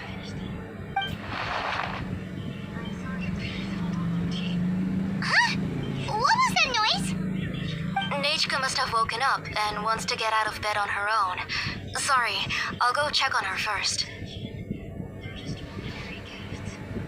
Nechka, don't try to get out of bed. Just tell Mom if you need anything. You go ahead and take care of Nechka, Auntie. Let's go, Traveler and Paimon. There are a few things I want to tell you.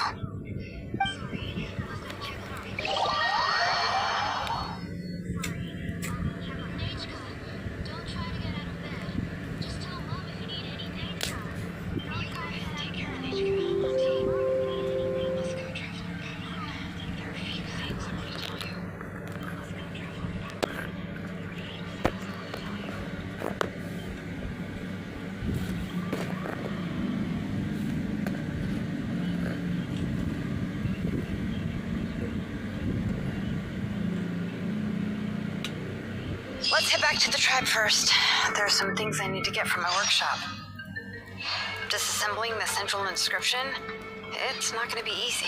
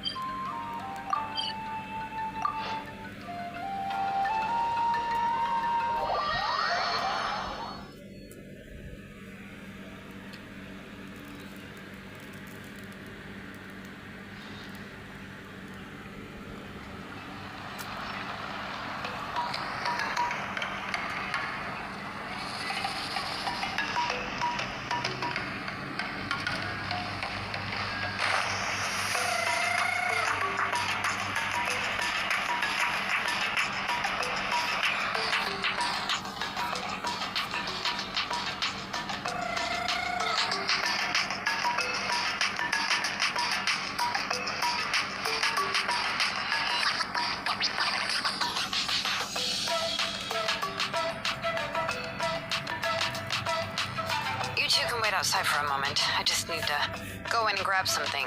The workshop is a little messy, so unfortunately, I won't be able to show you around.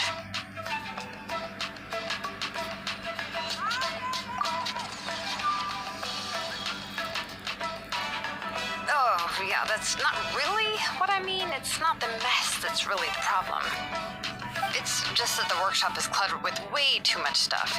Books, files, and even ancient texts I got from the Masters of the Nightwind. Everything's piled up to the ceiling. You probably won't know where to step once you're inside. Kachina suffered quite an unfortunate series of events the last time she went inside. Well, I suppose it was my fault for being so focused on searching for information at the time that I forgot to lock the door. After entering the workshop, she was shocked to find herself face to face with a massive woven scroll from the Masters of the Nightwind, and then she turned around and knocked over a huge stack of forging blueprints. She tried to step out of the way, but tripped on a poster tube that was behind her, and then, boom! The forging blueprints came crashing down right onto her head. Oh no! She's lucky I noticed in time. I found Kachina in a daze and managed to save her before an entire set of the history of the Children of Echoes was about to bury her. I then dragged her up to the second floor. Ever since then, Kachina always waits outside the door and doesn't dare take a step in whenever she comes to see me. Yeah, you're an artisan and craftswoman after all. We thought there would be weapons and armor hanging all over the place. But it seems more like a library than a workshop. Well, my primary work is forging ancient names, which is much trickier than making swords and tools. Aside from the necessary craftsmanship, I also need to consult many ancient texts. You probably already know that each ancient name represents a certain spirit, behind which are countless related stories to support it. In other words, the essence of an ancient name is the physical manifestation of a certain spiritual will. And as a name engraver, when I'm working on a new ancient name, I'm not only trying to give it a physical shape, but more importantly, I'm also trying to understand the spirit contained within the name. And to do that, I have to collect as many related stories as possible and read through them all. But, as you might know, people tend to add a lot of extraneous details when it comes to stories about themselves. For stories that have been clearly exaggerated or altered, I must gather other related stories and information as cross-references. This way, I can filter out all the absurd and exaggerated details and restore the person's life to its true nature. Only in true stories can you find the authentic spirit. And this is the only way for the spirit to become an ancient name that matches its essence. We've heard about the concept behind ancient names before, but after hearing you explain the details, I can't help but think that ancient names are really powerful. Well, no matter how powerful ancient names could be, they would never be able to suddenly turn into a blade or allow you to smash through an entire cliff in one punch. It's just a form of spiritual power that's passed down from generation to generation. It doesn't have those kinds of physically tangible effects. Well, take your own names, for example. From the moment you appeared in this world, some person had already prepared a blessing for you. And that person then condensed this blessing into your name and gave it to you as a gift. It may feel like the moment you received your name is already in the past, but it will always stay with you and move with you in the future. Names are blessings for the future from people standing in the past. Well, that's what Auntie once told me.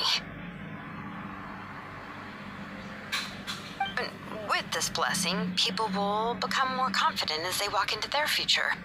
To put it another way, it's like having a lamp in your hand as you walk through the darkness of night. Oh, Paimon gets that. If you're alone when you're walking in the dark, it's easy to get scared and tired quickly. But if someone else is walking with you, then it won't be nearly as scary. And, well, you might still get tired, but it'll still be a whole lot better than walking alone.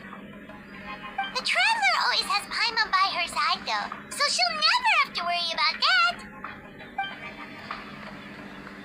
Oh, Paimon sure many wish they could be in your shoes, Traveler.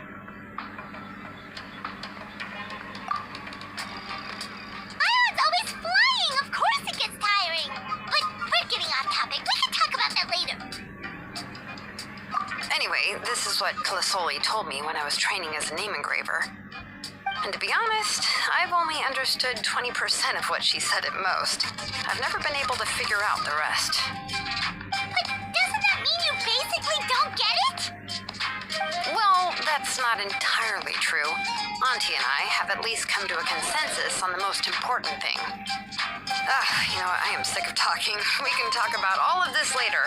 Please, wait a moment while I grab my things.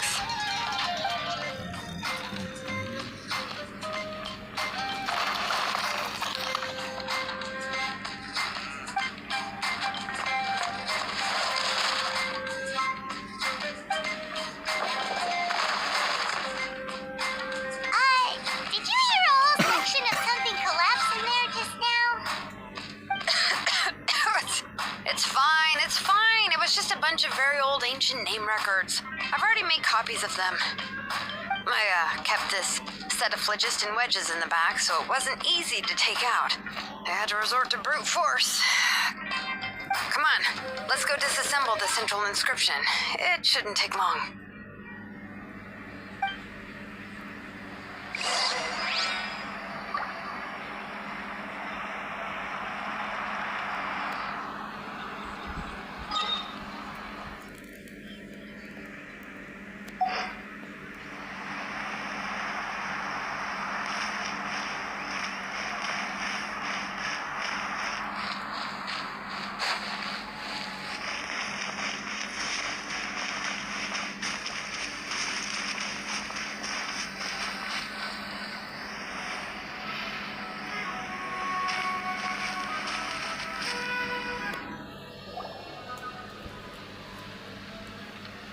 Here we are. This is the place.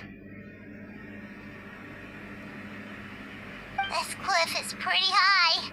What are we going to do here? Are we going to climb to the very top and then throw this inscription down the cliff? I'm going to use phlogiston to make an engraving circle on the cliff wall. That will allow me to investigate the internals of the central inscription. Now let me see if this thing can even turn on. I was still an apprentice the last time I used it. Before we attempt to engrave the inside pattern of an ancient name with phlogiston, we always use this to draw out the engraving diagram on a cliff or open ground. Only after we've confirmed that phlogiston can flow properly through the internal engravings can we start formally working on the small internal engravings of the ancient name. If we want to dismantle the central inscription in a non-destructive manner, we'll have to use this thing. I really don't want to engrave such a large diagram with my bare hands. Oh, so you'll be able to see what it looks like on the inside without ruining Tlasoli's inscription? For the most part. If it were just an ordinary unfinished ancient name piece, I'd just take it apart and pour phlogiston into the internal engravings to see everything. But since it's a central inscription, it would be better not to destroy the blessing that Auntie has prepared for Nechka. So, Shilonin, does this central inscription fall under the 20% you understand about ancient names, or the other 80% you don't understand? Oh, don't worry. As I said, Auntie and I share an understanding of the most important principle, which is names are intrinsically valuable. Only by having names can things be sorted and categorized. They allow the world to become more orderly and identifiable. For example, when I order ore, I would usually say I need volcanic crystals of about 35% purity and no more than 3% of impurities. Without specific names, I would only be able to go to the ore merchant and say, I want this and this. No, this isn't it. That one. No, not that one either. Yeah, you see what I mean? Names are a crucial part of how we standardize our workflow. Without names, the work would be impossible. Yes, because forging ancient names is first and foremost a technical job. There's no debating that. As for the question of why it's important, as long as it does not affect your ability to perform your work, you'll gradually understand it as you put the process into practice. After all, creating an ancient name is quite the complicated process. Well, let me break it down even further. We're not in the tribe right now anyway. Essentially, by forging ancient names, I'm assigning nicknames to the heroes in Natland's history. Giving someone a name is a subjective expression. You just need to express your hopes and wishes for them. But giving someone a nickname is a much more objective expression. To come up with a fitting and accurate nickname requires much thought and observation. If ancient names or nicknames aren't descriptive enough, no one will remember them anyway. So the best I can do is gather all the information I could and try to come up with the most fitting nicknames possible. Even a minor mistake in the process could cause people to misunderstand the nickname. For a name engraver such as myself, such mistakes would be considered a major blunder.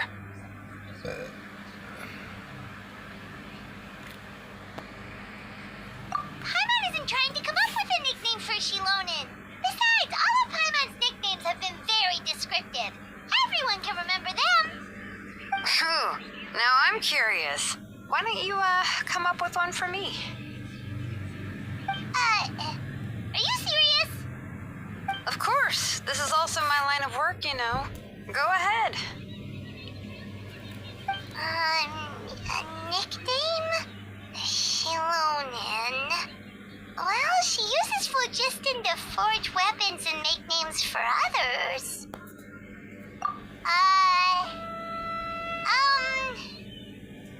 Smith? Yeah, not bad. And quite fitting, too. I'll remember it. But, you should keep observing my work, Paimon. Maybe you'll come up with an even better nickname.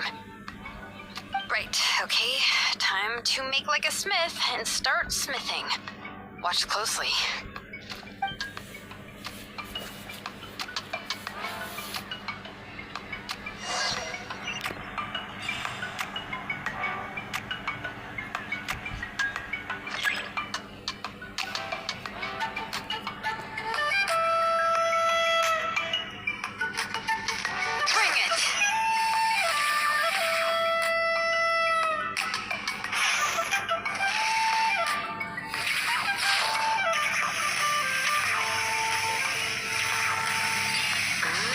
Adjust the inclination by 2 degrees. Stop. The error margin is within an acceptable amount, but I'll extend the inscription link a little more just to be safe.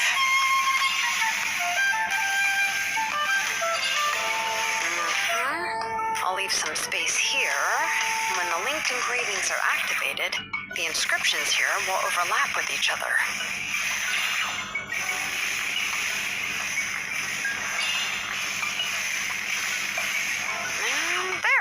That should complete the flow.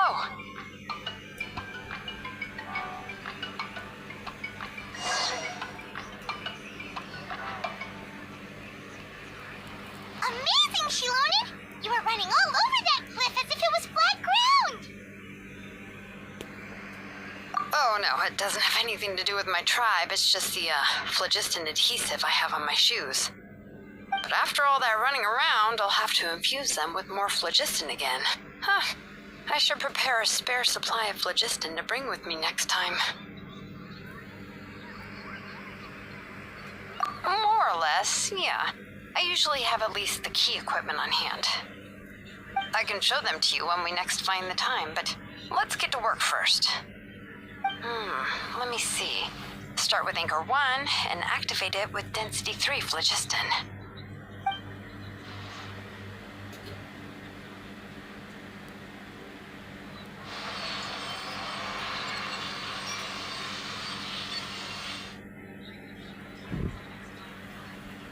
Whoa! A super huge diagram just appeared! Tlasoli's central inscription is even floating!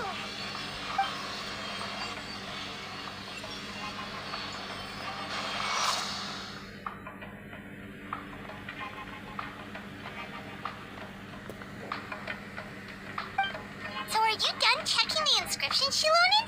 How does it look? I didn't find any anomalies in the phlogiston engraving. All the adjustments are indeed based on ancient name engraving techniques. That means we can help Tlasoli and Well, probably, but I have good news and bad news. Oh, but I'm also just going to go ahead and share both, so it's not like you'll have a choice in the matter. Paimon will cover her ears after the good news. Well, even if you cover your ears, the issue will still continue to exist. But, before we get to that, I want to ask the Traveler a question. What are your thoughts on absorbing memories?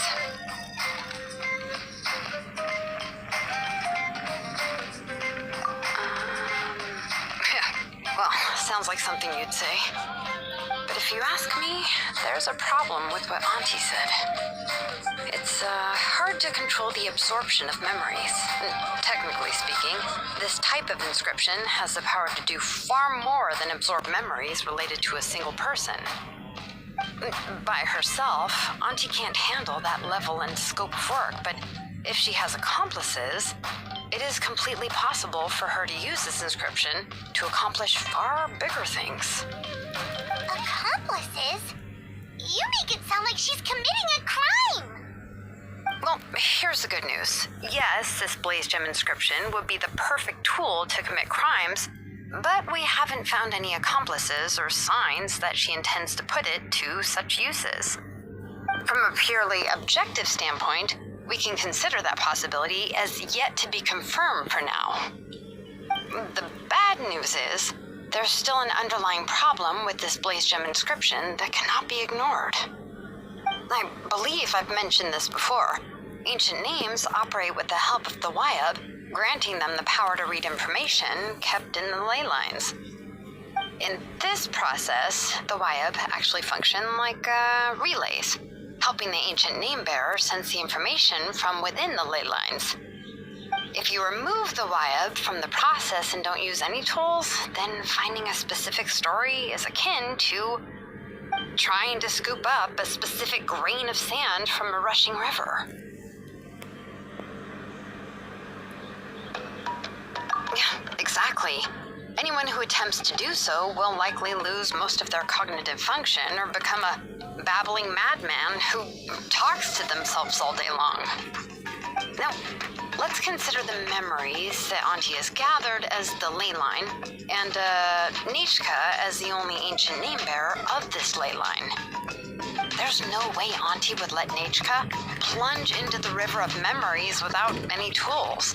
She'd only be overwhelmed by the surge of memories. And considering that Nichka has forgotten all of her past, she'll be unable to work on her own to accurately find the correct past. Only Aunt Telisoli can help her filter the correct memories of her past. So, if my hypothesis is correct, Auntie is actually planning on turning herself into Nichka's Wyab to help her extract the corresponding memories in the different situations she may face. In an ideal world, this would be perfectly fine, as long as every extracted memory is correct. Nichka would essentially be getting her past back. And I also believe that there won't be any mistakes in everything that Auntie remembers about Nichka. But Auntie is not a Wyab. Her body won't be able to handle the load for long. But how can we solve this problem? No matter how we try, Telisoli will... Names are blessings for the future from people standing in the past. I've also made up my mind. Come on, let's go see Auntie.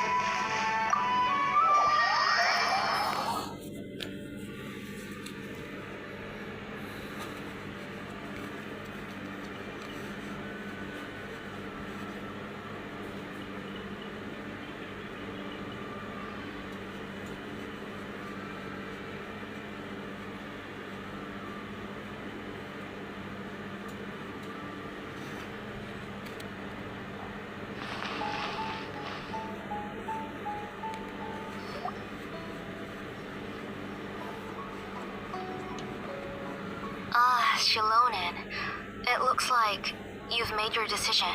Am I right? Yes, here's some research that I've done. You can reference it to modify the way the central inscription operates. I'll also help you continue working on the Blaze Gem inscriptions, but I must have complete control over all the inscriptions and the ability to oversee their uses. The memories that can be absorbed by the inscription will be limited solely to Nichika's past. We'll plan a set time frame together from which the memories can be drawn from shortly. If you attempt to extract any memories beyond this scope, then I'll consider that as committing a criminal act and halt all work related to the central inscription. After the memory bank is constructed, the Blaze Gem inscription's absorption functions must be stopped immediately. Only functionalities for outputting memories will be kept. I accept. Thank you, Shilonen. I really... Auntie, you know I can't stand it when you do this. If you needed my help, you should have just said so. There's no need to beat around the bush like you did. Using technology for ancient names to forge other things without permission is no trivial matter.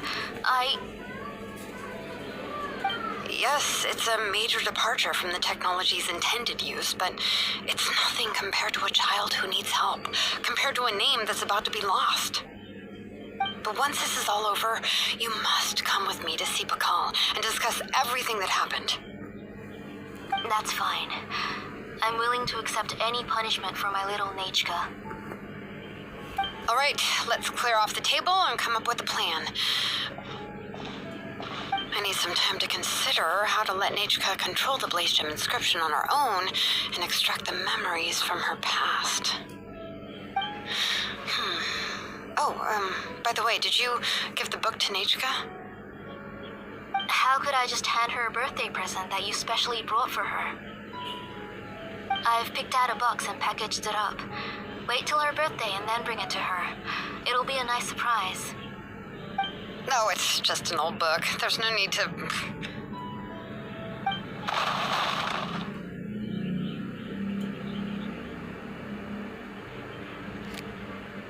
Oh! Is Nichika up again? But what was all that noise? It sounded like something broke. Uh-oh! What if something fell on her? We should check. Paimon will go have a look. Nichika, don't hurt yourself. Shilonen, is that you? You're Nichika? How many times have I told you? Don't get out of bed on your own. You were running a fever yesterday. Hello, Nichika. Thank you for the book. I've already read it several times. You've already read it? But didn't Tlasoli package up the book that Shilonen brought?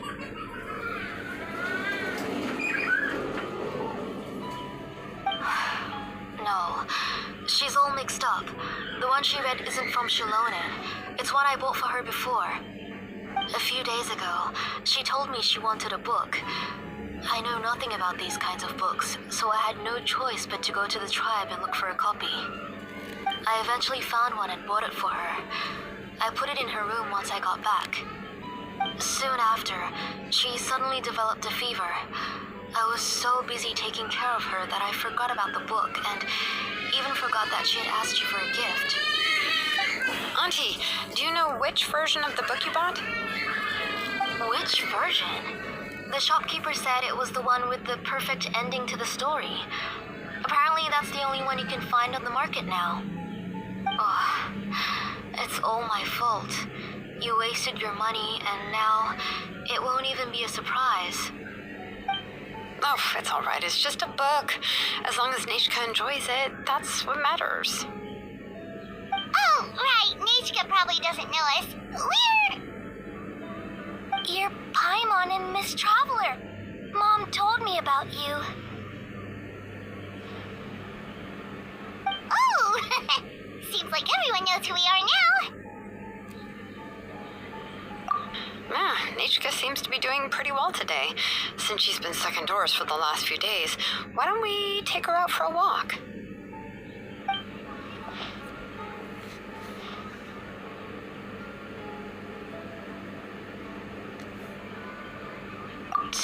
for a walk. But considering her condition, I don't think she... Oh, don't worry, Auntie. She'll be safe with the Traveler and me. We won't leave the tribe, and if anything comes up, we'll be sure to find the doctor immediately. Besides, it's her birthday in a few days, and we need to go to the tribe to buy some things. Let's give her a proper celebration. What do you think, Auntie? I promise I'll be good, Mom. Didn't you say before that I need more fresh air? All right. As you wish. I also happen to have a few repaired blaze gem inscriptions that I need to get back to the tribe. We can go together. Wait for a moment. I'll go get Nachka's water bottle and some towels. Some medicine. Oh, and a parasol.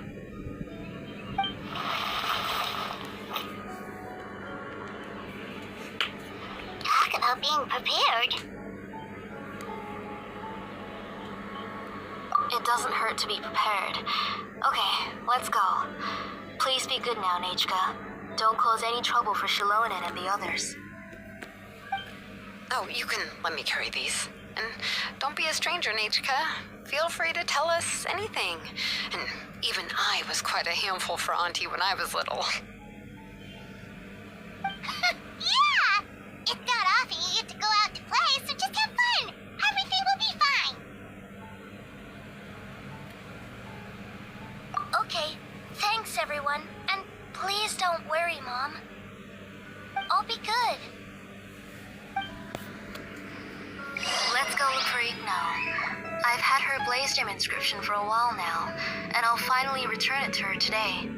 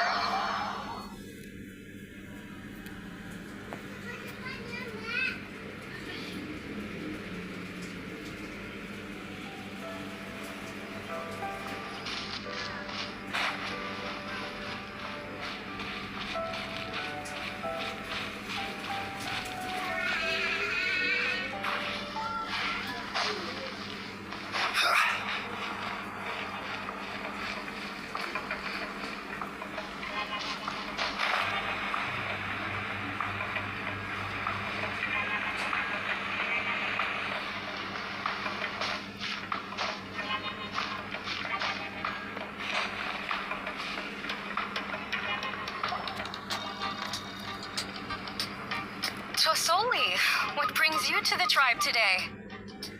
Oh, and Nichka too. Oh, she seems to be doing much better now. She's even out and about. I'm sure it won't be long before she'll be playing with Janelle and the others.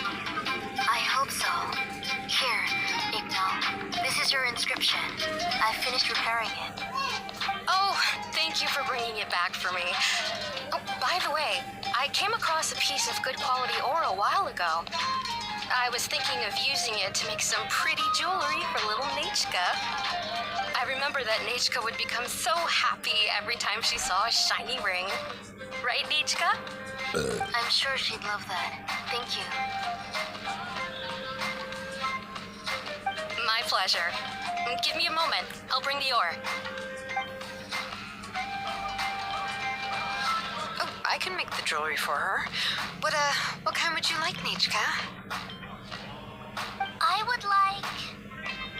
something shaped like an embercore flower would be nice. She was always asking me before to make her an ancient name with an embercore flower design. Noted. I'll make that as a gift for her next birthday. Sorry, Nichka. It won't be a surprise for you. That's okay. Thank you, Shalonen. Found it. Sorry to keep you waiting. Here, please take it. By the way, Nachka, feel free to write to me if you ever want to know more about ores. Well, I was shocked last time when you wrote me out of the blue asking for a volcanic crystal. Sorry about that. She can hardly contain her curiosity now that she started to recover. She's still too weak to go out whenever she wants, so she begs me every day to help her write letters to people in the tribe about all sorts of things. That's how you know she's one of the children of Echoes. It's normal for us to be interested in ore. Everything's looking up! Oh, we're just like the main character in the new version of Takdir the Brave, when he was about to save his brother Rimak.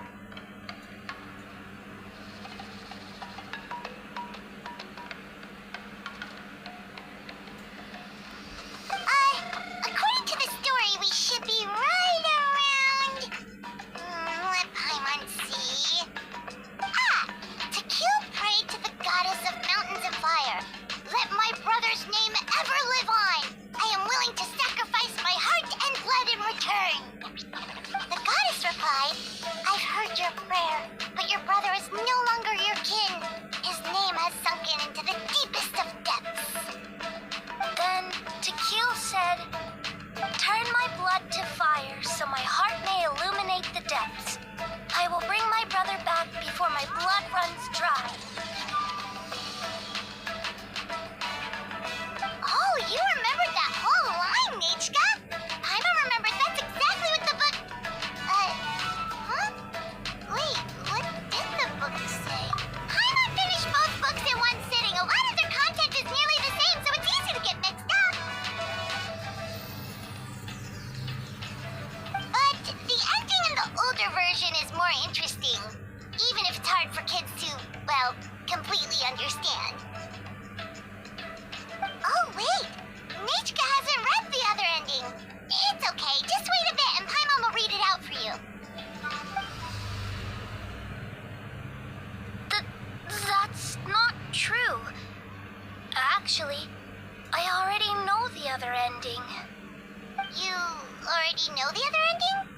But didn't you only read the edition your mom got for you? Hey, what are you all chatting about so happily? Huh? Mom, Miss Traveler and I were just talking about the ending of that book. We were just talking about how the bad guy was defeated and everyone returned home safely. It's a really happy ending.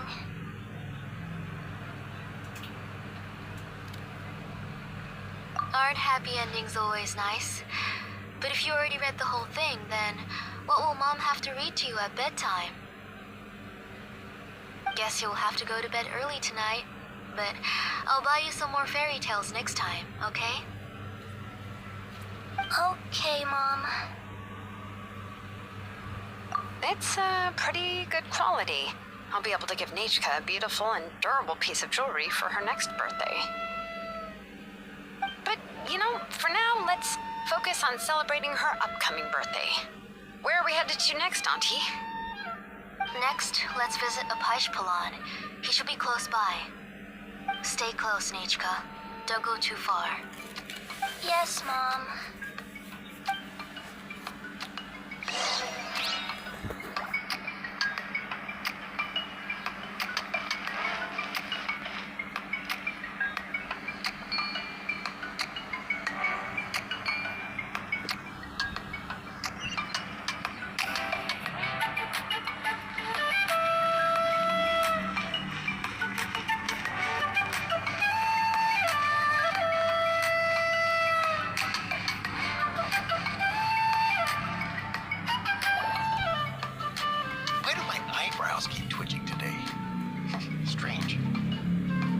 means you're about to hit the jackpot, Apache Pelan.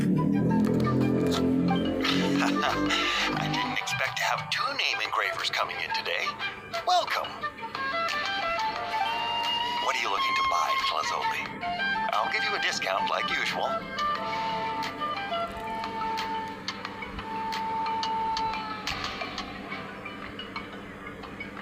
Whoa! Offering a discount just like that? Tlasoli sure has connections.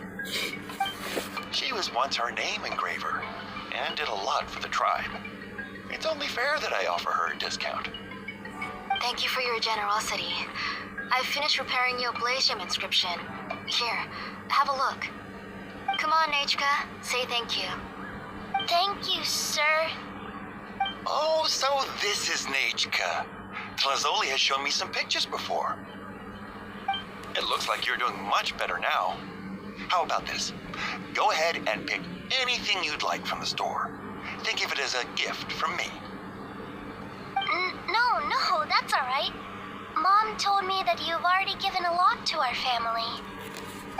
Oh, well, that was for your family.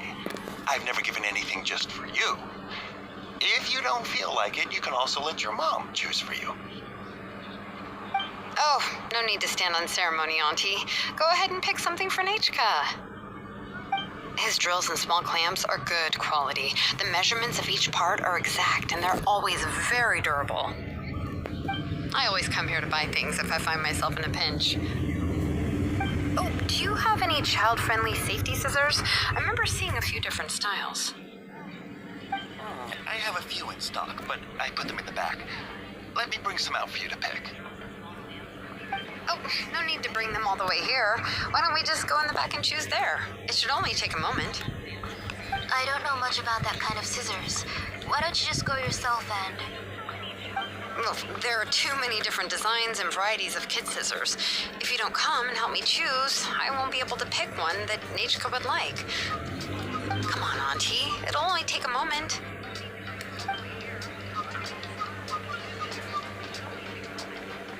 And there goes Shalon dragging Tlasoli off to buy more stuff.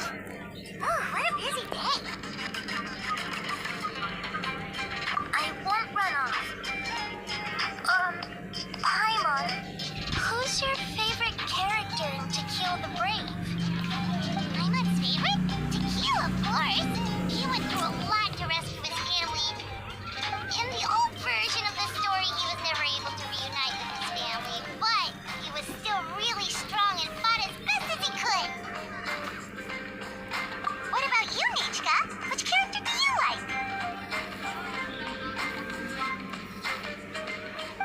I like Remark. Oh, the one who was possessed by Qualikwe, but never forgot his brother to kill. He was also an amazing character. If it wasn't for his determination, both he and his brother would have been defeated by Qualikwe in the final battle. Of course, a story's only interesting if you can really get immersed in it. Hey, Nechka, why don't we play pretend? You can be Rima, and Paimon will be Tequila, okay?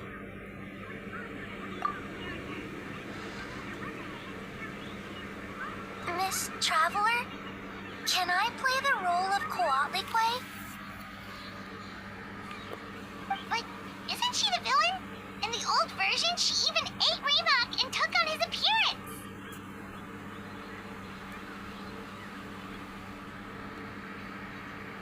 Ah, right. She read the version with a happy ending. And that one, Quatlique was defeated and the brothers both survived. Well, it doesn't matter. Only the lines at the end were different. You can go on ahead and say your favorite lines, Nechka. Paimon's read both versions, so she'll be able to play along. My favorite line is the one from the end. It's... Come here, Nechka. Look at you. You're sweating. Mom! Let me wipe your forehead. Now, drink some water. This child. You forget everything as soon as you start playing. We've picked something out for Nechka. Apache Pelan will deliver it to Auntie's house once he's packaged it up. How was Nechka? Oh, we were just about to get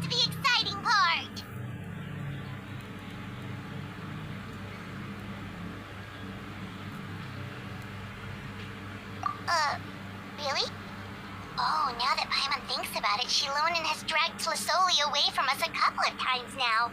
But why? Let's talk later. Just trust me and act normal for now. Oh, we should head to our last stop, Auntie. It's real hot today, and we shouldn't let Nechka be in the heat for too long. Right. Let's go see Chevin and head back home.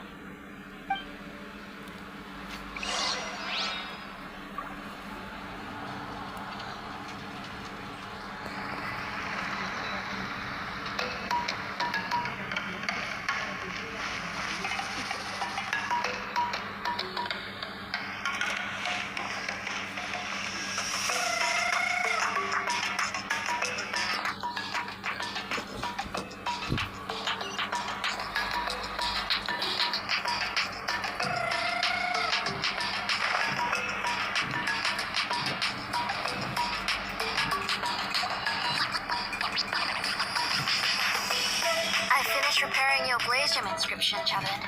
I've also reinforced it, so it shouldn't fall apart so easily now. Thank you. How about the volcanic crystal? Was it usable?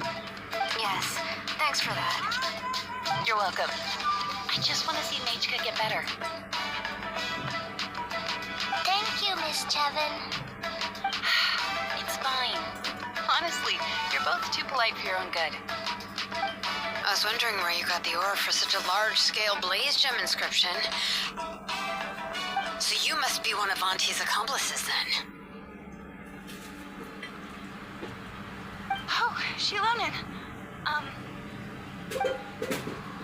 We already know what's going on. You had me worried there. I thought we'd been found out. We'd be in real trouble if McCall ever got wind of it. To be honest, I won't be able to cover it up for much longer. I've been traveling away from home every few days, and the ore reserves have noticeably decreased. The last time the call came and asked me about it, I could only say that I'd been using up a lot of ore to research new styles of jewelry. As for why I had been leaving so often, I said that I had found a new ore vein and wanted to extract some new gems from it. Sorry. I've been talking my head off. Please, come in and have a seat. Sure, we can sit for a moment, but... Miss Chevin, can I go see some of the jewelry over there? You mean Amisha's work? Sure, go ahead. Remember to stay in the shade as much as you can. Paimon wants to go too! We'll go together. Paimon hasn't looked at Natlan's jewelry very closely yet. Really? Then Paimon's gonna take a good look at what they have.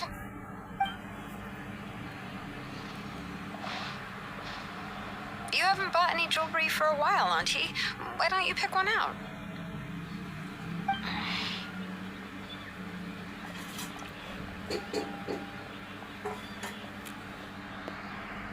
Come on, Nechka! We don't know anything about Natlan's jewelry, so you can help us pick something out. Miss Traveler, Come here, Nechka. Huh? Sorry, Chevin and Shilonen, but it's already getting late. We should be heading back now. It'll be Nechka's birthday in a few days, and there's still a lot for us to do before then. No problem. I'll be sure to bring her some beautiful jewelry to celebrate. Mom,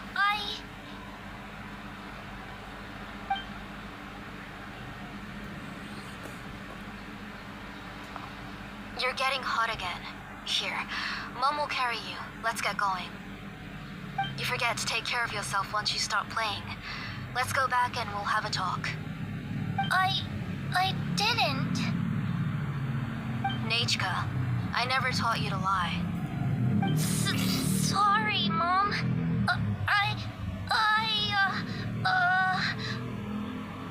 Nechka's looking at us. Paimon feels like something's not right. What should we do? No, Nechka was having so much fun today that she forgot the time. It's not a big deal. let me help carry her home. I'm worried you would also have to recover if you carried her the whole way. No, it's fine. I'll carry her. Let's go, Nechka. It's time to go home.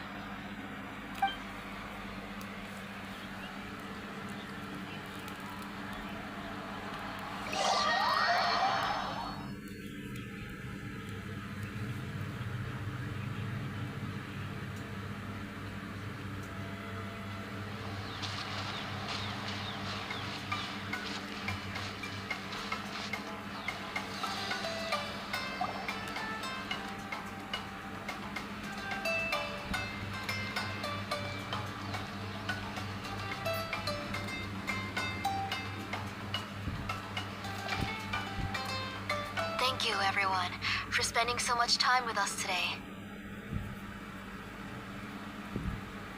Please be sure to come to Nechka's birthday party.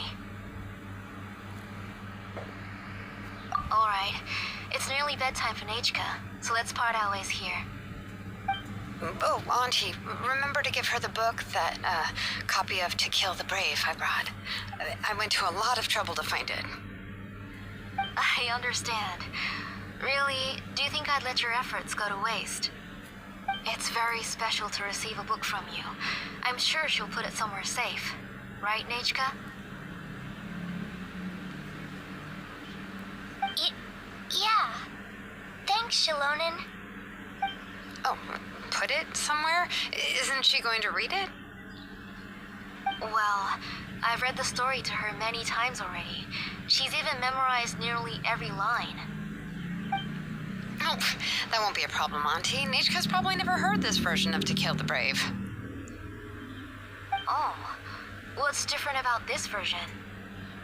The majority is about the same, but the ending is different from the one that you bought her.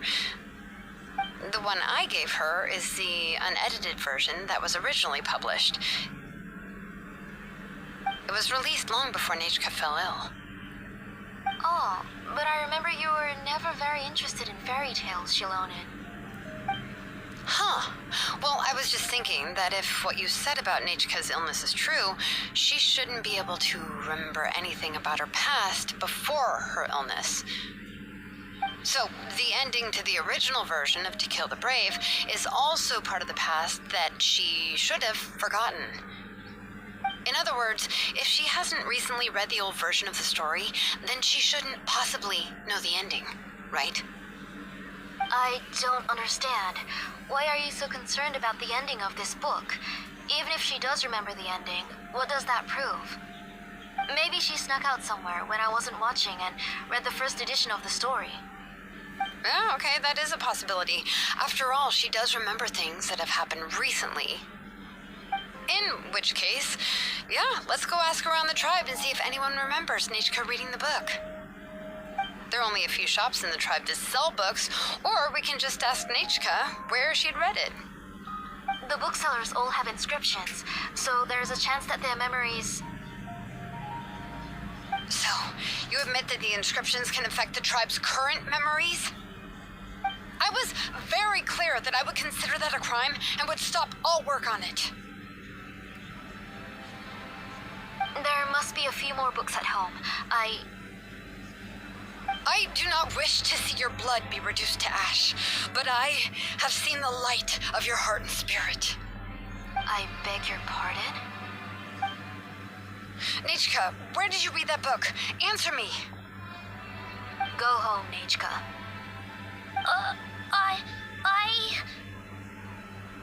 Are you disobeying me? You're the one who wrote me the letter, Nechka. You're the one who wanted the book. Only you can speak for yourself. We're listening, Nechka. Right here, right now. Remember my name, brother.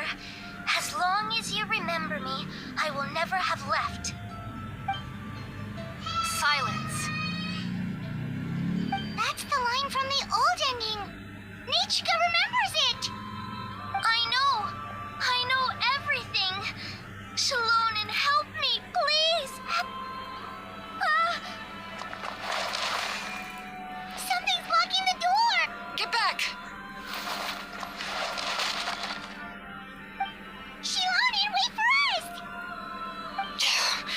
tunnel is blocked. We can't go in. There might also be traps. Whoa. What are all those things on Nechka's walls? It seems Auntie put all the extra inscriptions she made here. If she's trying to finish that ancient name, there's only one place she could go. Come on, follow me.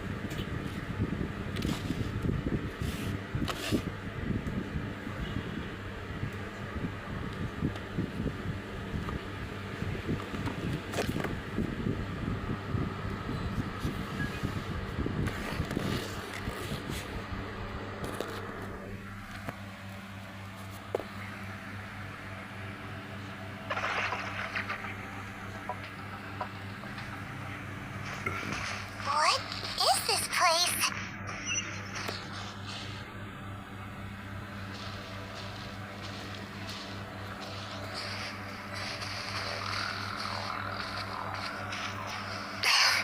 Auntie's workshop. It was supposedly closed after she stepped down from her position in the tribe. But it appears that we've all been deceived.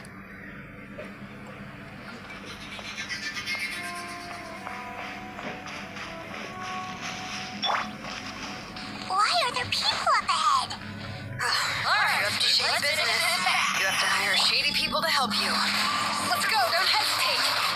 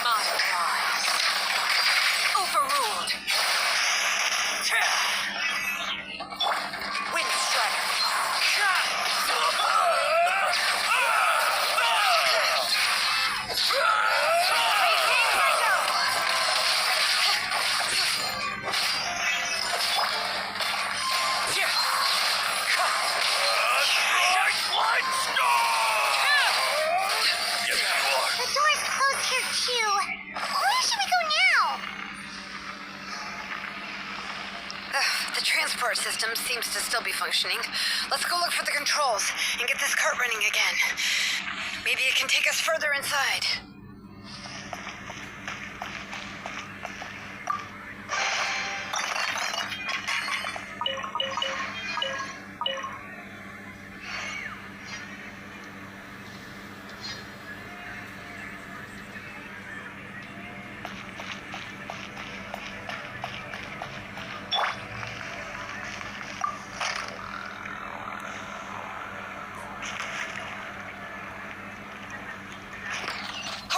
Let's keep going!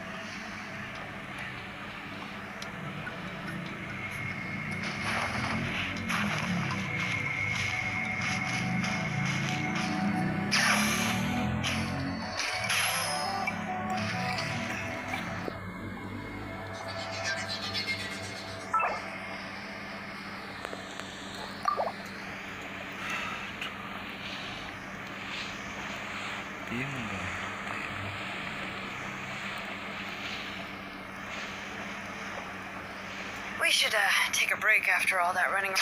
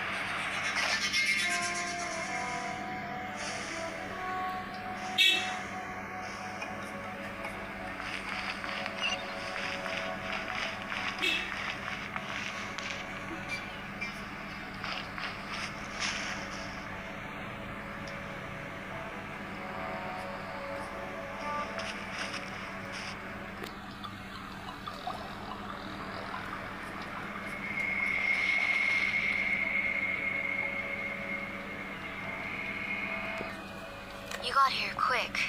Impressive. Nechka's up there! What are you planning to do to her? I never lied to you. All this time, I've only been trying to save my daughter. Even though she's not my daughter yet. But once everything is over, she will really become my Nechka. What is she saying? Is she not Nechka? So you figured it out. I want to use memories to awaken my Nechka.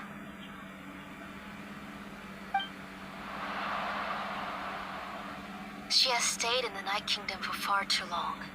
She's afraid of the dark and cold. I'm the one who made her stay there alone, so I must bring her back. Don't worry, Nechka. Mom hasn't forgotten anything. She has always remembered your name. I'm afraid so. Then, who's that girl lying up there? She's a child from my tribe. Her parents were killed in the same abyss attack. But wouldn't you know it, her birthday is the same as that of my Nechka. I raised her and took care of her for many years. I thought that taking her in would help me feel better. I was so happy the first time she was willing to call me Mom. But then, I suddenly felt very, very scared. Is she really my child? My child's name is Nechka. It could only be Nechka.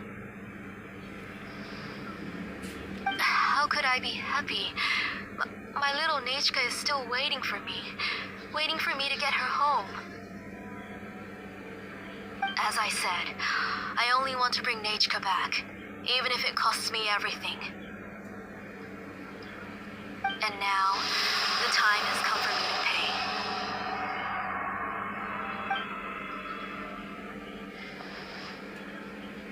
As for my useless ancient name, it's finally time to put it to good use. If you're not willing to help me, then you can become the fuel for Nechka's ancient name.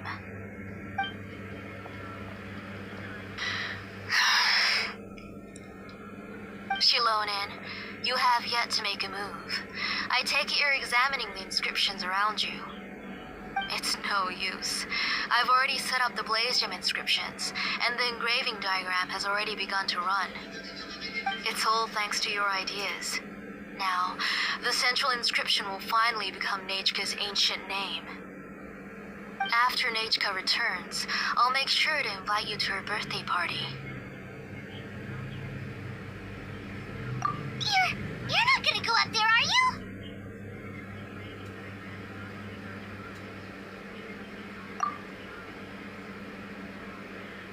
There's a flaw in this engraving diagram. The weak point is almost about to activate. So on my mark.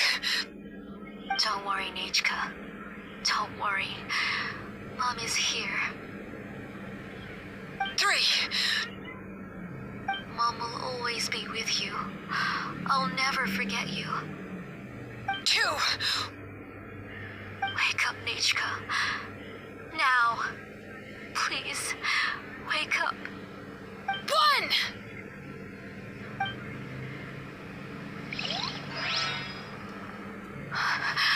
It's alright. It's alright. You'll see Mommy soon. Nechka.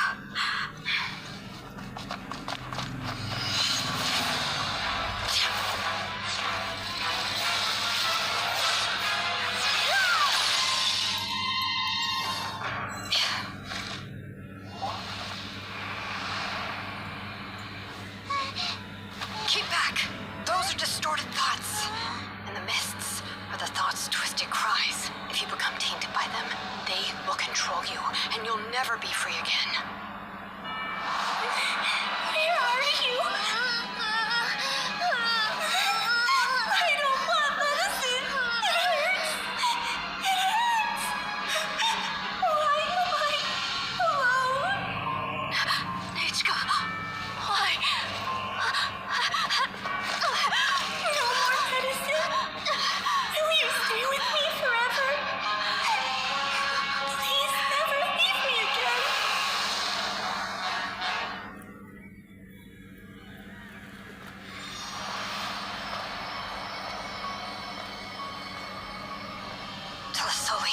You're the one who twisted Nechka's name into a shackling prison.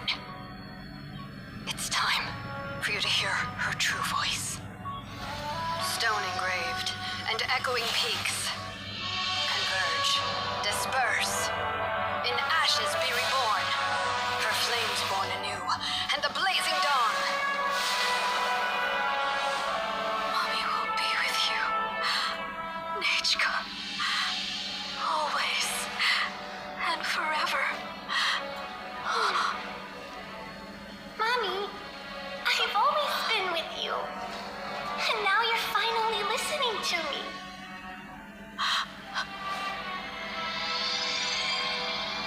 The old birds the new, as flowers shield the roots, so life ever cycles until we return to the We've known each other a while, but we've never met. You're Nechka? Yes, but I still don't know your name. My name's Nepeka. It really suits you.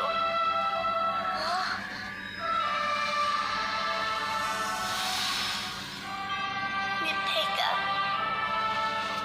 I bless you from the past and wish that every day of your future will be filled with peace and happiness. Every jerk.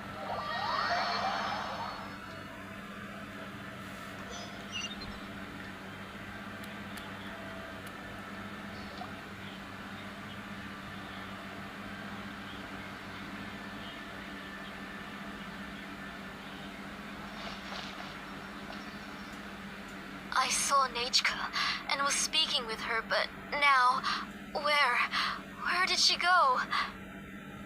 Nechka? Nechka? Where are you? Answer, Mummy. Please. Please. Shilonen, you saw her too, didn't you? You saw my little Nechka. I felt her hands and hugged her. I was right. I was right. Those gray shadows were just a minor mistake. I just need to restart the ritual again. Alright, I'll start it again and Nechka will... Have you still not come to your senses, Auntie? What senses? I was not wrong. Nothing about what happened was wrong. She's just a little upset and was trying to ignore me. That child sure knows how to throw a tantrum. But I understand. I can accept that. Enough, Tilsoli! The person you summoned with the Blaze Gem inscription wasn't the real Nechka at all. You collected memories of Nechka from countless people, but you forgot one thing. Among what you gathered were not only real memories, but also countless emotions. Didn't you realize what kind of emotions people would feel upon seeing Nechka's condition? When people held a dying child's hand, when they felt her faint breath and saw the helplessness in her eyes, when they sensed her body growing colder and colder, what could they feel but abject pain and sorrow? I took those emotions. You absorbed those emotions into the Blaze Gem inscriptions and solidified them as a piece of her past. Those gray figures were projections of that past. They could only reproduce the appearance of Nechka in her sickly state. What the real Nechka wished to say was drowned out by those twisted and painful thoughts. I didn't want things to turn out like this. All I wanted was to remember Nechka, to see her again. Nechka has always been with you, Auntie. Everything has long been recorded on your ancient name, the one you said was useless. You exhausted every option and sacrificed everything in the hopes of saving your daughter. That is undeniable. But have you forgotten the true meaning of your own ancient name? My ancient name is Untuku. The immovable unlovable love between you and Nechka has already been recorded in your ancient name, but you chose to ignore that. Names are blessings from the past to the future. You told me that, Auntie. You gave Nechka her name, her first blessing. But now, you've turned her name into a prison by taking an innocent child captive, and you've imprisoned yourself. Nechka is everything to me. Without her, I can't see any future for me. And as for blessings, what blessings have I had since the day she passed? I see her in my dreams every day, grasping my hand, telling me she's in pain, asking me to hold her.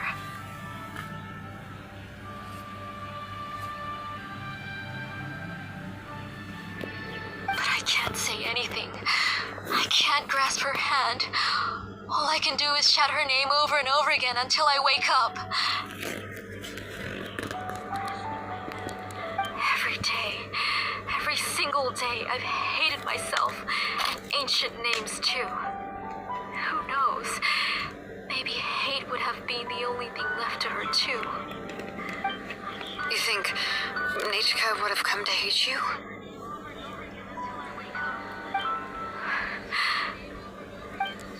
Auntie, do you still remember the last words Nechka ever said to you?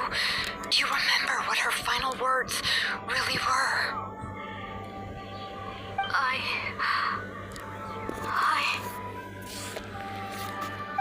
The reason you haven't felt blessed is because you've forgotten the true past. Auntie, you've been wallowing in memories of your imagination and refused to let go of them. A name without a past is nothing but a withered tree with no roots, rotting without a future. It's over, Auntie. It's all over now. Slowly now. Why don't you stay lying down? Oh, on second thought, this might not be the best place to rest. Shilonen, Nechka, Napacha can already stand now, so we made our way over. Thank you, Paimon and Miss Traveler. I'm fine, really. The real Nechka helped me just now, so it doesn't hurt much anymore. That's good. If you became Nechka, then this story would really become the To Kill the Brave. This isn't the place to chat. Come on, let's get out of here. But what about Tlasoli? Oh, don't worry. She won't be able to cause any more trouble now.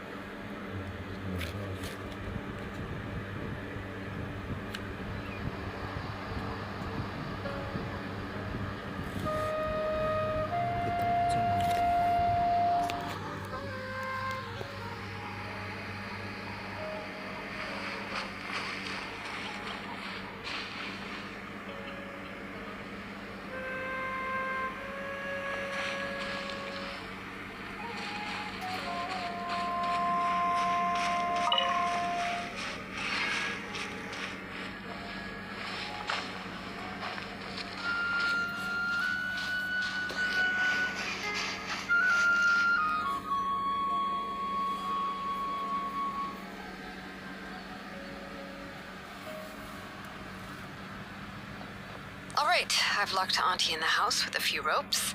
I'll take her to the tribe shortly to be punished for what she did. As for now, we can get away from the house and get some sun. After dealing with all of that, I'm completely out of energy. She's already planned out everything. Shilonen sure doesn't waste time. It's still so scary to imagine. Tasoli wanted to turn her adopted child into Nechka, and she even nearly succeeded. Yeah, she was so cool in the final moments. She went right into action and took control of the situation instantly. Well, it's all thanks to Nepeka's resilience. She never gave up.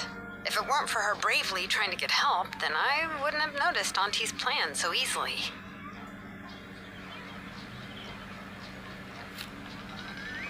It was thanks to all of you encouraging me. After all, this was already the last idea I could think of. I tried to get the attention of many others who visited before, but they were all either quickly whisked away by Tlasoli or simply refused to believe me. Even if I told them everything, Tlasoli would just blame my illness to cover it up.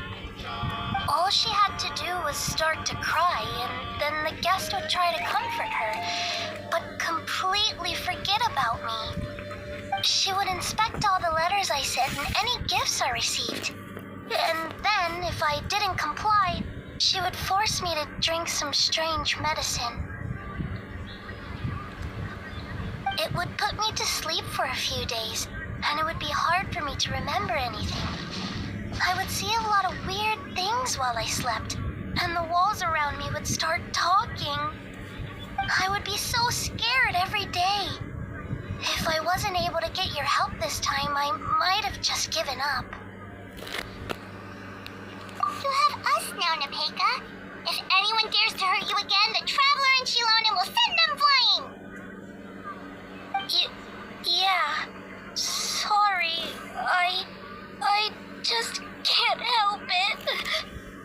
You are already super brave, and you even managed to call Shilonen for help. Oh, you definitely found the right person. Shilonen isn't the kind of person who gets distracted easily by crying. She pays attention when someone's talking and doesn't miss a beat. And it was because of your help that I was able to pick up on the details. Without you, it would have been extremely difficult for her to communicate that she needed help.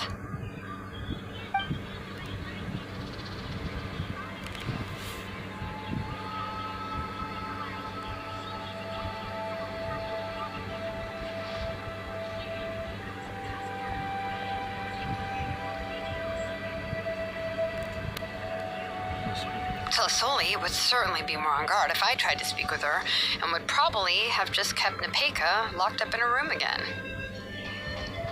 So we had a part to play too! But where did Tlasoli even get the confidence to try this scheme? When Nechka was alive, surely many tribe members would have tried to help her. Was she not scared that someone would realize that Nepeka wasn't Nechka?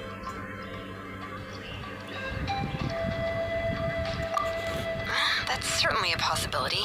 The inscription she created would not only collect information related to Nechka's past, but also actively erase people's memories of Nechka.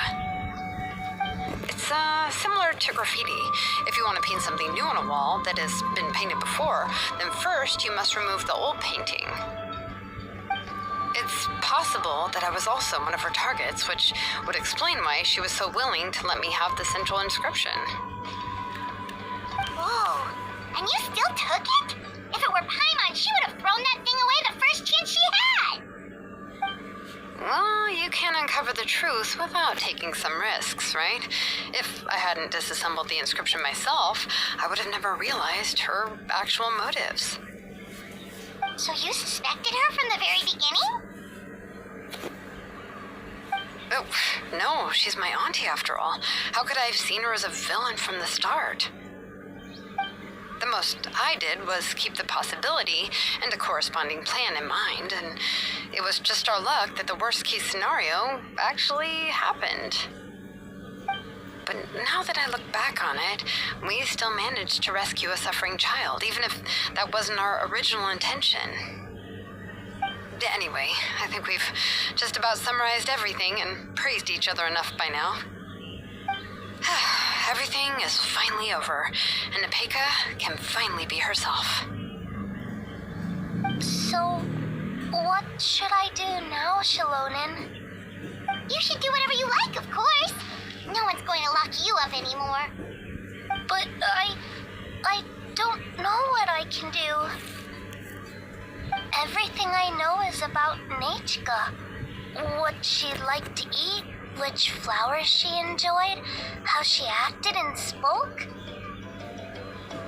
I'm not her, but I can only be like her. I don't know, Shalonen. I just don't know. Oh, don't worry, Nepeka.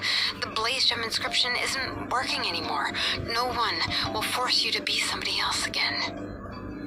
But I no longer remember anything about myself now besides my name. What if I never remember my life and lose all of my past? I'm scared, Shalonen. What should I do? Oh, don't cry, Nepeka.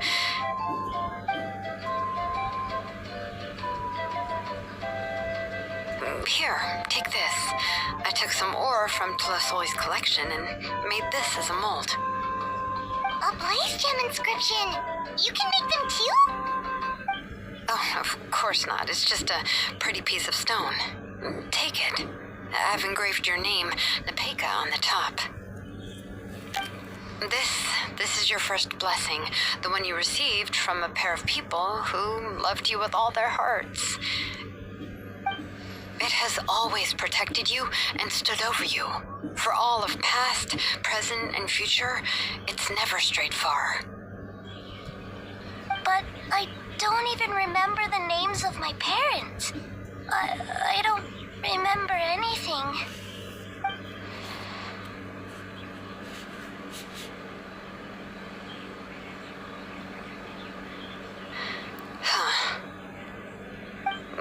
I won't make any big promises and say everything will return to normal. I'm not sure what kind of future you will face. I can only promise that no matter what the future holds, your name will never fade. This is a blessing given to you by a name engraver. You'll continue to grow and mature as a sapling sprouts upward and becomes a healthy tree, or as birds spread their wings to fly high into the sky. Your name is your starting point, as well as your guide. Remember your name and everything you've experienced, and you'll know how to step into your future. I'll do my best. You can do it, Nepeka.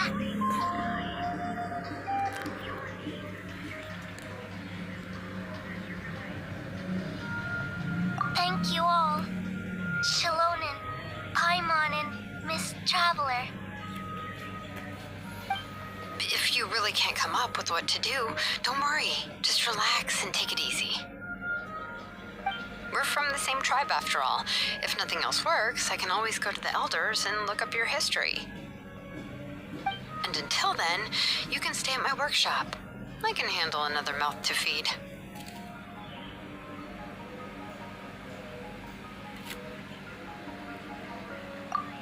I don't know if the plan will work. I'm not even sure who I should look for. Well, rather than placing our hopes on a plan that relies so heavily on luck, we should just focus on ourselves. Well, anyway, enough about all that for now. Let me take Tlasoli back to the tribe first. Oh, come with me, Nepeka. Oh, gosh. I nearly forgot that we haven't even had dinner yet. What would you like to eat? Huh? Oh, anything. I'm not picky. Oh, good.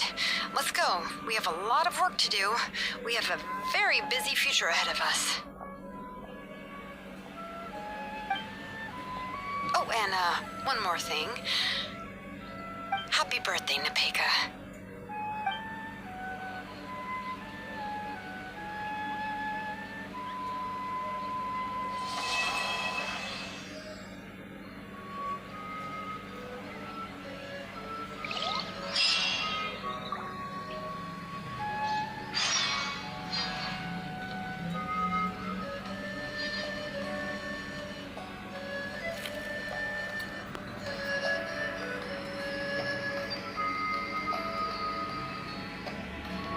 Boats are made for transferring commodities back and forth, and those that come across me.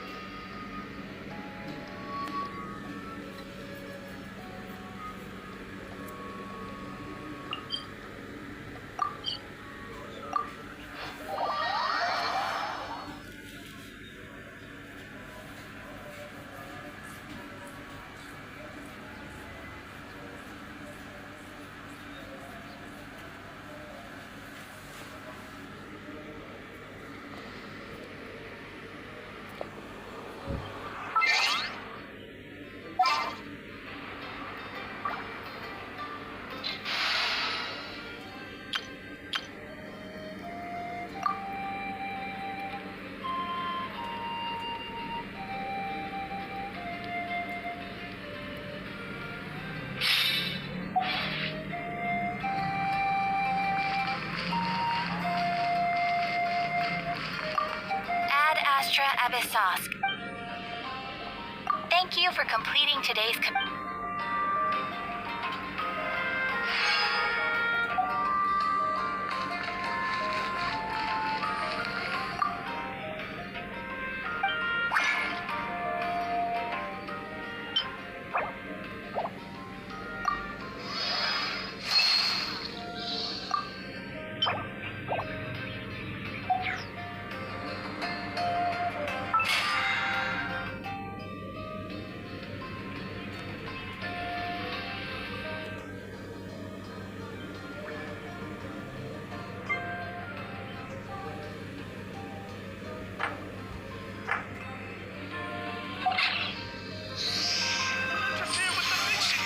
If you don't keep your voice down. What a place.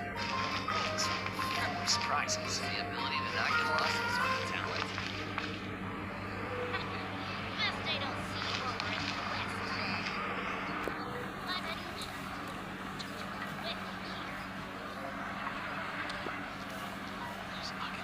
west.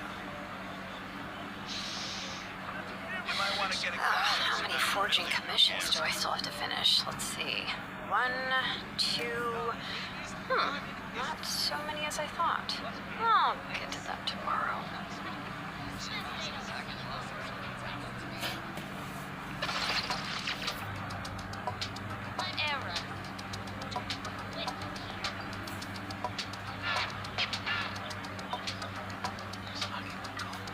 You might want to get a guide if you're not familiar with the area. Here with the mixing process, if you don't keep your voice down. Is the ability to not get lost some sort of talent?